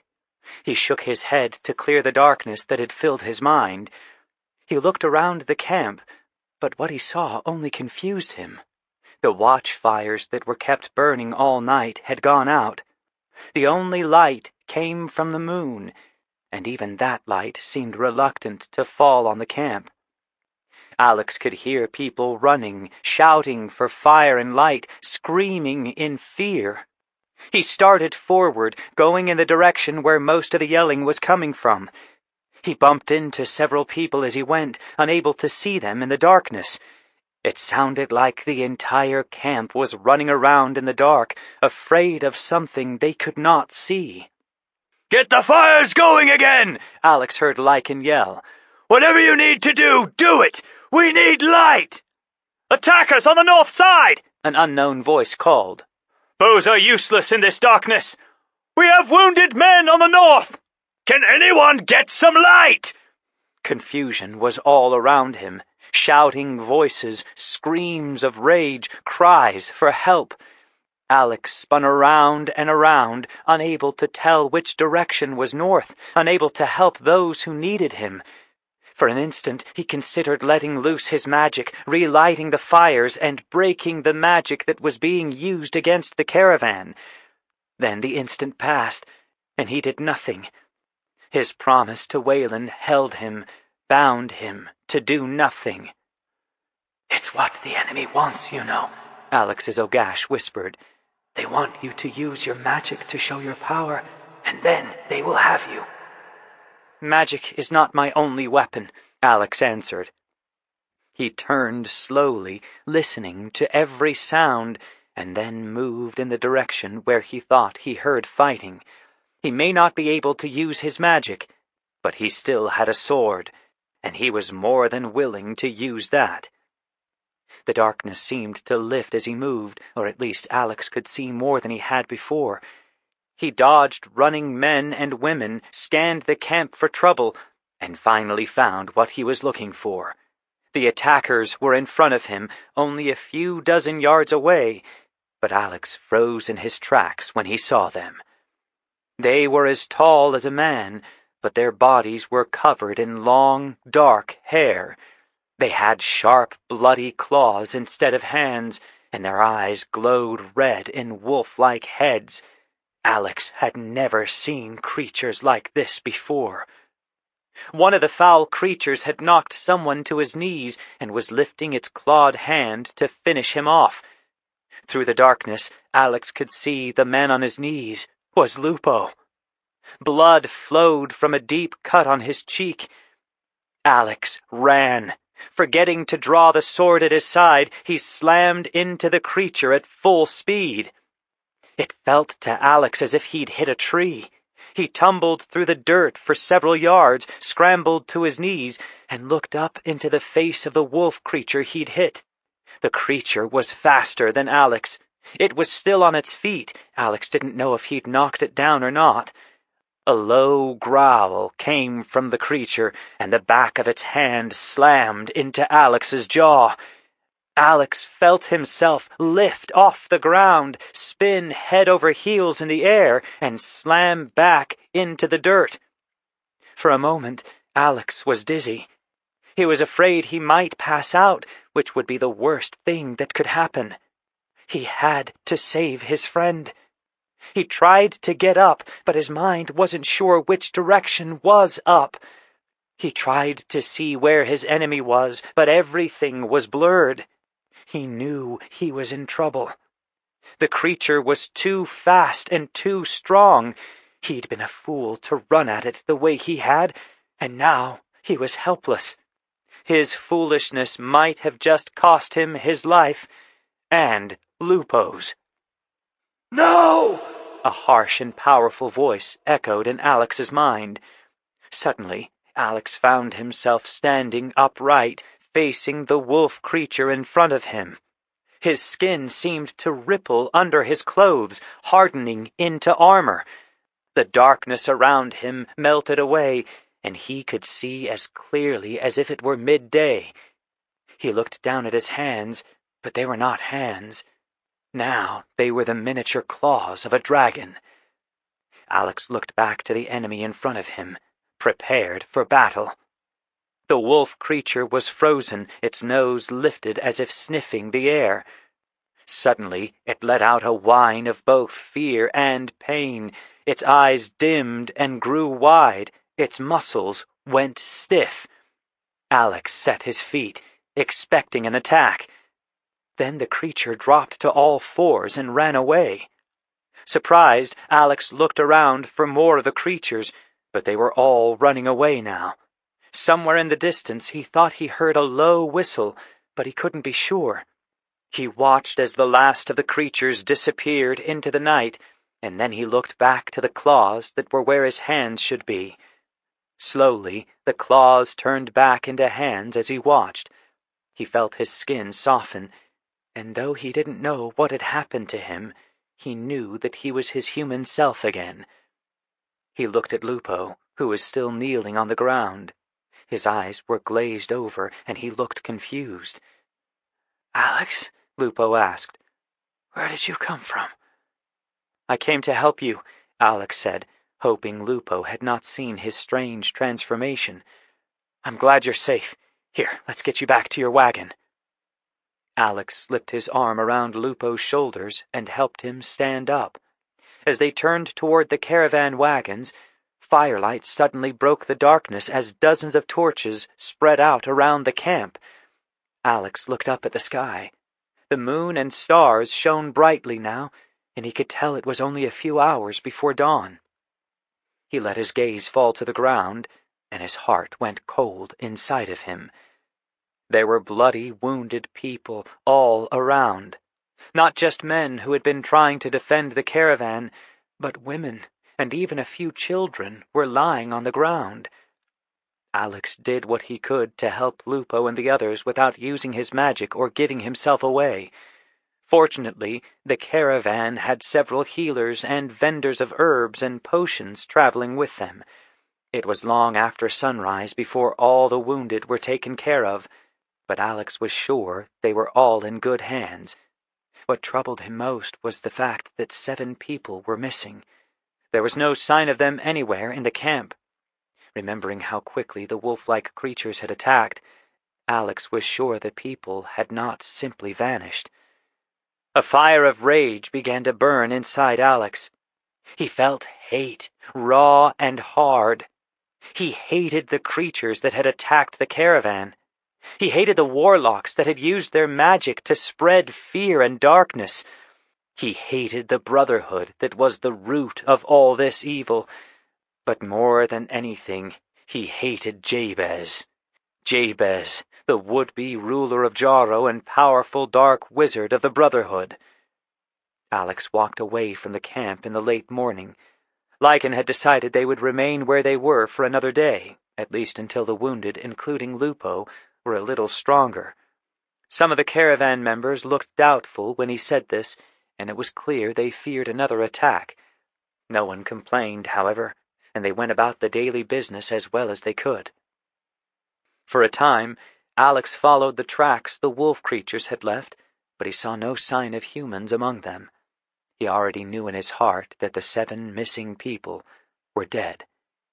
He also knew that 3 or 4 more of the wounded would be joining them before the caravan started moving once more. Lost in his troubled thoughts, he hardly noticed when Whalen walked up beside him. "You are angry with me," Whalen said. It was not a question. "Yes," was Alex's only reply. "You have a great deal of hate in you at the moment. You should let it go." Alex didn't say anything. He refused to look at Whalen, letting his eyes follow the trail his enemies had left behind instead. "Go ahead and say it," Whalen said after a long time. "Tell me what you are thinking. Tell me how this is all my fault. Tell me how you could have saved your friends if I had not made you promise to hide your magic." "I could have saved them all!" Alex almost shouted in a tone that was angrier than he would have liked. "I could have broken the spell of darkness and fear. I could have brought light and fire to the camp. I could have destroyed those creatures and their warlock masters before they could have hurt anyone." "Yes, I imagine that you could have done all that and more. But then, where would you be?" Whalen asked. "My friends would be alive," Alex answered, looking at Whalen for the first time. He looked tired and pale, almost fragile. This wasn't the Whalen Vankin Alex knew. This wasn't the powerful wizard of story and song. This was a tired, sad old man who only went on because he could not and would not lay down and stop. This was a man who would never, ever give up. "Your friends would be alive, yes. But you would be stuck with the caravan for who knows how long," Whalen said. "Jabez would attack again. You know he would. He'd send more warlocks, more dark creatures, maybe an entire army to destroy you." "That doesn't matter now, does it?" Alex replied, angry with Whalen for being right, and with himself for being foolish. "It's a hard lesson to learn, and it never gets any easier, I'm afraid," Whalen almost whispered. "What lesson can be learned from this madness?" "That you can't save everyone," Whalen answered. He put his hand on Alex's arm. "You saved Lupo. You should be happy about that." Alex stood in silence for a long time. He knew that Whalen was right. He'd learned this lesson before, and he knew that he would have to learn it again. He couldn't save everyone, no matter how much he wanted to. And for some reason that felt incredibly unfair to Alex. "Perhaps," Whalen started after a long pause, "perhaps I should not have asked you to come with me on this adventure." "Whalen, I don't—" "Or perhaps I should have sent you alone," Whalen interrupted. "I really don't know any more. It seems as if all my choices, at least the ones where Jabez is involved, go astray." "I'm glad to help, Whalen," Alex said as Whalen remained silent. "I'm just tired of all this sneaking around, hiding and pretending to be someone I'm not. It would be so much easier if we could just go to Conmar, deal with Jabez, and put an end to the Brotherhood." "We will," Whalen replied. "Soon we will reach the east coast of Midland, and then we will make our way to Westland. The time for sneaking and hiding is almost over." "What if Jabez already knows where we are?" Alex asked. "How could he know that?" Whalen replied. "Neither of us used magic, and we managed to drive the creatures away." "I'm not so sure about that." "What happened?" "During the attack, I somehow changed into a dragon. Not my true dragon form, but something different, something in between. My skin turned to armor, and I had talons. I don't know how I did it or why it happened." Whalen thought for a moment before speaking. "I don't know how you did it either, but I know I would have felt it if you had used your wizard's magic. This must be something else. Did anyone see you change?" "I don't think so. Lupo was nearby, but he was injured, and it was dark." Whalen nodded. "It could be that because you are the only wizard who is also a dragon, the change may have happened because your dragon side was protecting you." "Perhaps that is the answer, and perhaps that is also why the creatures ran away." Yes, if the beasts from last night caught scent of the dragon, it would explain why they ran.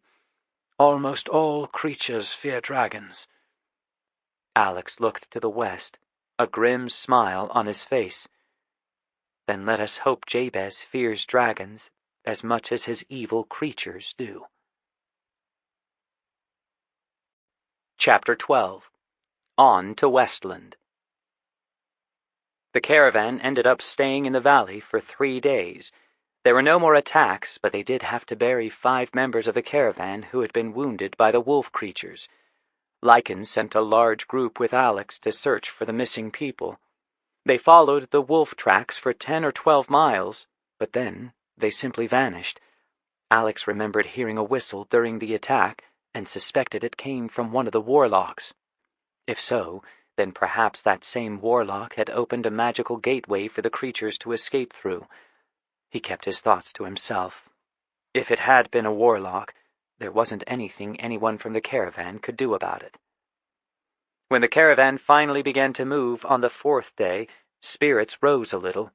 Everyone was glad to be leaving the valley behind and the trouble they had experienced there.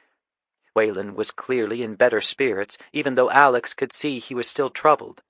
Alex felt sure it had something to do with Jabez.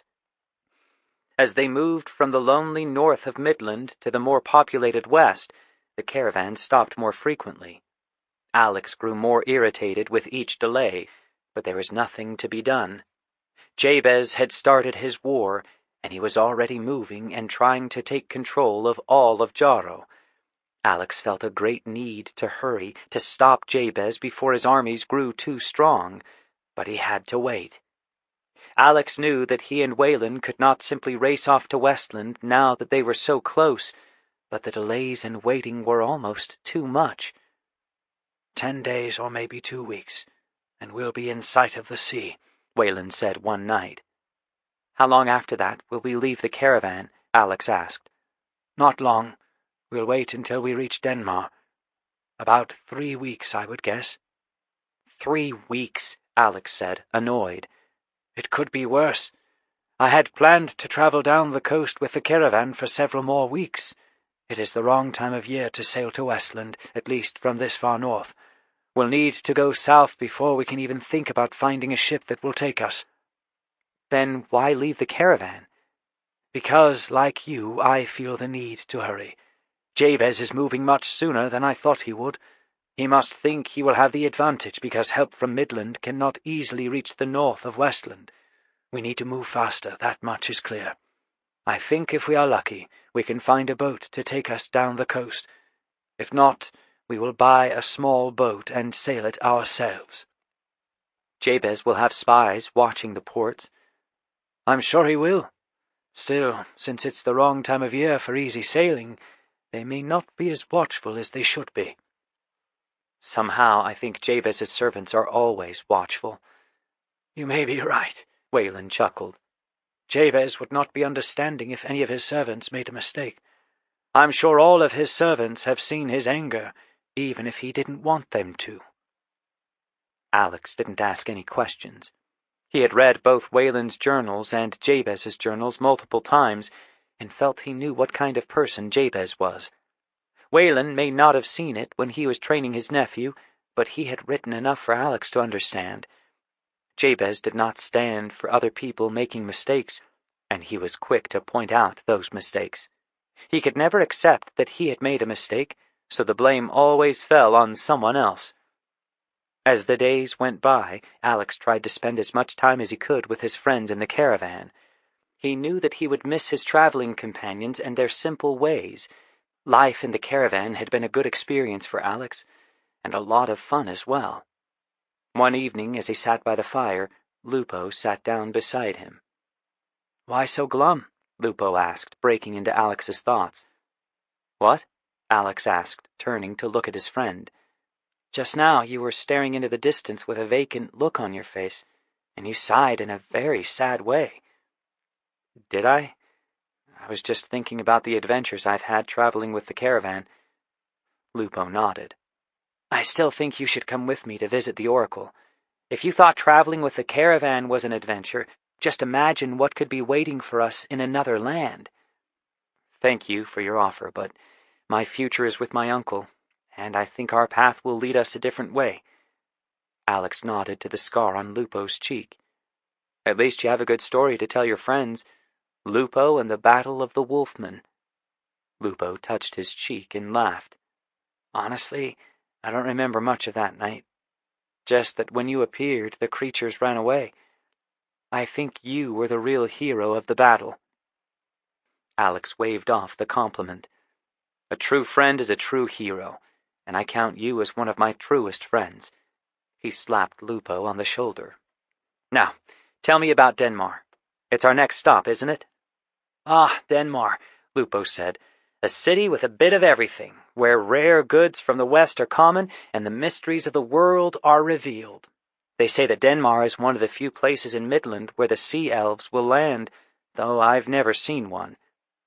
"I thought sea elves were just rumors and stories." "Oh, no. There are far too many stories for the sea elves to not be real. I do know there is more magic in Denmar than there is in any other city of Midland. There is an ancient library there with magic books in it, or so they say. Many people travel to Denmar looking for magic of one kind or another, though few talk about it openly." "I wonder how many of those looking for magic find it in Denmar." "I couldn't guess. There are wise people in the city, or at least close to the city. They dress as monks and almost never speak." "If they do not speak, how do you know they are wise?" "Simple," Lupo answered with a smile. "They are wise enough to hold their own tongues." "Ah, wisdom indeed," Alex laughed. Alex and Lupo went off to the evening meal together. Lupo was happy to share all the information he had about Denmar. Most of the stories seemed too fantastic to be real, and some were just too silly to be true. Lupo, however, was especially keen to tell the many stories he'd heard about the sea elves. His eyes lit up with excitement as he told the stories to Alex, and even as doubtful as he was, Alex enjoyed the stories. That night, Alex lay in his blankets and looked up at the stars, his mind filled with the stories Lupo had told him. Sea elves. Even the name seemed strange. Where did they live? Could they possibly live on the open sea all the time? They must visit land occasionally, or how else would they get wood to build or fix their ships? Alex soon slipped into dreams about the sea elves, happy dreams that he couldn't quite remember when he woke up. The days went by both too slow and too fast for Alex. The need to move forward was always in his mind, so each day felt like it was twice as long as it should be. At the same time, Alex was desperately trying to spend as much time with his friends as he could, trying to remember all the people and the fun that he'd had while traveling with the caravan. It was strange, having both too much and not enough time. It wasn't long before the eastern sea was in view, and the caravan turned due south. Whalen, planning for their departure, told Lycan he was expecting a shipment from Westland. If the shipment was waiting at Denmar, they would continue south with the caravan. But if it was delayed, he and Alex would have to wait in Denmar. Alex knew that there was no shipment. It was just a way for Whalen and himself to leave the caravan without questions. It was a good plan, but like the rest of his made-up life, the lie troubled Alex. The night before the caravan opened for business at Denmar, Alex and Lupo sat up late with some of the other young men. They looked at the city and talked about what their futures might hold. "Denmar," Lupo said when he and Alex were finally alone. "A city of hopes and dreams. I wouldn't mind spending some time here." "Your father might mind if you try to get out of work," Alex replied. "I could talk to him. Maybe I could stay with you and your uncle until your shipment arrives. Then we could catch up to the caravan," Lupo suggested. "If the shipment hasn't already arrived, there's no way of knowing how long we'll have to wait," Alex replied. He felt a sudden fear. What if Lupo really did want to stay with them? Lycan might allow it if he believed their shipment would be coming soon. If Lupo remained, it would be almost impossible for Alex and Whalen to move on to Westland. "I know it's not possible," Lupo said after a pause. Father would never agree now that we're on the final leg of our journey. Your home is south of here, isn't it? Alex said, hiding his relief. Yes, it's 8, maybe 10 more weeks of traveling, Lupo answered. The caravan will grow smaller as we go south. By the time we reach home, there won't be much of it left. Until next year, when you start out again. And by then, I may be on my way to find an oracle. I must admit, the idea of what the oracle might say scares me a little. They say that the only thing to fear from an oracle is finding out the truth about yourself. Reason enough to fear, then, as finding out about myself might mean the end of all my hopes and dreams. Alex didn't answer. He understood Lupo's fear, because he felt a little of it himself. He was also going on a journey that would teach him about himself. Only it wasn't a kindly oracle he was searching for, but a great evil, a darkness that he had to overcome, or else his own hopes and dreams would come to a sudden and violent end. For the first time, Alex thought about what failure might mean. He wasn't thinking about the cost to Jarro, its people, or all the other known lands if Jabez and the Brotherhood won. He thought only of himself. Failing meant that he would die, or perhaps something worse. He was risking everything to face an unknown power. Why should he risk his life? Why should he risk his own future and happiness for the nameless masses of Jarro? Why should he risk it all, even for Whalen? A sudden chill ran through him, and Alex shook himself. The questions slipped away, and Alex felt a shadow of darkness move across him. The dark magic went almost unnoticed. Almost. Alex could see now that the doubts came from the west. Jabez was working some magic to spread doubt through all of this land, and his spells had taken Alex almost unaware. Alex looked at Lupo, and he could see the doubt clinging to him like a dark mist. Lupo seemed unaware of anything, even of Alex, as fear and doubt clouded his mind. I will risk everything because of who I am and what I am, Alex said softly. Evil and darkness will not last forever. Doubts, real or imagined, will not stop me from doing what must be done. Alex moved his hand slightly and reached out to touch Lupo's arm. Lupo started as if suddenly shaken awake. I must have dozed off for a moment, Lupo said, rubbing his eyes. It's late, and tomorrow will be a long day, Alex said, getting to his feet. Yes, it will be, Lupo agreed. And for now, at least, the future still holds hope. The future always holds hope, Alex replied, and wished his friend a good night. The following morning was gray. Heavy, dark clouds filled the sky, and it looked as if a storm was brewing. The business of the caravan went on as normal, and Alex spent most of the day helping Whalen sell the goods they'd carried across Midland. Alex noticed immediately that Whalen's bargaining skills had changed. He had always sold their goods at a fair price, and sometimes let people talk him down in price. But now things were different. His prices were lower than they had ever been, and he rarely put up a fuss when someone asked for a discount. It's just a game, Whalen said softly to Alex. We need to get rid of as much as possible before we leave for Westland. I don't fancy paying someone to store these things while we're away, especially since I don't think we'll be needing them again. On the caravan's second day in Denmark, Whalen left Alex in charge of their things and went into the city alone. The story was that he was going to check on the expected shipment from Westland, but Alex knew he was looking for a ship to take them further down the coast. When he returned late that afternoon, Whalen was clearly troubled. The shipment hasn't arrived yet, Whalen said loudly, walking up to the tables where their goods were spread out.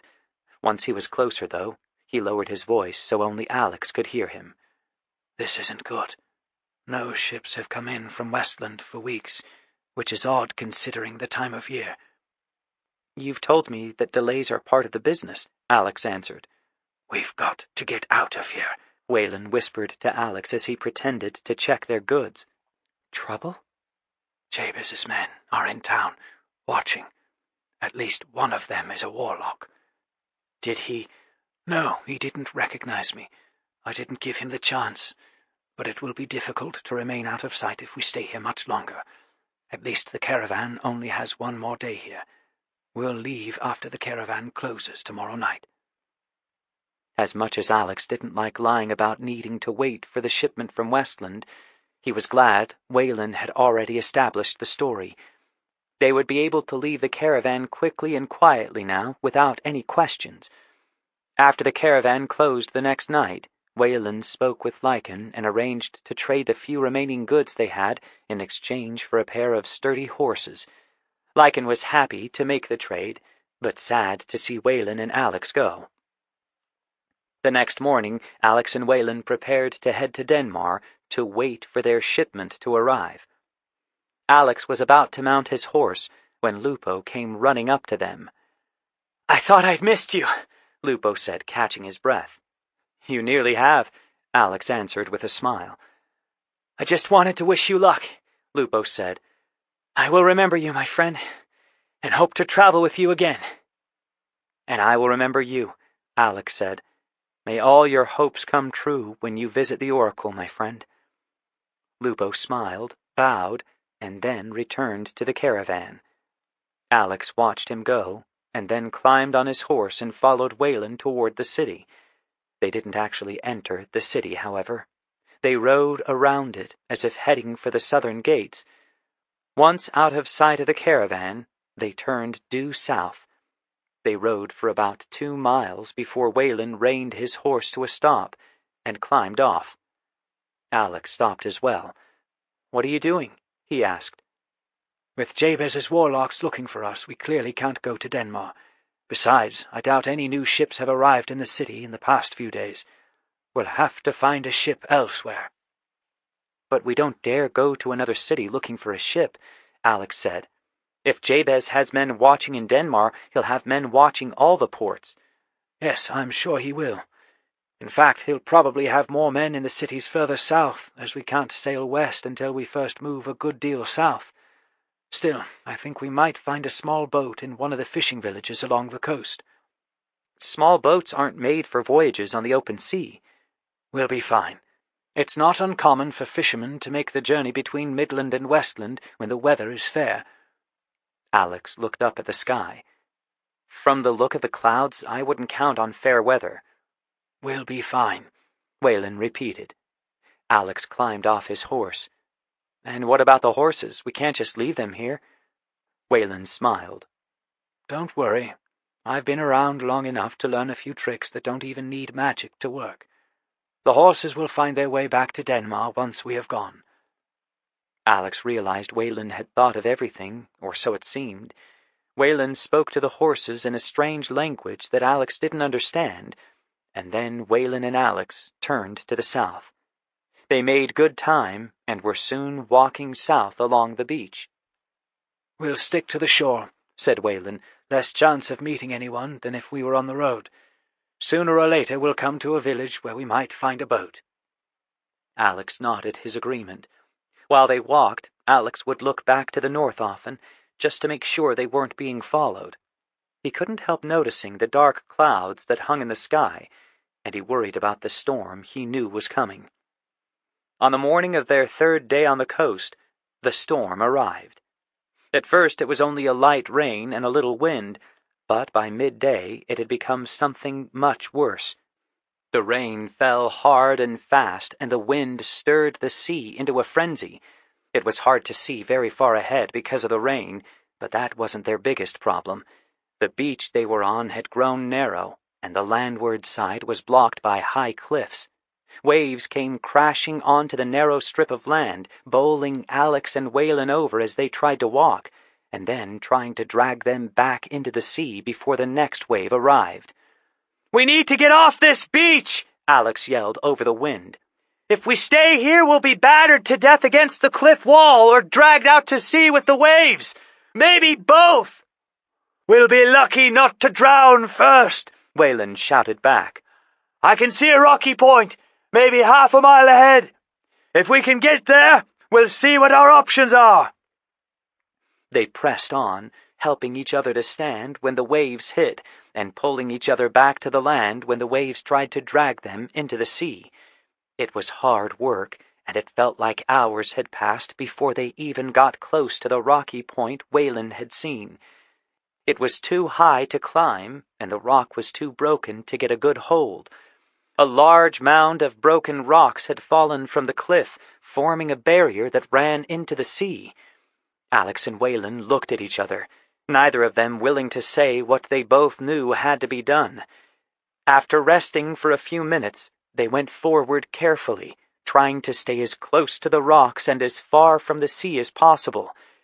It was an impossible task with the wind-tossed waves crashing into them. They would have to wade and hope that the water wasn't too deep and the waves not too large. Their going was slow. The rocks were slippery and uneven, but the waves were not as bad as Alex had feared. When they reached a place where they could see the beach beyond the rocky point, the sight gave Alex hope. The cliffs were not so high here, and there was a wide stretch of open beach above the waves. The thought that they would soon be out of the waves, even if heavy rain continued to fall, was a relief. Alex managed a tired smile as he pressed forward, and then he heard a roar from behind him. He looked back over his shoulder. What Alex saw confused him at first. It looked as if the sea had tilted sideways, or that the ground under his feet was strangely sloped. Understanding came quickly, and Alex turned to look at Whalen. The old wizard was too far ahead of him. Alex wouldn't be able to grab him and help him through the massive wave that was coming.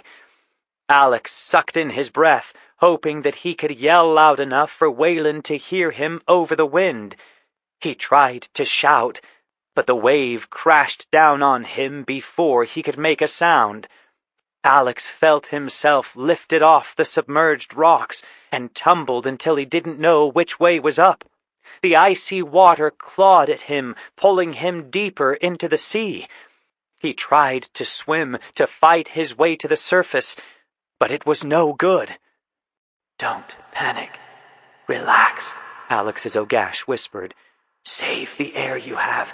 Fighting the sea will only make it worse." It wasn't easy, but Alex did as his Ogash said. He let his body go limp. He didn't fight. He let himself float freely in the sea. His lungs were burning for want of air. His brain was screaming at him to breathe. And finally, his head broke the surface of the water. He gulped in as much air as he could, not knowing when the next wave would crash down on him. He looked wildly around, searching for Whalen, looking to see where he was, trying to find the beach that he knew couldn't be far. There was nothing to see but foam and water. Gulping in another breath and getting almost as much water as air, Alex tried to get his bearings. The water was cold, draining his body heat away second by second. Swimming in this stormy sea would be hard, but swimming the wrong direction would be fatal. Alex thought for a moment about changing his shape, becoming a seal or a fish to stop the cold water from killing him and to help him find his way. Before he could work any magic, Alex felt himself being lifted again. He sucked in as much air as he could and tried not to fight the wave that was carrying him. His body was pulled under the water and tumbled around and around. He didn't fight it. He let the sea have its way. The sudden impact with the rocky shore drove most of the air out of Alex. He tried to get more air and cling to the rocks that were under him, but the retreating wave filled his nose and mouth with water and sand. When the pull of the wave grew weaker, Alex lifted his head. He was still in the water, but his knees and hands were on rocky ground. Coughing and spitting, he crawled up the beach until he felt that he could go no further. Slowly, he rolled over and sat up, again looking for Whalen. He saw nothing at first, but after he wiped the water out of his eyes, he could see what might be a man 50 or so yards further down the beach. Stumbling and half-crawling, Alex made his way down the beach. As he got closer, he could make out Whalen's beard and gray hair. His magical disguise had been washed away. Whalen sat up and started coughing violently before Alex got to him, and when he tried to stand, he only flopped back into the water. "Whalen," Alex called weakly. "Are you all right?" "I'm getting too old for this kind of thing," Whalen answered, and continued to cough. "Let's get off the beach for now," Alex said, relieved that Whalen appeared to be all right. Whalen didn't answer, but simply nodded his agreement. Helping each other to stand, they staggered away from the water's edge, but only managed to go about 100 yards before they both fell down and had to rest. Alex rolled onto his hands and knees and vomited up what felt like a gallon of seawater. He was dizzy and cold, and he wanted to conjure up a magical fire to warm them. "If Jabez or his helpers find us in this, then I feel sorry for them," Alex said grimly. "It's not as bad as that. Look there," Whalen said, pointing. Alex looked but saw nothing. He blinked, shook his head, and then he spotted what looked like a rising trail of smoke further up the shore. "I think we found a fishing village, and not a moment too soon," Whalen said. Chapter 13. Along the Coast. Alex woke with a start, half rising from the straw pallet where he'd been sleeping. He lowered himself slowly back onto the straw. He'd had a fever for 2 days, and his stomach had been as unsettled as the storm that raged around the small hut he was in. The storm had passed, and so had Alex's fever. He was still weak from lack of food, but he felt much better than he had. Turning his head to one side, Alex surveyed the hut. Glowing coals in the fire pit gave a little light, but a brighter light was already growing outside. There was a bucket near his head, which he'd used more than once, a few rough chairs near the fire pit, a small table next to the back wall of the hut, jugs of water, cups, plates, utensils, nothing special.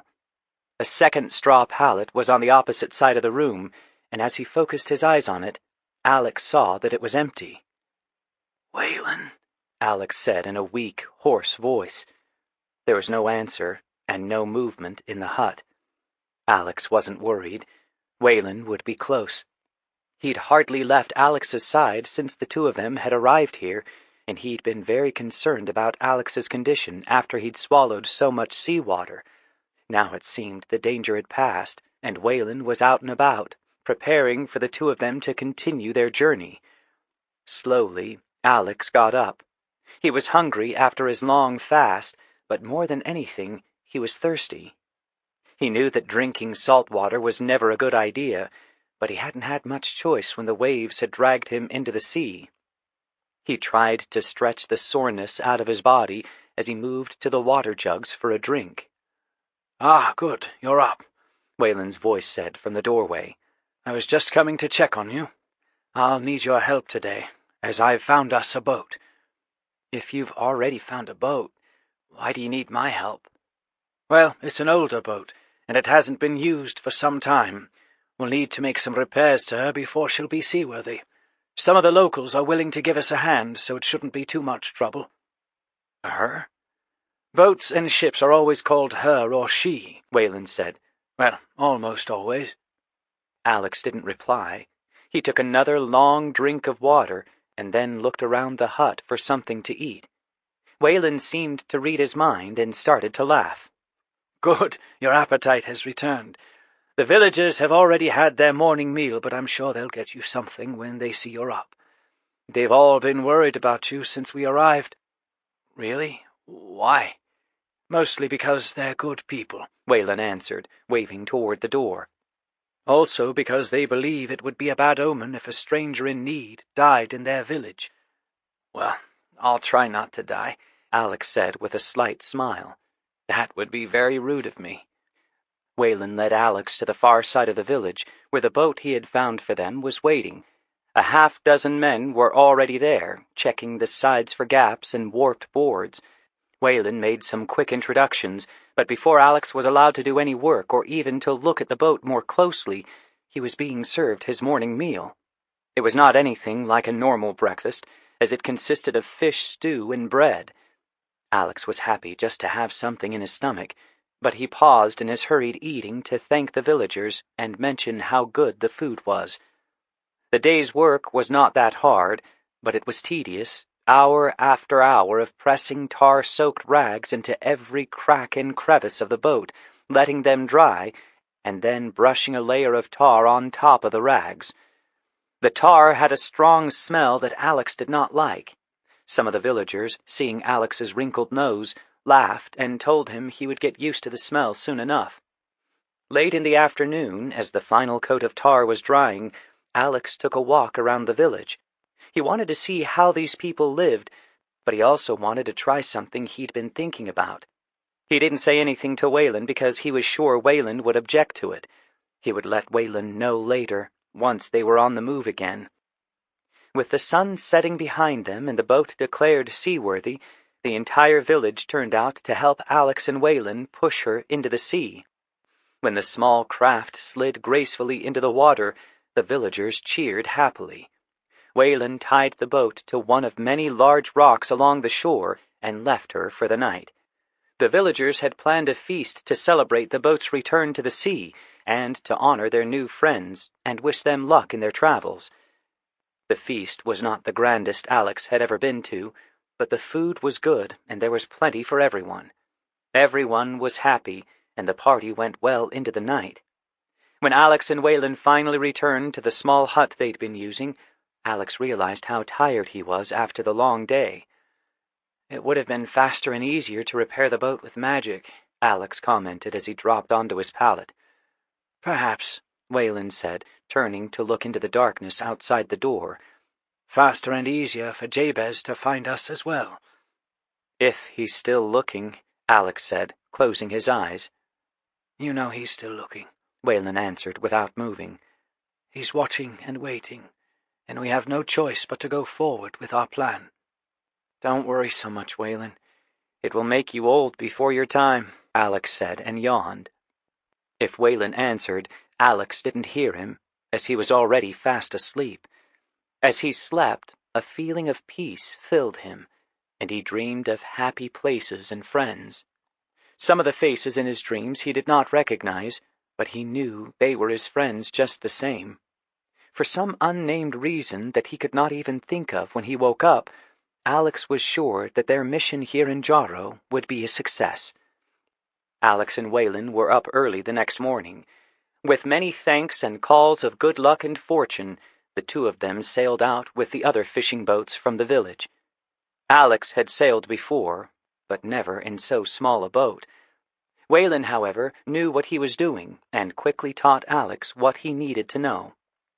The morning breeze carried them away from the village, and soon they'd left the other boats behind and were headed due south along the coast.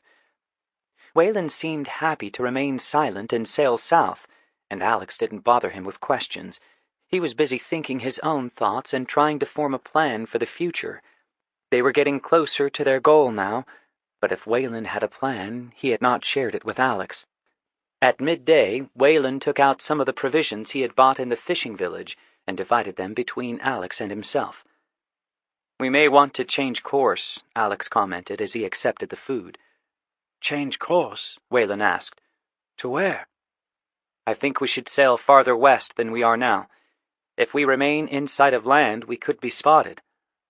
"One small boat moving south will hardly trouble anyone." "Perhaps not, but I'd like to avoid being seen if we can." "You're worried because I'm not wearing my disguise.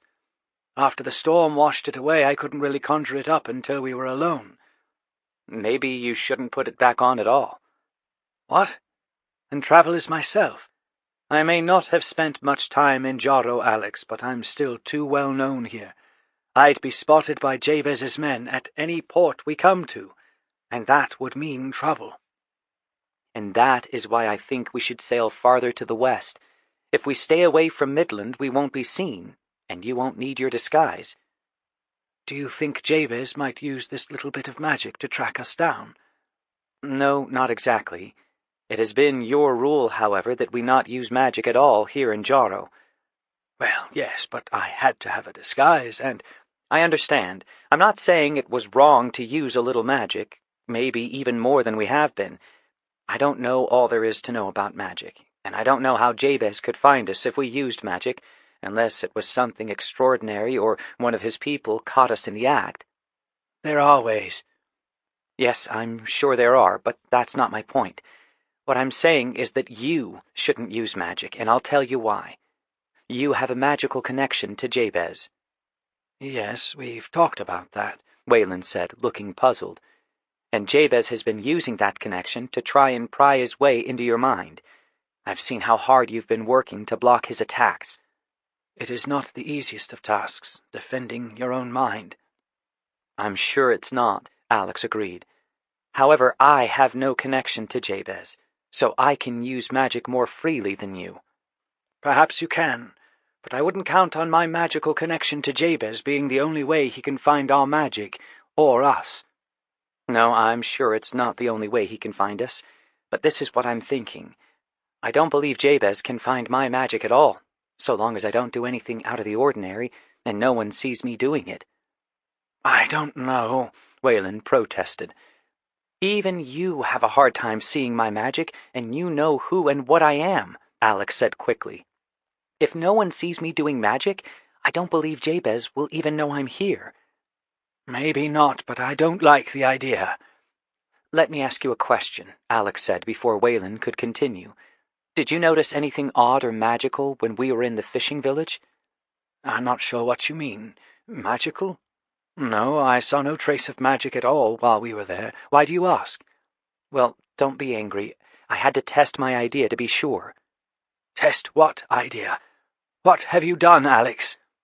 I used my magic. Yesterday, when I took a walk in the afternoon, I used a few spells. Spells? More than one?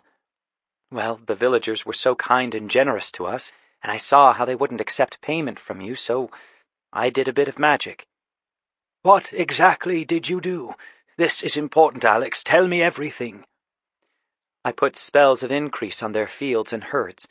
I put a spell of bounty on the sea so they'll have good fishing as long as that lasts, and I put spells of safety on their fishing boats. Whalen sat in silence for a time. Alex wasn't sorry for what he had done, and tried hard not to smile because of the stunned look on Whalen's face. You did all that, and I didn't notice anything, Whalen said finally. I would have thought that— I should have noticed something. I really didn't want you to, Alex said. I was trying to hide the magic as much as possible, and as you know, dragons are very good at hiding things. I'll never doubt that again, Whalen said, shaking his head in disbelief. You're not angry? No, I'm not angry, Whalen said with a grudging laugh. So, you've done all this magic without my noticing, which means there is no way that Jabez would notice either. So what's your plan? Well, first of all, you should not use any magic at all, Alex said. And second? Whalen asked. That's a bit trickier. What is this idea of yours, Alex? Tell me what you're thinking. Yes, well, I've been thinking about this for some time, and I'm almost certain it will work. What will work? Whalen pressed. I believe that I can hide you from Jabez using my dragon magic. I mean, if you, knowing who and what I am and being close to me, well, what I mean is if you don't see me using magic and Jabez can't see it either, then maybe I can use that magic to make it impossible for Jabez to see you. I see, Whalen said thoughtfully. Do you think it will work? Do you think you can hide me and block the magical connection between Jabez and myself? Yes, I believe I can, Alex said confidently. The link between you and Jabez will still be there, and you will have to continue to guard your thoughts, but But what? Well, the connection will be weaker. Maybe fuzzier would be a better word. As if you were very far away in a distant land, and magic was interfering with the link. That makes no sense at all, and yet perfect sense at the same time. You don't think Jabez might notice you while you're trying to hide me, do you? If there's any chance of him finding out that you're here, we can't risk it. He won't notice me. I'm sure he won't. All right. So if you do all the magic from now on, and I'm hidden from Jabez, then what? Then we stay away from the shores of Midland. I've done some reading on weather-working magic, and I've found something called the Mage Wind, which I think will help us sail farther west than the winds of Jarrow might allow us to. Yes, the Mage Wind is a simple spell. I've used it myself many times. It is a bit more difficult if you cast that magic on a large ship, but on a boat this size it should work wonderfully. Good. Then you can explain it to me if I don't get it right. So, we hide you, sail to the south and west across the sea, and come to Westland unnoticed. Of course, it will mean more time at sea, and we do run the risk of running into another storm, but... But nothing. It's a very good plan, and when I do reappear in Westland, Jabez will be taken by surprise. Let's hope you don't need to reappear before we get to Conmar Castle. They finished their meal, and as they ate, Whalen explained the Mage Wind spell to Alex. Hiding Whalen with his magic was really quite simple, so simple that Alex felt bad for not thinking of doing it sooner. Alex's first attempt to raise the Mage Wind, however, was more than he had planned for. He nearly tore the sail off the mast, and the boat spun around wildly. After a quick magical repair of the sail, Whalen suggested that Alex start slower and then add more power to his spell as he got a feel for it. By the time the sun was setting, Alex had mastered the spell, and their small boat was making good time to the southwest, far from the shores of Midland. Well, it seems we have some time to talk, Whalen said as the darkness gathered around them. Talk? About our business. For you to ask questions and for me to try to answer them. We have several days with no one around to hear or interrupt, so we should use them. I'm not sure where to begin, Alex said after a moment of thought. I don't have many questions about Jabez. Your journals answered most of those. But you do have questions. Alex didn't say anything for a time as he sorted things out in his mind. Whalen didn't rush him, and sat quietly gazing out to sea. The biggest questions I have don't really have anything to do with the quest we're on, Alex finally said. Really? What questions are those? Well, before we started this adventure, you told me that the Council of Wizards didn't all agree that there is a brotherhood, or at least they didn't want to believe that something so evil could be happening. I may have misspoken. What I meant was that while they don't want to believe in something so evil happening, they really don't want to believe that they aren't aware of it happening. There are some very proud wizards on the council, Alex. For something like this to be going on for so long without them noticing, well, let's just say that it wouldn't look too good, and it would wound their pride. But some of them believed you. I've managed to convince 2 or 3 of them, yes. What are they going to do? If we fail on this quest, or if an attack comes in some other land while we're dealing with Jabez, what will they do? They will do what they can, but I'm afraid it will be too little, too late to prevent a lot of trouble. But they are the Council of Wizards. They could summon all the wizards in the known lands to help them if they wanted to. Ah, I see that I've failed in your education, Whalen said with a sigh. The Council of Wizards is not as powerful as you seem to think. What do you mean? They're the Council, Alex said. They fight evil, help train young wizards, and make sure that wizard law is not broken. I swore an oath to obey the wizard laws, Whalen. Yes, that is true. And we also settle disputes between wizards from time to time, and try to answer questions about magic, Whalen said. What we don't do and can't do is command other wizards to obey us. So the Council has no power to command? Alex asked in surprise. "We were not elected or appointed to the council, Alex. The 9 members of the Wizards' Council are simply volunteers who want to help. It has been suggested from time to time that we try to gain some power to command other wizards, but I have always been opposed to that idea." "Why?" "Because I fear that if the Council was given any power to control the actions of other wizards, we would end up becoming like the Brotherhood we are fighting to destroy," Whalen answered. "Power tends to corrupt, and the temptation to use that power, even for good, could cause a great deal of harm." "Yes, I can see how that could happen," Alex said. "So you think if trouble starts somewhere else, or if we fail here, the Council won't be able to stop the Brotherhood?" "They will do all they can. The problem is that they don't all believe, and by the time they do believe, it might be too late." "Then we must not fail," Alex said. "Well, we must do our best not to," Whalen agreed. "Now that you understand about the Council, what else would you like to know?" "You've given me a lot to think about already. I'm not sure I'm ready for any more answers tonight." "Then rest. You can let the mage wind drop. The winds of Jaro will blow us to the south, and we have to go further south before turning west." Alex moved to the bow of the boat and lay down, but he did not go to sleep. For a time, he thought about what Whalen had told him about the Council of Wizards.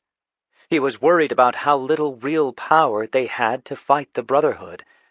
He could understand Whalen's point about power corrupting, and for a short time he wondered about why the members of the Brotherhood wanted power.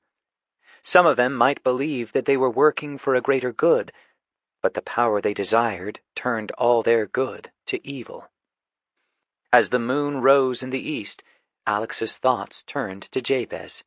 He had read Whalen's journals, and he felt as if he almost knew Jabez. He had learned a great deal from both Whalen's and Jabez's writings, and he had to wonder how Jabez had gone so wrong. He had not always been evil, but he had always wanted power and the praise of others. That desire had turned him away from Whalen and away from the path of a true wizard. A memory of Whalen's voice echoed in Alex's mind. "A wizard should do his work and then be gone." Alex glanced at Whalen in the moonlight. He was sitting quietly beside the boat's tiller, looking at the stars. Alex smiled to himself and wondered how it was that he had learned so much from his friend in such a short time, and how Jabez had failed to learn the same lessons after so many years. Perhaps it was because Jabez was so familiar with Whalen. Maybe he had failed to take the simple lessons to heart. As Alex considered all of this, he realized he didn't really have any questions about Jabez that he needed to ask. There were things he wanted to discuss with Whalen, a few ideas that he wanted to talk over, but no real questions. He knew Jabez well enough, and while he might understand how Jabez had turned to evil, he could not forgive it. When morning came, Alex was still thinking. The winds of Jaro were hardly blowing, so he raised the mage wind once more to carry them south and a little west. As he and Whalen ate their breakfast, he brought up some of the ideas he'd had during the night. The first thing that came to mind was Jabez's belief that ancient places held magic, and that the magic could be used if you knew how to call it up. "He may have a point," Whalen admitted. "I've often found that magic tends to gather, or perhaps linger, around ancient places. I've never spent a lot of time in such a place, though, so I don't know if such magic could be used by a wizard." It would explain why he chose Conmar for his base. "Yes, it could. We'll have to be careful as we approach. If Jabez has found some way to use the magic of the place, there's no telling what he might do with it." What could he do with it? I doubt he could use it for just anything, but that doesn't mean he couldn't use it for some things. "Perhaps. Don't try to overthink it, at least not now. If Jabez can use the magic, well, we will just have to deal with that when it happens." Alex thought about this ancient magic for a few minutes, and then turned their talk to another topic that had been on his mind. What are the people of Westland like? Like most other people, I suppose, Whalen said after a moment of thought. They want to live their lives in peace, or at least with as little trouble as possible.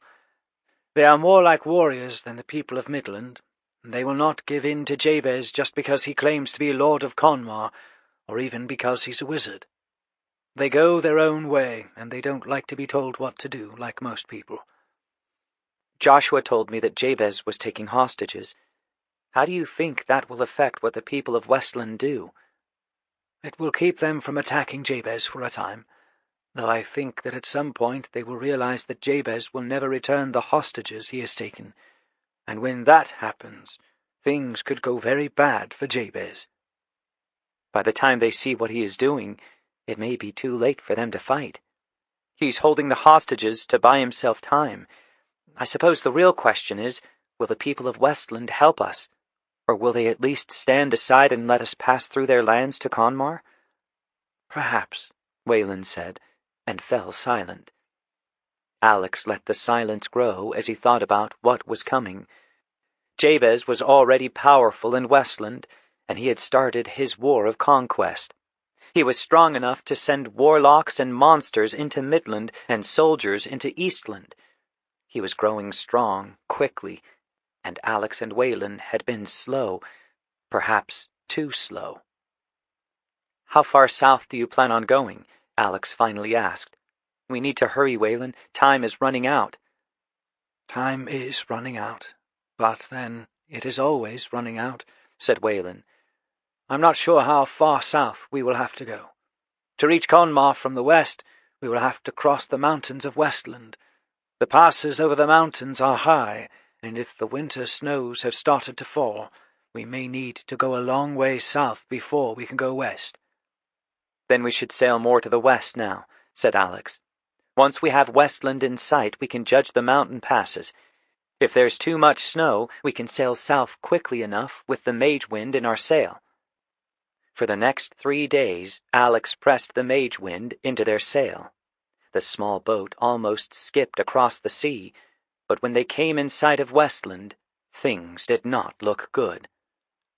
"The mountain tops are hidden by clouds, but I can plainly see snow far down on the slopes," Whalen commented. "South then," Alex said. "South as fast as we can. If we must, we could sail around the southern end of Westland and back north to Conmar." "Those coasts will be dangerous. Jabez is sure to have many watchers along the coast," Whalen said. "I would prefer to come to Conmar by land if we can." "We'll find a way," Alex said, turning their boat to the south. They sailed south, staying just in sight of land. For the first few days the weather was fair, and they saw no other boats or ships as they went. On the 4th day of sailing south along the coast, the weather changed. At first it was only a little rain, but slowly the storm grew around them. On the 5th day the rain came harder, and the wind seemed to change direction every few minutes. It was difficult to see the coastline, as great drifts of fog covered the sea around them. "It's going to get worse before it gets better," Whalen said as the gray evening turned to darkness. "We'll find a way," Alex said again, and fell silent. Long before dawn on the 6th day, the storm had come in full force, and it was all they could do to keep their boat afloat.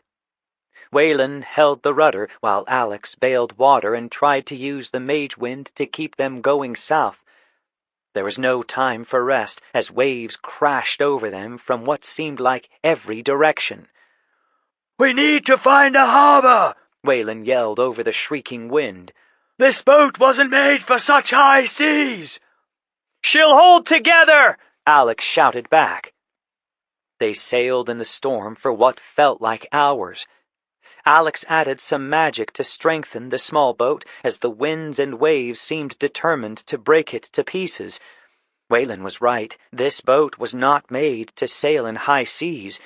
The low sides of the boat allowed almost every wave that hit them to fill it with water, and Alex was only able to keep them from being swamped by using magic. "To the west!" Whalen yelled. "A light to the west!" Alex looked, but saw nothing but waves and fog. A wave crashed over them, nearly knocking Alex down, and for a few minutes there was no time to do anything but keep the boat afloat. When another wave lifted the boat, Alex took a quick look to the west. A beacon could be seen, a bright yellow-orange fire on the shore. "It's a long way off!" Alex yelled. "It might be our only chance!" Whalen yelled back. Whalen held the rudder fast while Alex used the mage wind to fight the wind and sea of Jarro. The timbers of their boat groaned and popped as the storm tried to push them south and east, further from land. Alex redoubled the magic he'd used to hold the boat together, but he could feel the boat tremble like a frightened animal under his feet. Even with his magic, Alex could feel the planks of their boat ripping apart, when suddenly the sea became calm. Surprised, Alex looked around to see what had happened. The rain continued to fall, but the wind had dropped, and the waves had been left behind. They had sailed past a headland to the north, and into a wide harbor where many ships were tied to rocky docks. "We've made it," Whalen said. "Made it where?" Alex asked. "I'm not sure. Before we go ashore, change your sword and take out your staff. We will travel as ourselves here. The time for hiding is over." "Perhaps, but it would be best if you remain hidden from Jabez, at least for now." Chapter 14. The Dragon's Trap. It didn't take long for Alex to retrieve his staff and his magic sword from his magic bag. He attached the sword to his belt and immediately felt more like himself. "We will declare ourselves openly," Whalen said, "but do not say more than is needed. Say you are a wizard, but not that you are a dragon lord." "Will that matter to these people?" Alex asked. "I doubt it, but it would be best to leave some things hidden," Whalen answered. Ready for whatever lay ahead, Alex summoned up a light mage wind and guided their boat toward the docks. Before they were close enough to call out, Alex could see several men gathering on one of the docks, and Whalen worked the boat's rudder to guide them to the group. Alex noted that Whalen had been right. These men did look more like warriors than any of the other men he'd seen in Midland. They were alert and looked to be ready for anything. "Well met," a man holding a lantern called as they approached the dock. "I am called Brock. I am the harbour master here." "Well met," Whalen called back. "May we come ashore?" "We'd hardly put you out in a storm such as this," Brock said. "Yet caution demands we know something about you before we welcome you to our city." "We will gladly tell you all we can, but perhaps we can find some place drier to talk," Whalen said. Brock nodded and caught the rope that Whalen tossed to him. Their boat was quickly secured to the dock, and Alex and Whalen stepped ashore. Alex noticed that the men from the city kept their distance, and that at least 3 of the men carried crossbows under their cloaks. "Lucky you made land at all in such a small boat, and in such a bad storm," Brock said. "It was more than luck," Whalen answered in a pleasant voice. "But I do wonder what city we've managed to come to." "We'll talk indoors," Brock said, waving his lantern and starting off down the dock. Alex and Whalen followed, and the men from the city followed them. They left the docks behind and went up through the winding roads of the city. They walked in silence for a long time, and Alex guessed they were several hundred feet above the sea and nearly a mile of winding roads from the docks. "In here," Brock finally said, stopping before a heavy wooden door. Glancing up, Alex could see that the building was some kind of fortress. The men who had followed them from the docks had fallen behind, but Alex knew they were there, and that their numbers had more than doubled. These men were afraid of something, and Alex wondered what kind of trouble he and Whalen had just walked into. Brock led them through the doorway and down a long hall that had no decorations of any kind. At the end of the hallway, they entered a large round room with a round table and a dozen chairs around it. Except for the lantern Brock was carrying, the room was dark, but Alex knew it was not empty. Brock placed his lantern on the table, motioned for them to sit down, and shuffled to the far side of the room. "Any trouble?" a soft voice asked. "No, my lady," another, deeper voice answered. Alex, listening with his wizard's ear, could hear the lowered voices plainly. There was trouble here, but he wasn't sure just how much. He took a chair next to Whalen, letting his eyes look beyond the lantern light. He could see a dozen men standing silently near the wall on the far side of the room. Each man held a crossbow pointed at Whalen and himself. "They have the look of wizards, but I see no magic," the soft voice commented. "Just men, then?" her companion asked. "Doubtful, considering how they arrived here. Use caution. There is something about them, but I cannot make it out," the soft voice answered before trailing off. A large man stepped into the light. "Forgive me, gentlemen, for your long march." His deep voice filled the small room. "You are doubtless tired from your travels and hungry, I dare say.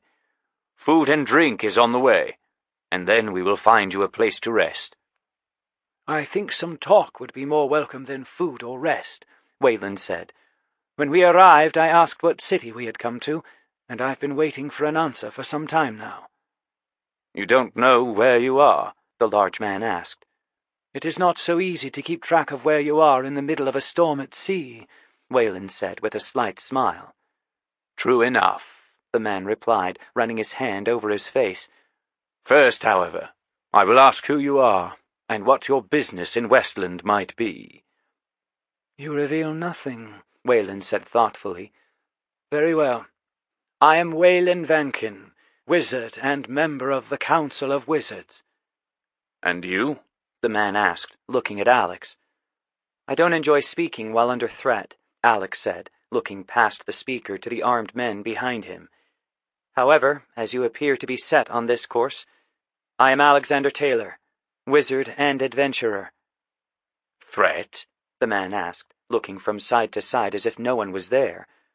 "Clearly there is no threat here for a wizard, and even less for two." "Little enough," Whalen said, giving Alex a warning look. "Come now, sir. Will you not tell us who you are and what city we have come to?" "I am Timold, lord of this city, and before I say more I will ask that you both place your staffs on the table in front of you, and move back toward the door," he said sternly. "I had hoped for a friendlier greeting," Whalen commented. "You will be held under guard until such time as the King's Council can decide what to do with you," Timold said. "We don't have time for this nonsense," Alex said, his dragon's temper starting to rise. "Lay down your staffs and move back," Timold repeated. "There is no need for this," Whalen said. "Lay down your staffs, or we will use force," Timold almost shouted. "Enough of this!" Alex shouted back. With one quick move, Alex was on his feet, his staff held up and ablaze with a pure white light that filled the room. He magically froze the crossbows, so when the men behind Timold all tried to fire their bolts, they found their crossbows useless. Many of them dropped their crossbows and tried to draw their swords. "Enough!" Alex repeated, raising his hand and freezing the swords in their scabbards. "Alex, be calm," Whalen said. "I'm sure we can make Timold see reason. It will just take some time." "We've wasted too much time already," Alex replied. "I can see Jabez's hand at work here. Fear and mistrust fills this land already. We are not your enemy, Timold. We do not serve the so-called Lord of Conmar. We have come to destroy this evil, or at least drive it out of your lands. If you will not aid us in our quest, then stand aside and let us pass." "You claim not to serve the Lord of Conmar, yet you use magic against us," Timold replied, tugging on his frozen sword. "How can we know why you have come here and who you serve?" Alex could see that his temper was creating a problem instead of helping them find answers. He took a deep breath to calm himself and considered Timold's question. How could he prove that they didn't serve Conmar? "Before I answer, tell us what city we have come to," Alex said. "Knowing where we are might help us to answer your questions." I don't see how knowing where you are can help in any way, Timold said. However, I can't see that it can hurt either. You have come to the city of Valora, capital of the southern kingdom of Westland. Valora, Alex repeated. There is one among you, Joshua by name, nephew of your king. He will know me, and he will speak for me. Lord Joshua is not here, Timold said. He did not return from his quest in the east, and it is rumored that— He has been taken by the Lord of Conmar's men, Alex finished for him. I was afraid this would happen, Whalen. We should have done more for him. What more could we have done? Whalen asked. You know Lord Joshua? Timold asked, his tone softening. I met him in Eastland and helped him to escape some men who had come from Conmar, Alex answered. The three of us traveled together to Midland. He was going to make his way home from there. Whalen and I had made other arrangements for our own travel, and so we parted company nearly 8 months ago. Your words ring true, and the timing seems right, but— Timold stammered. There is a way. A figure in a hooded cloak stepped forward for the first time. It was the softer voice that Alex had heard when they first entered this room. Alex looked at the figure, and he could see magic around it, strong magic that was trying to hide itself and its owner. Alex smiled slightly, because he knew that the voice was too musical for a human. It was the voice of an elf. True wizards cannot lie if they swear by their staff, the elf said. We know something of Master Vankin, but his fiery young friend is a mystery to us. Still, if they will swear by their staffs that they mean no harm to your people, that they do not serve the evil in Conmar, you may trust what they say. Will you so swear? Timold asked, looking from Alex to Whalen. Gladly, Alex and Whalen answered together. A wizard swearing by his staff was a simple and powerful test, but it required magic. Alex worried that the act of swearing by his staff would reveal Whalen to Jabez, but he didn't try to talk Whalen out of it.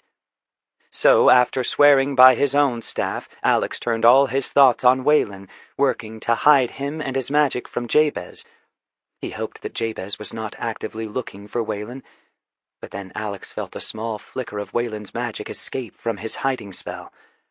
Even though it was small, it was like a blazing light shooting across Alex's mind, and he knew that if Jabez was looking at all, he would see the same light. Alex concentrated and with great effort pushed the flash of magic away from Whalen and out across the stormy sea. Alex hoped that Jabez would think that Whalen was somewhere out at sea, and perhaps even believe that Whalen had been lost at sea, but Alex didn't think they would be that lucky. Alex looked up and saw that the hooded elf was watching everything he did, as if trying to see something that wasn't there. He wondered how much the elf might know, and how much she only guessed at. Alex's own magic had hidden Whalen and himself from Jabez, but he wasn't sure it would hide them from a very magical elf who was looking right at them. We will find you a place to rest, and then discuss what we can do to help you in your quest, Timold said. Rest can wait. We are farther south than I thought, much farther, Whalen said. We should talk to your king, Lord Darthon. I'm sure he will have a great interest in our plans. That will not be possible, said Timold. Lord Darthon has fallen ill, stricken by some sickness that we do not recognize or know. What are his symptoms? Alex asked in concern. He lies in his bed like a dying man, unable to eat or even speak. His eyes are open, but he is unable to see. Our healers have not been able to do anything for him, and they fear for his life, Timold answered in a troubled voice. How long has he been this way? Whalen asked. He has been ill for some time. For weeks now, he has been listless and distracted, one might say lost in his own mind. His condition worsened about 10 days ago, Timold said. Take us to him at once, Whalen said, jumping to his feet. This sounds like some devilry of Jabez is making. Some magical sickness he sends to weaken your people. Devilry, to be sure, but even our friends, Timold bowed slightly to the elf, are unable to help him. We may be able to help where they cannot," Alex said. "Please, you must let us try." "I don't think—" Timold started, but the hooded elf interrupted him. "It is said that wizards see what others cannot. Perhaps they can find what troubles your lord where I cannot." Timold nodded and led the group out of the building and into the streets of Valora. A dozen men and the mysterious elf accompanied them through the light rainfall. The sky was lighter now, though the storm at sea would prevent any real sunshine through the clouds. It seemed that everything in Valora was made of gray stone, which was depressing in the rain. The buildings, while well made and richly decorated, looked cold and cheerless in the early gray morning light. Even the empty streets were made of crafted stones carefully laid into patterns that Alex couldn't quite make out.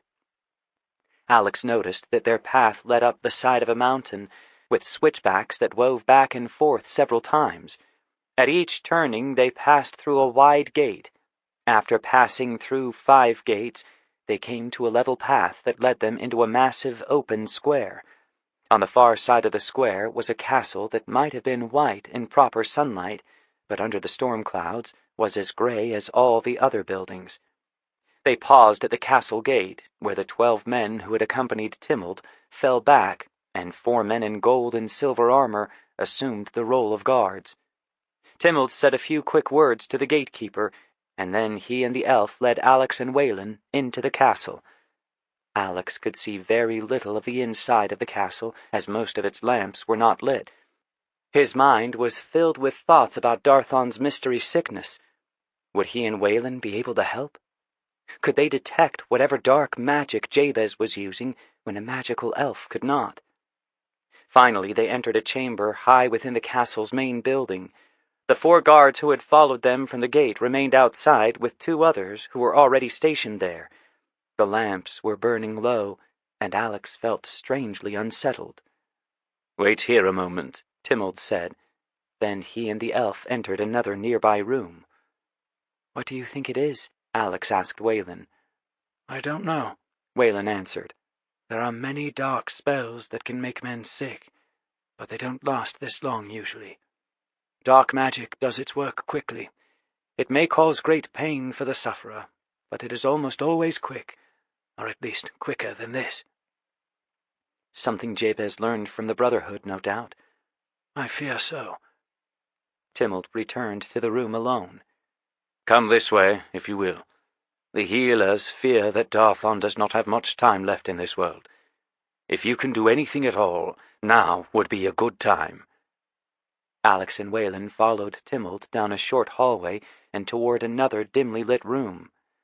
Timold entered first, followed by Whalen. Inside the room, 8 or 9 shadowy figures crowded around a bed. On the bed lay a man, about 50 years old. A woman sat beside him, who Alex suspected was his wife. Whalen marched up to the bed and looked down at the man with concern. "We will assist in any way Whalen started to say, and stopped. Alex, still standing in the doorway, froze in place. He took a deep breath and smelled magic in the air. Licking his lips, he could almost taste it, and he knew that this illness was not the work of Jabez or any other wizard. "Whalen, get them out," Alex said in a deep, growling voice. "It is a trap. Get them all out. I will go for Darthon." "What? Alex, I don't understand. What do you mean?" "The dragon," Alex answered. "Please, get them out of here." Alex didn't wait to see if Whalen understood him or did what he asked. His mind had already moved away from his body and into a magical place that was both real and unreal at the same time. It was a place created by the mind of a dragon, and Darthon had been trapped there for a long time. Alex blinked a few times to clear his vision and found himself in a wide, shadow-filled valley. Multicolored boulders formed strange shapes like nothing he'd ever seen in the real world. Plants and trees were everywhere, but they were all dead and gray. There was nothing green or living that Alex could see. An empty riverbed snaked through the valley floor, and Alex followed it as he began his search. Walking was difficult, as the rocks in and along the empty river were large and jagged.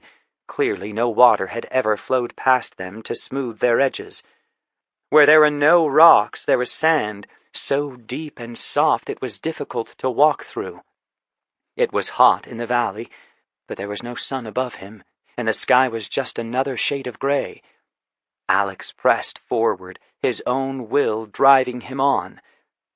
Minutes or hours passed, and nothing really changed. Time and distance were meaningless here, and it was only Alex's willpower and magic that kept him moving in the right direction.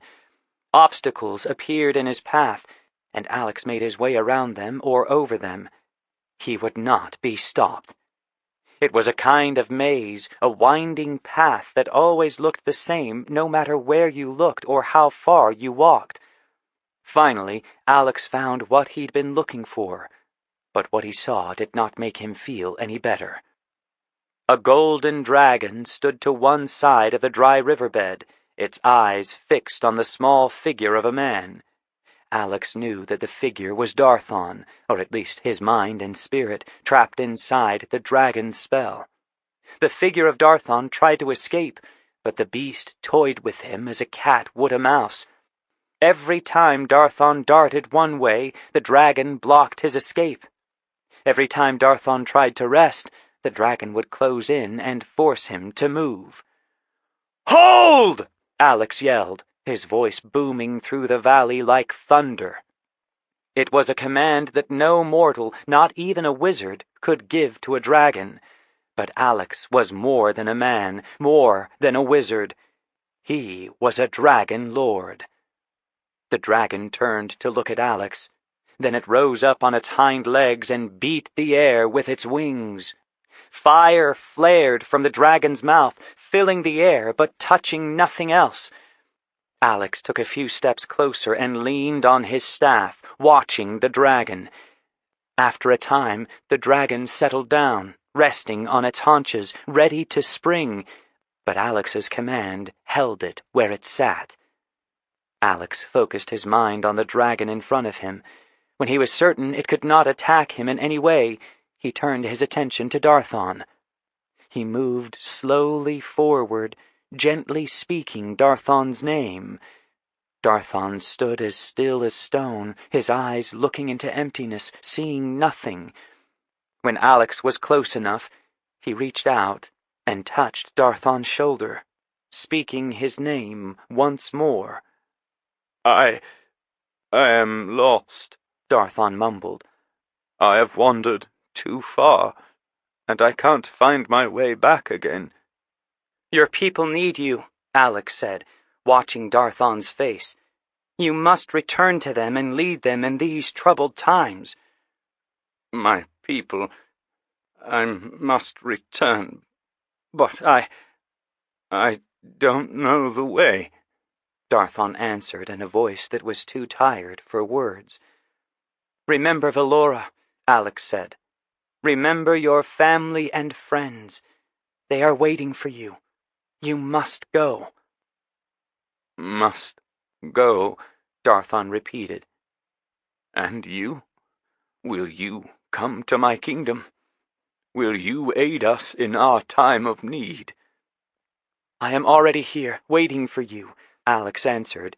He summoned a weir-light, and a small ball hovered at eye level. It was the brightest thing in the entire valley, and the dragon roared in anger. Darthon turned toward the light, like it was the sun. Retrace my path, Alex said to the weir-light. Lead Darthon home. The weir-light bobbed and spun, making Alex smile. Go now, Alex said to Darthon. Follow the light. I will be there when you wake. The weir-light began slowly floating back along the dry riverbed. Darthon didn't say anything, but he managed a weak smile. He lifted one hand, reaching for the light, and started walking. Alex watched him until Darthon and the weir-light vanished into the distance. He knew that Darthon was making his way home. Alex turned to face the dragon. The golden dragon remained ready to attack, but sat motionless. For a moment, Alex considered taking his second true form as a great, true silver dragon. In this magical place he could do so easily, and just as easily destroy the enemy in front of him. He looked at the dragon once more, and then moved forward without changing. "You know what I am," Alex said. "You know what I can do if I choose to." The dragon did not answer. It simply nodded its head, and then looked down at the ground, almost as if ashamed. Alex had not expected this. He thought the dragon would speak to him. At the very least, he thought the dragon would try to bribe him or convince him that it had done nothing wrong. He let the silence grow between them, and with it, his anger began to grow as well. "You serve the evil of Conmar," Alex said in a cold voice. "You do the bidding of the evil wizard Jabez. Have you nothing to say? Speak for yourself. I command you to speak." The dragon lifted itself on its hind legs once more. Flames and smoke issued from its mouth, and it let out a roar of pure rage mixed with a deep agony. Stamping the ground and flapping its wings, the dragon twisted and twitched as if in great pain, but it said nothing. Finally, the dragon calmed and turned its head away from Alex, unwilling to face him. "You cannot speak," Alex said, suddenly understanding.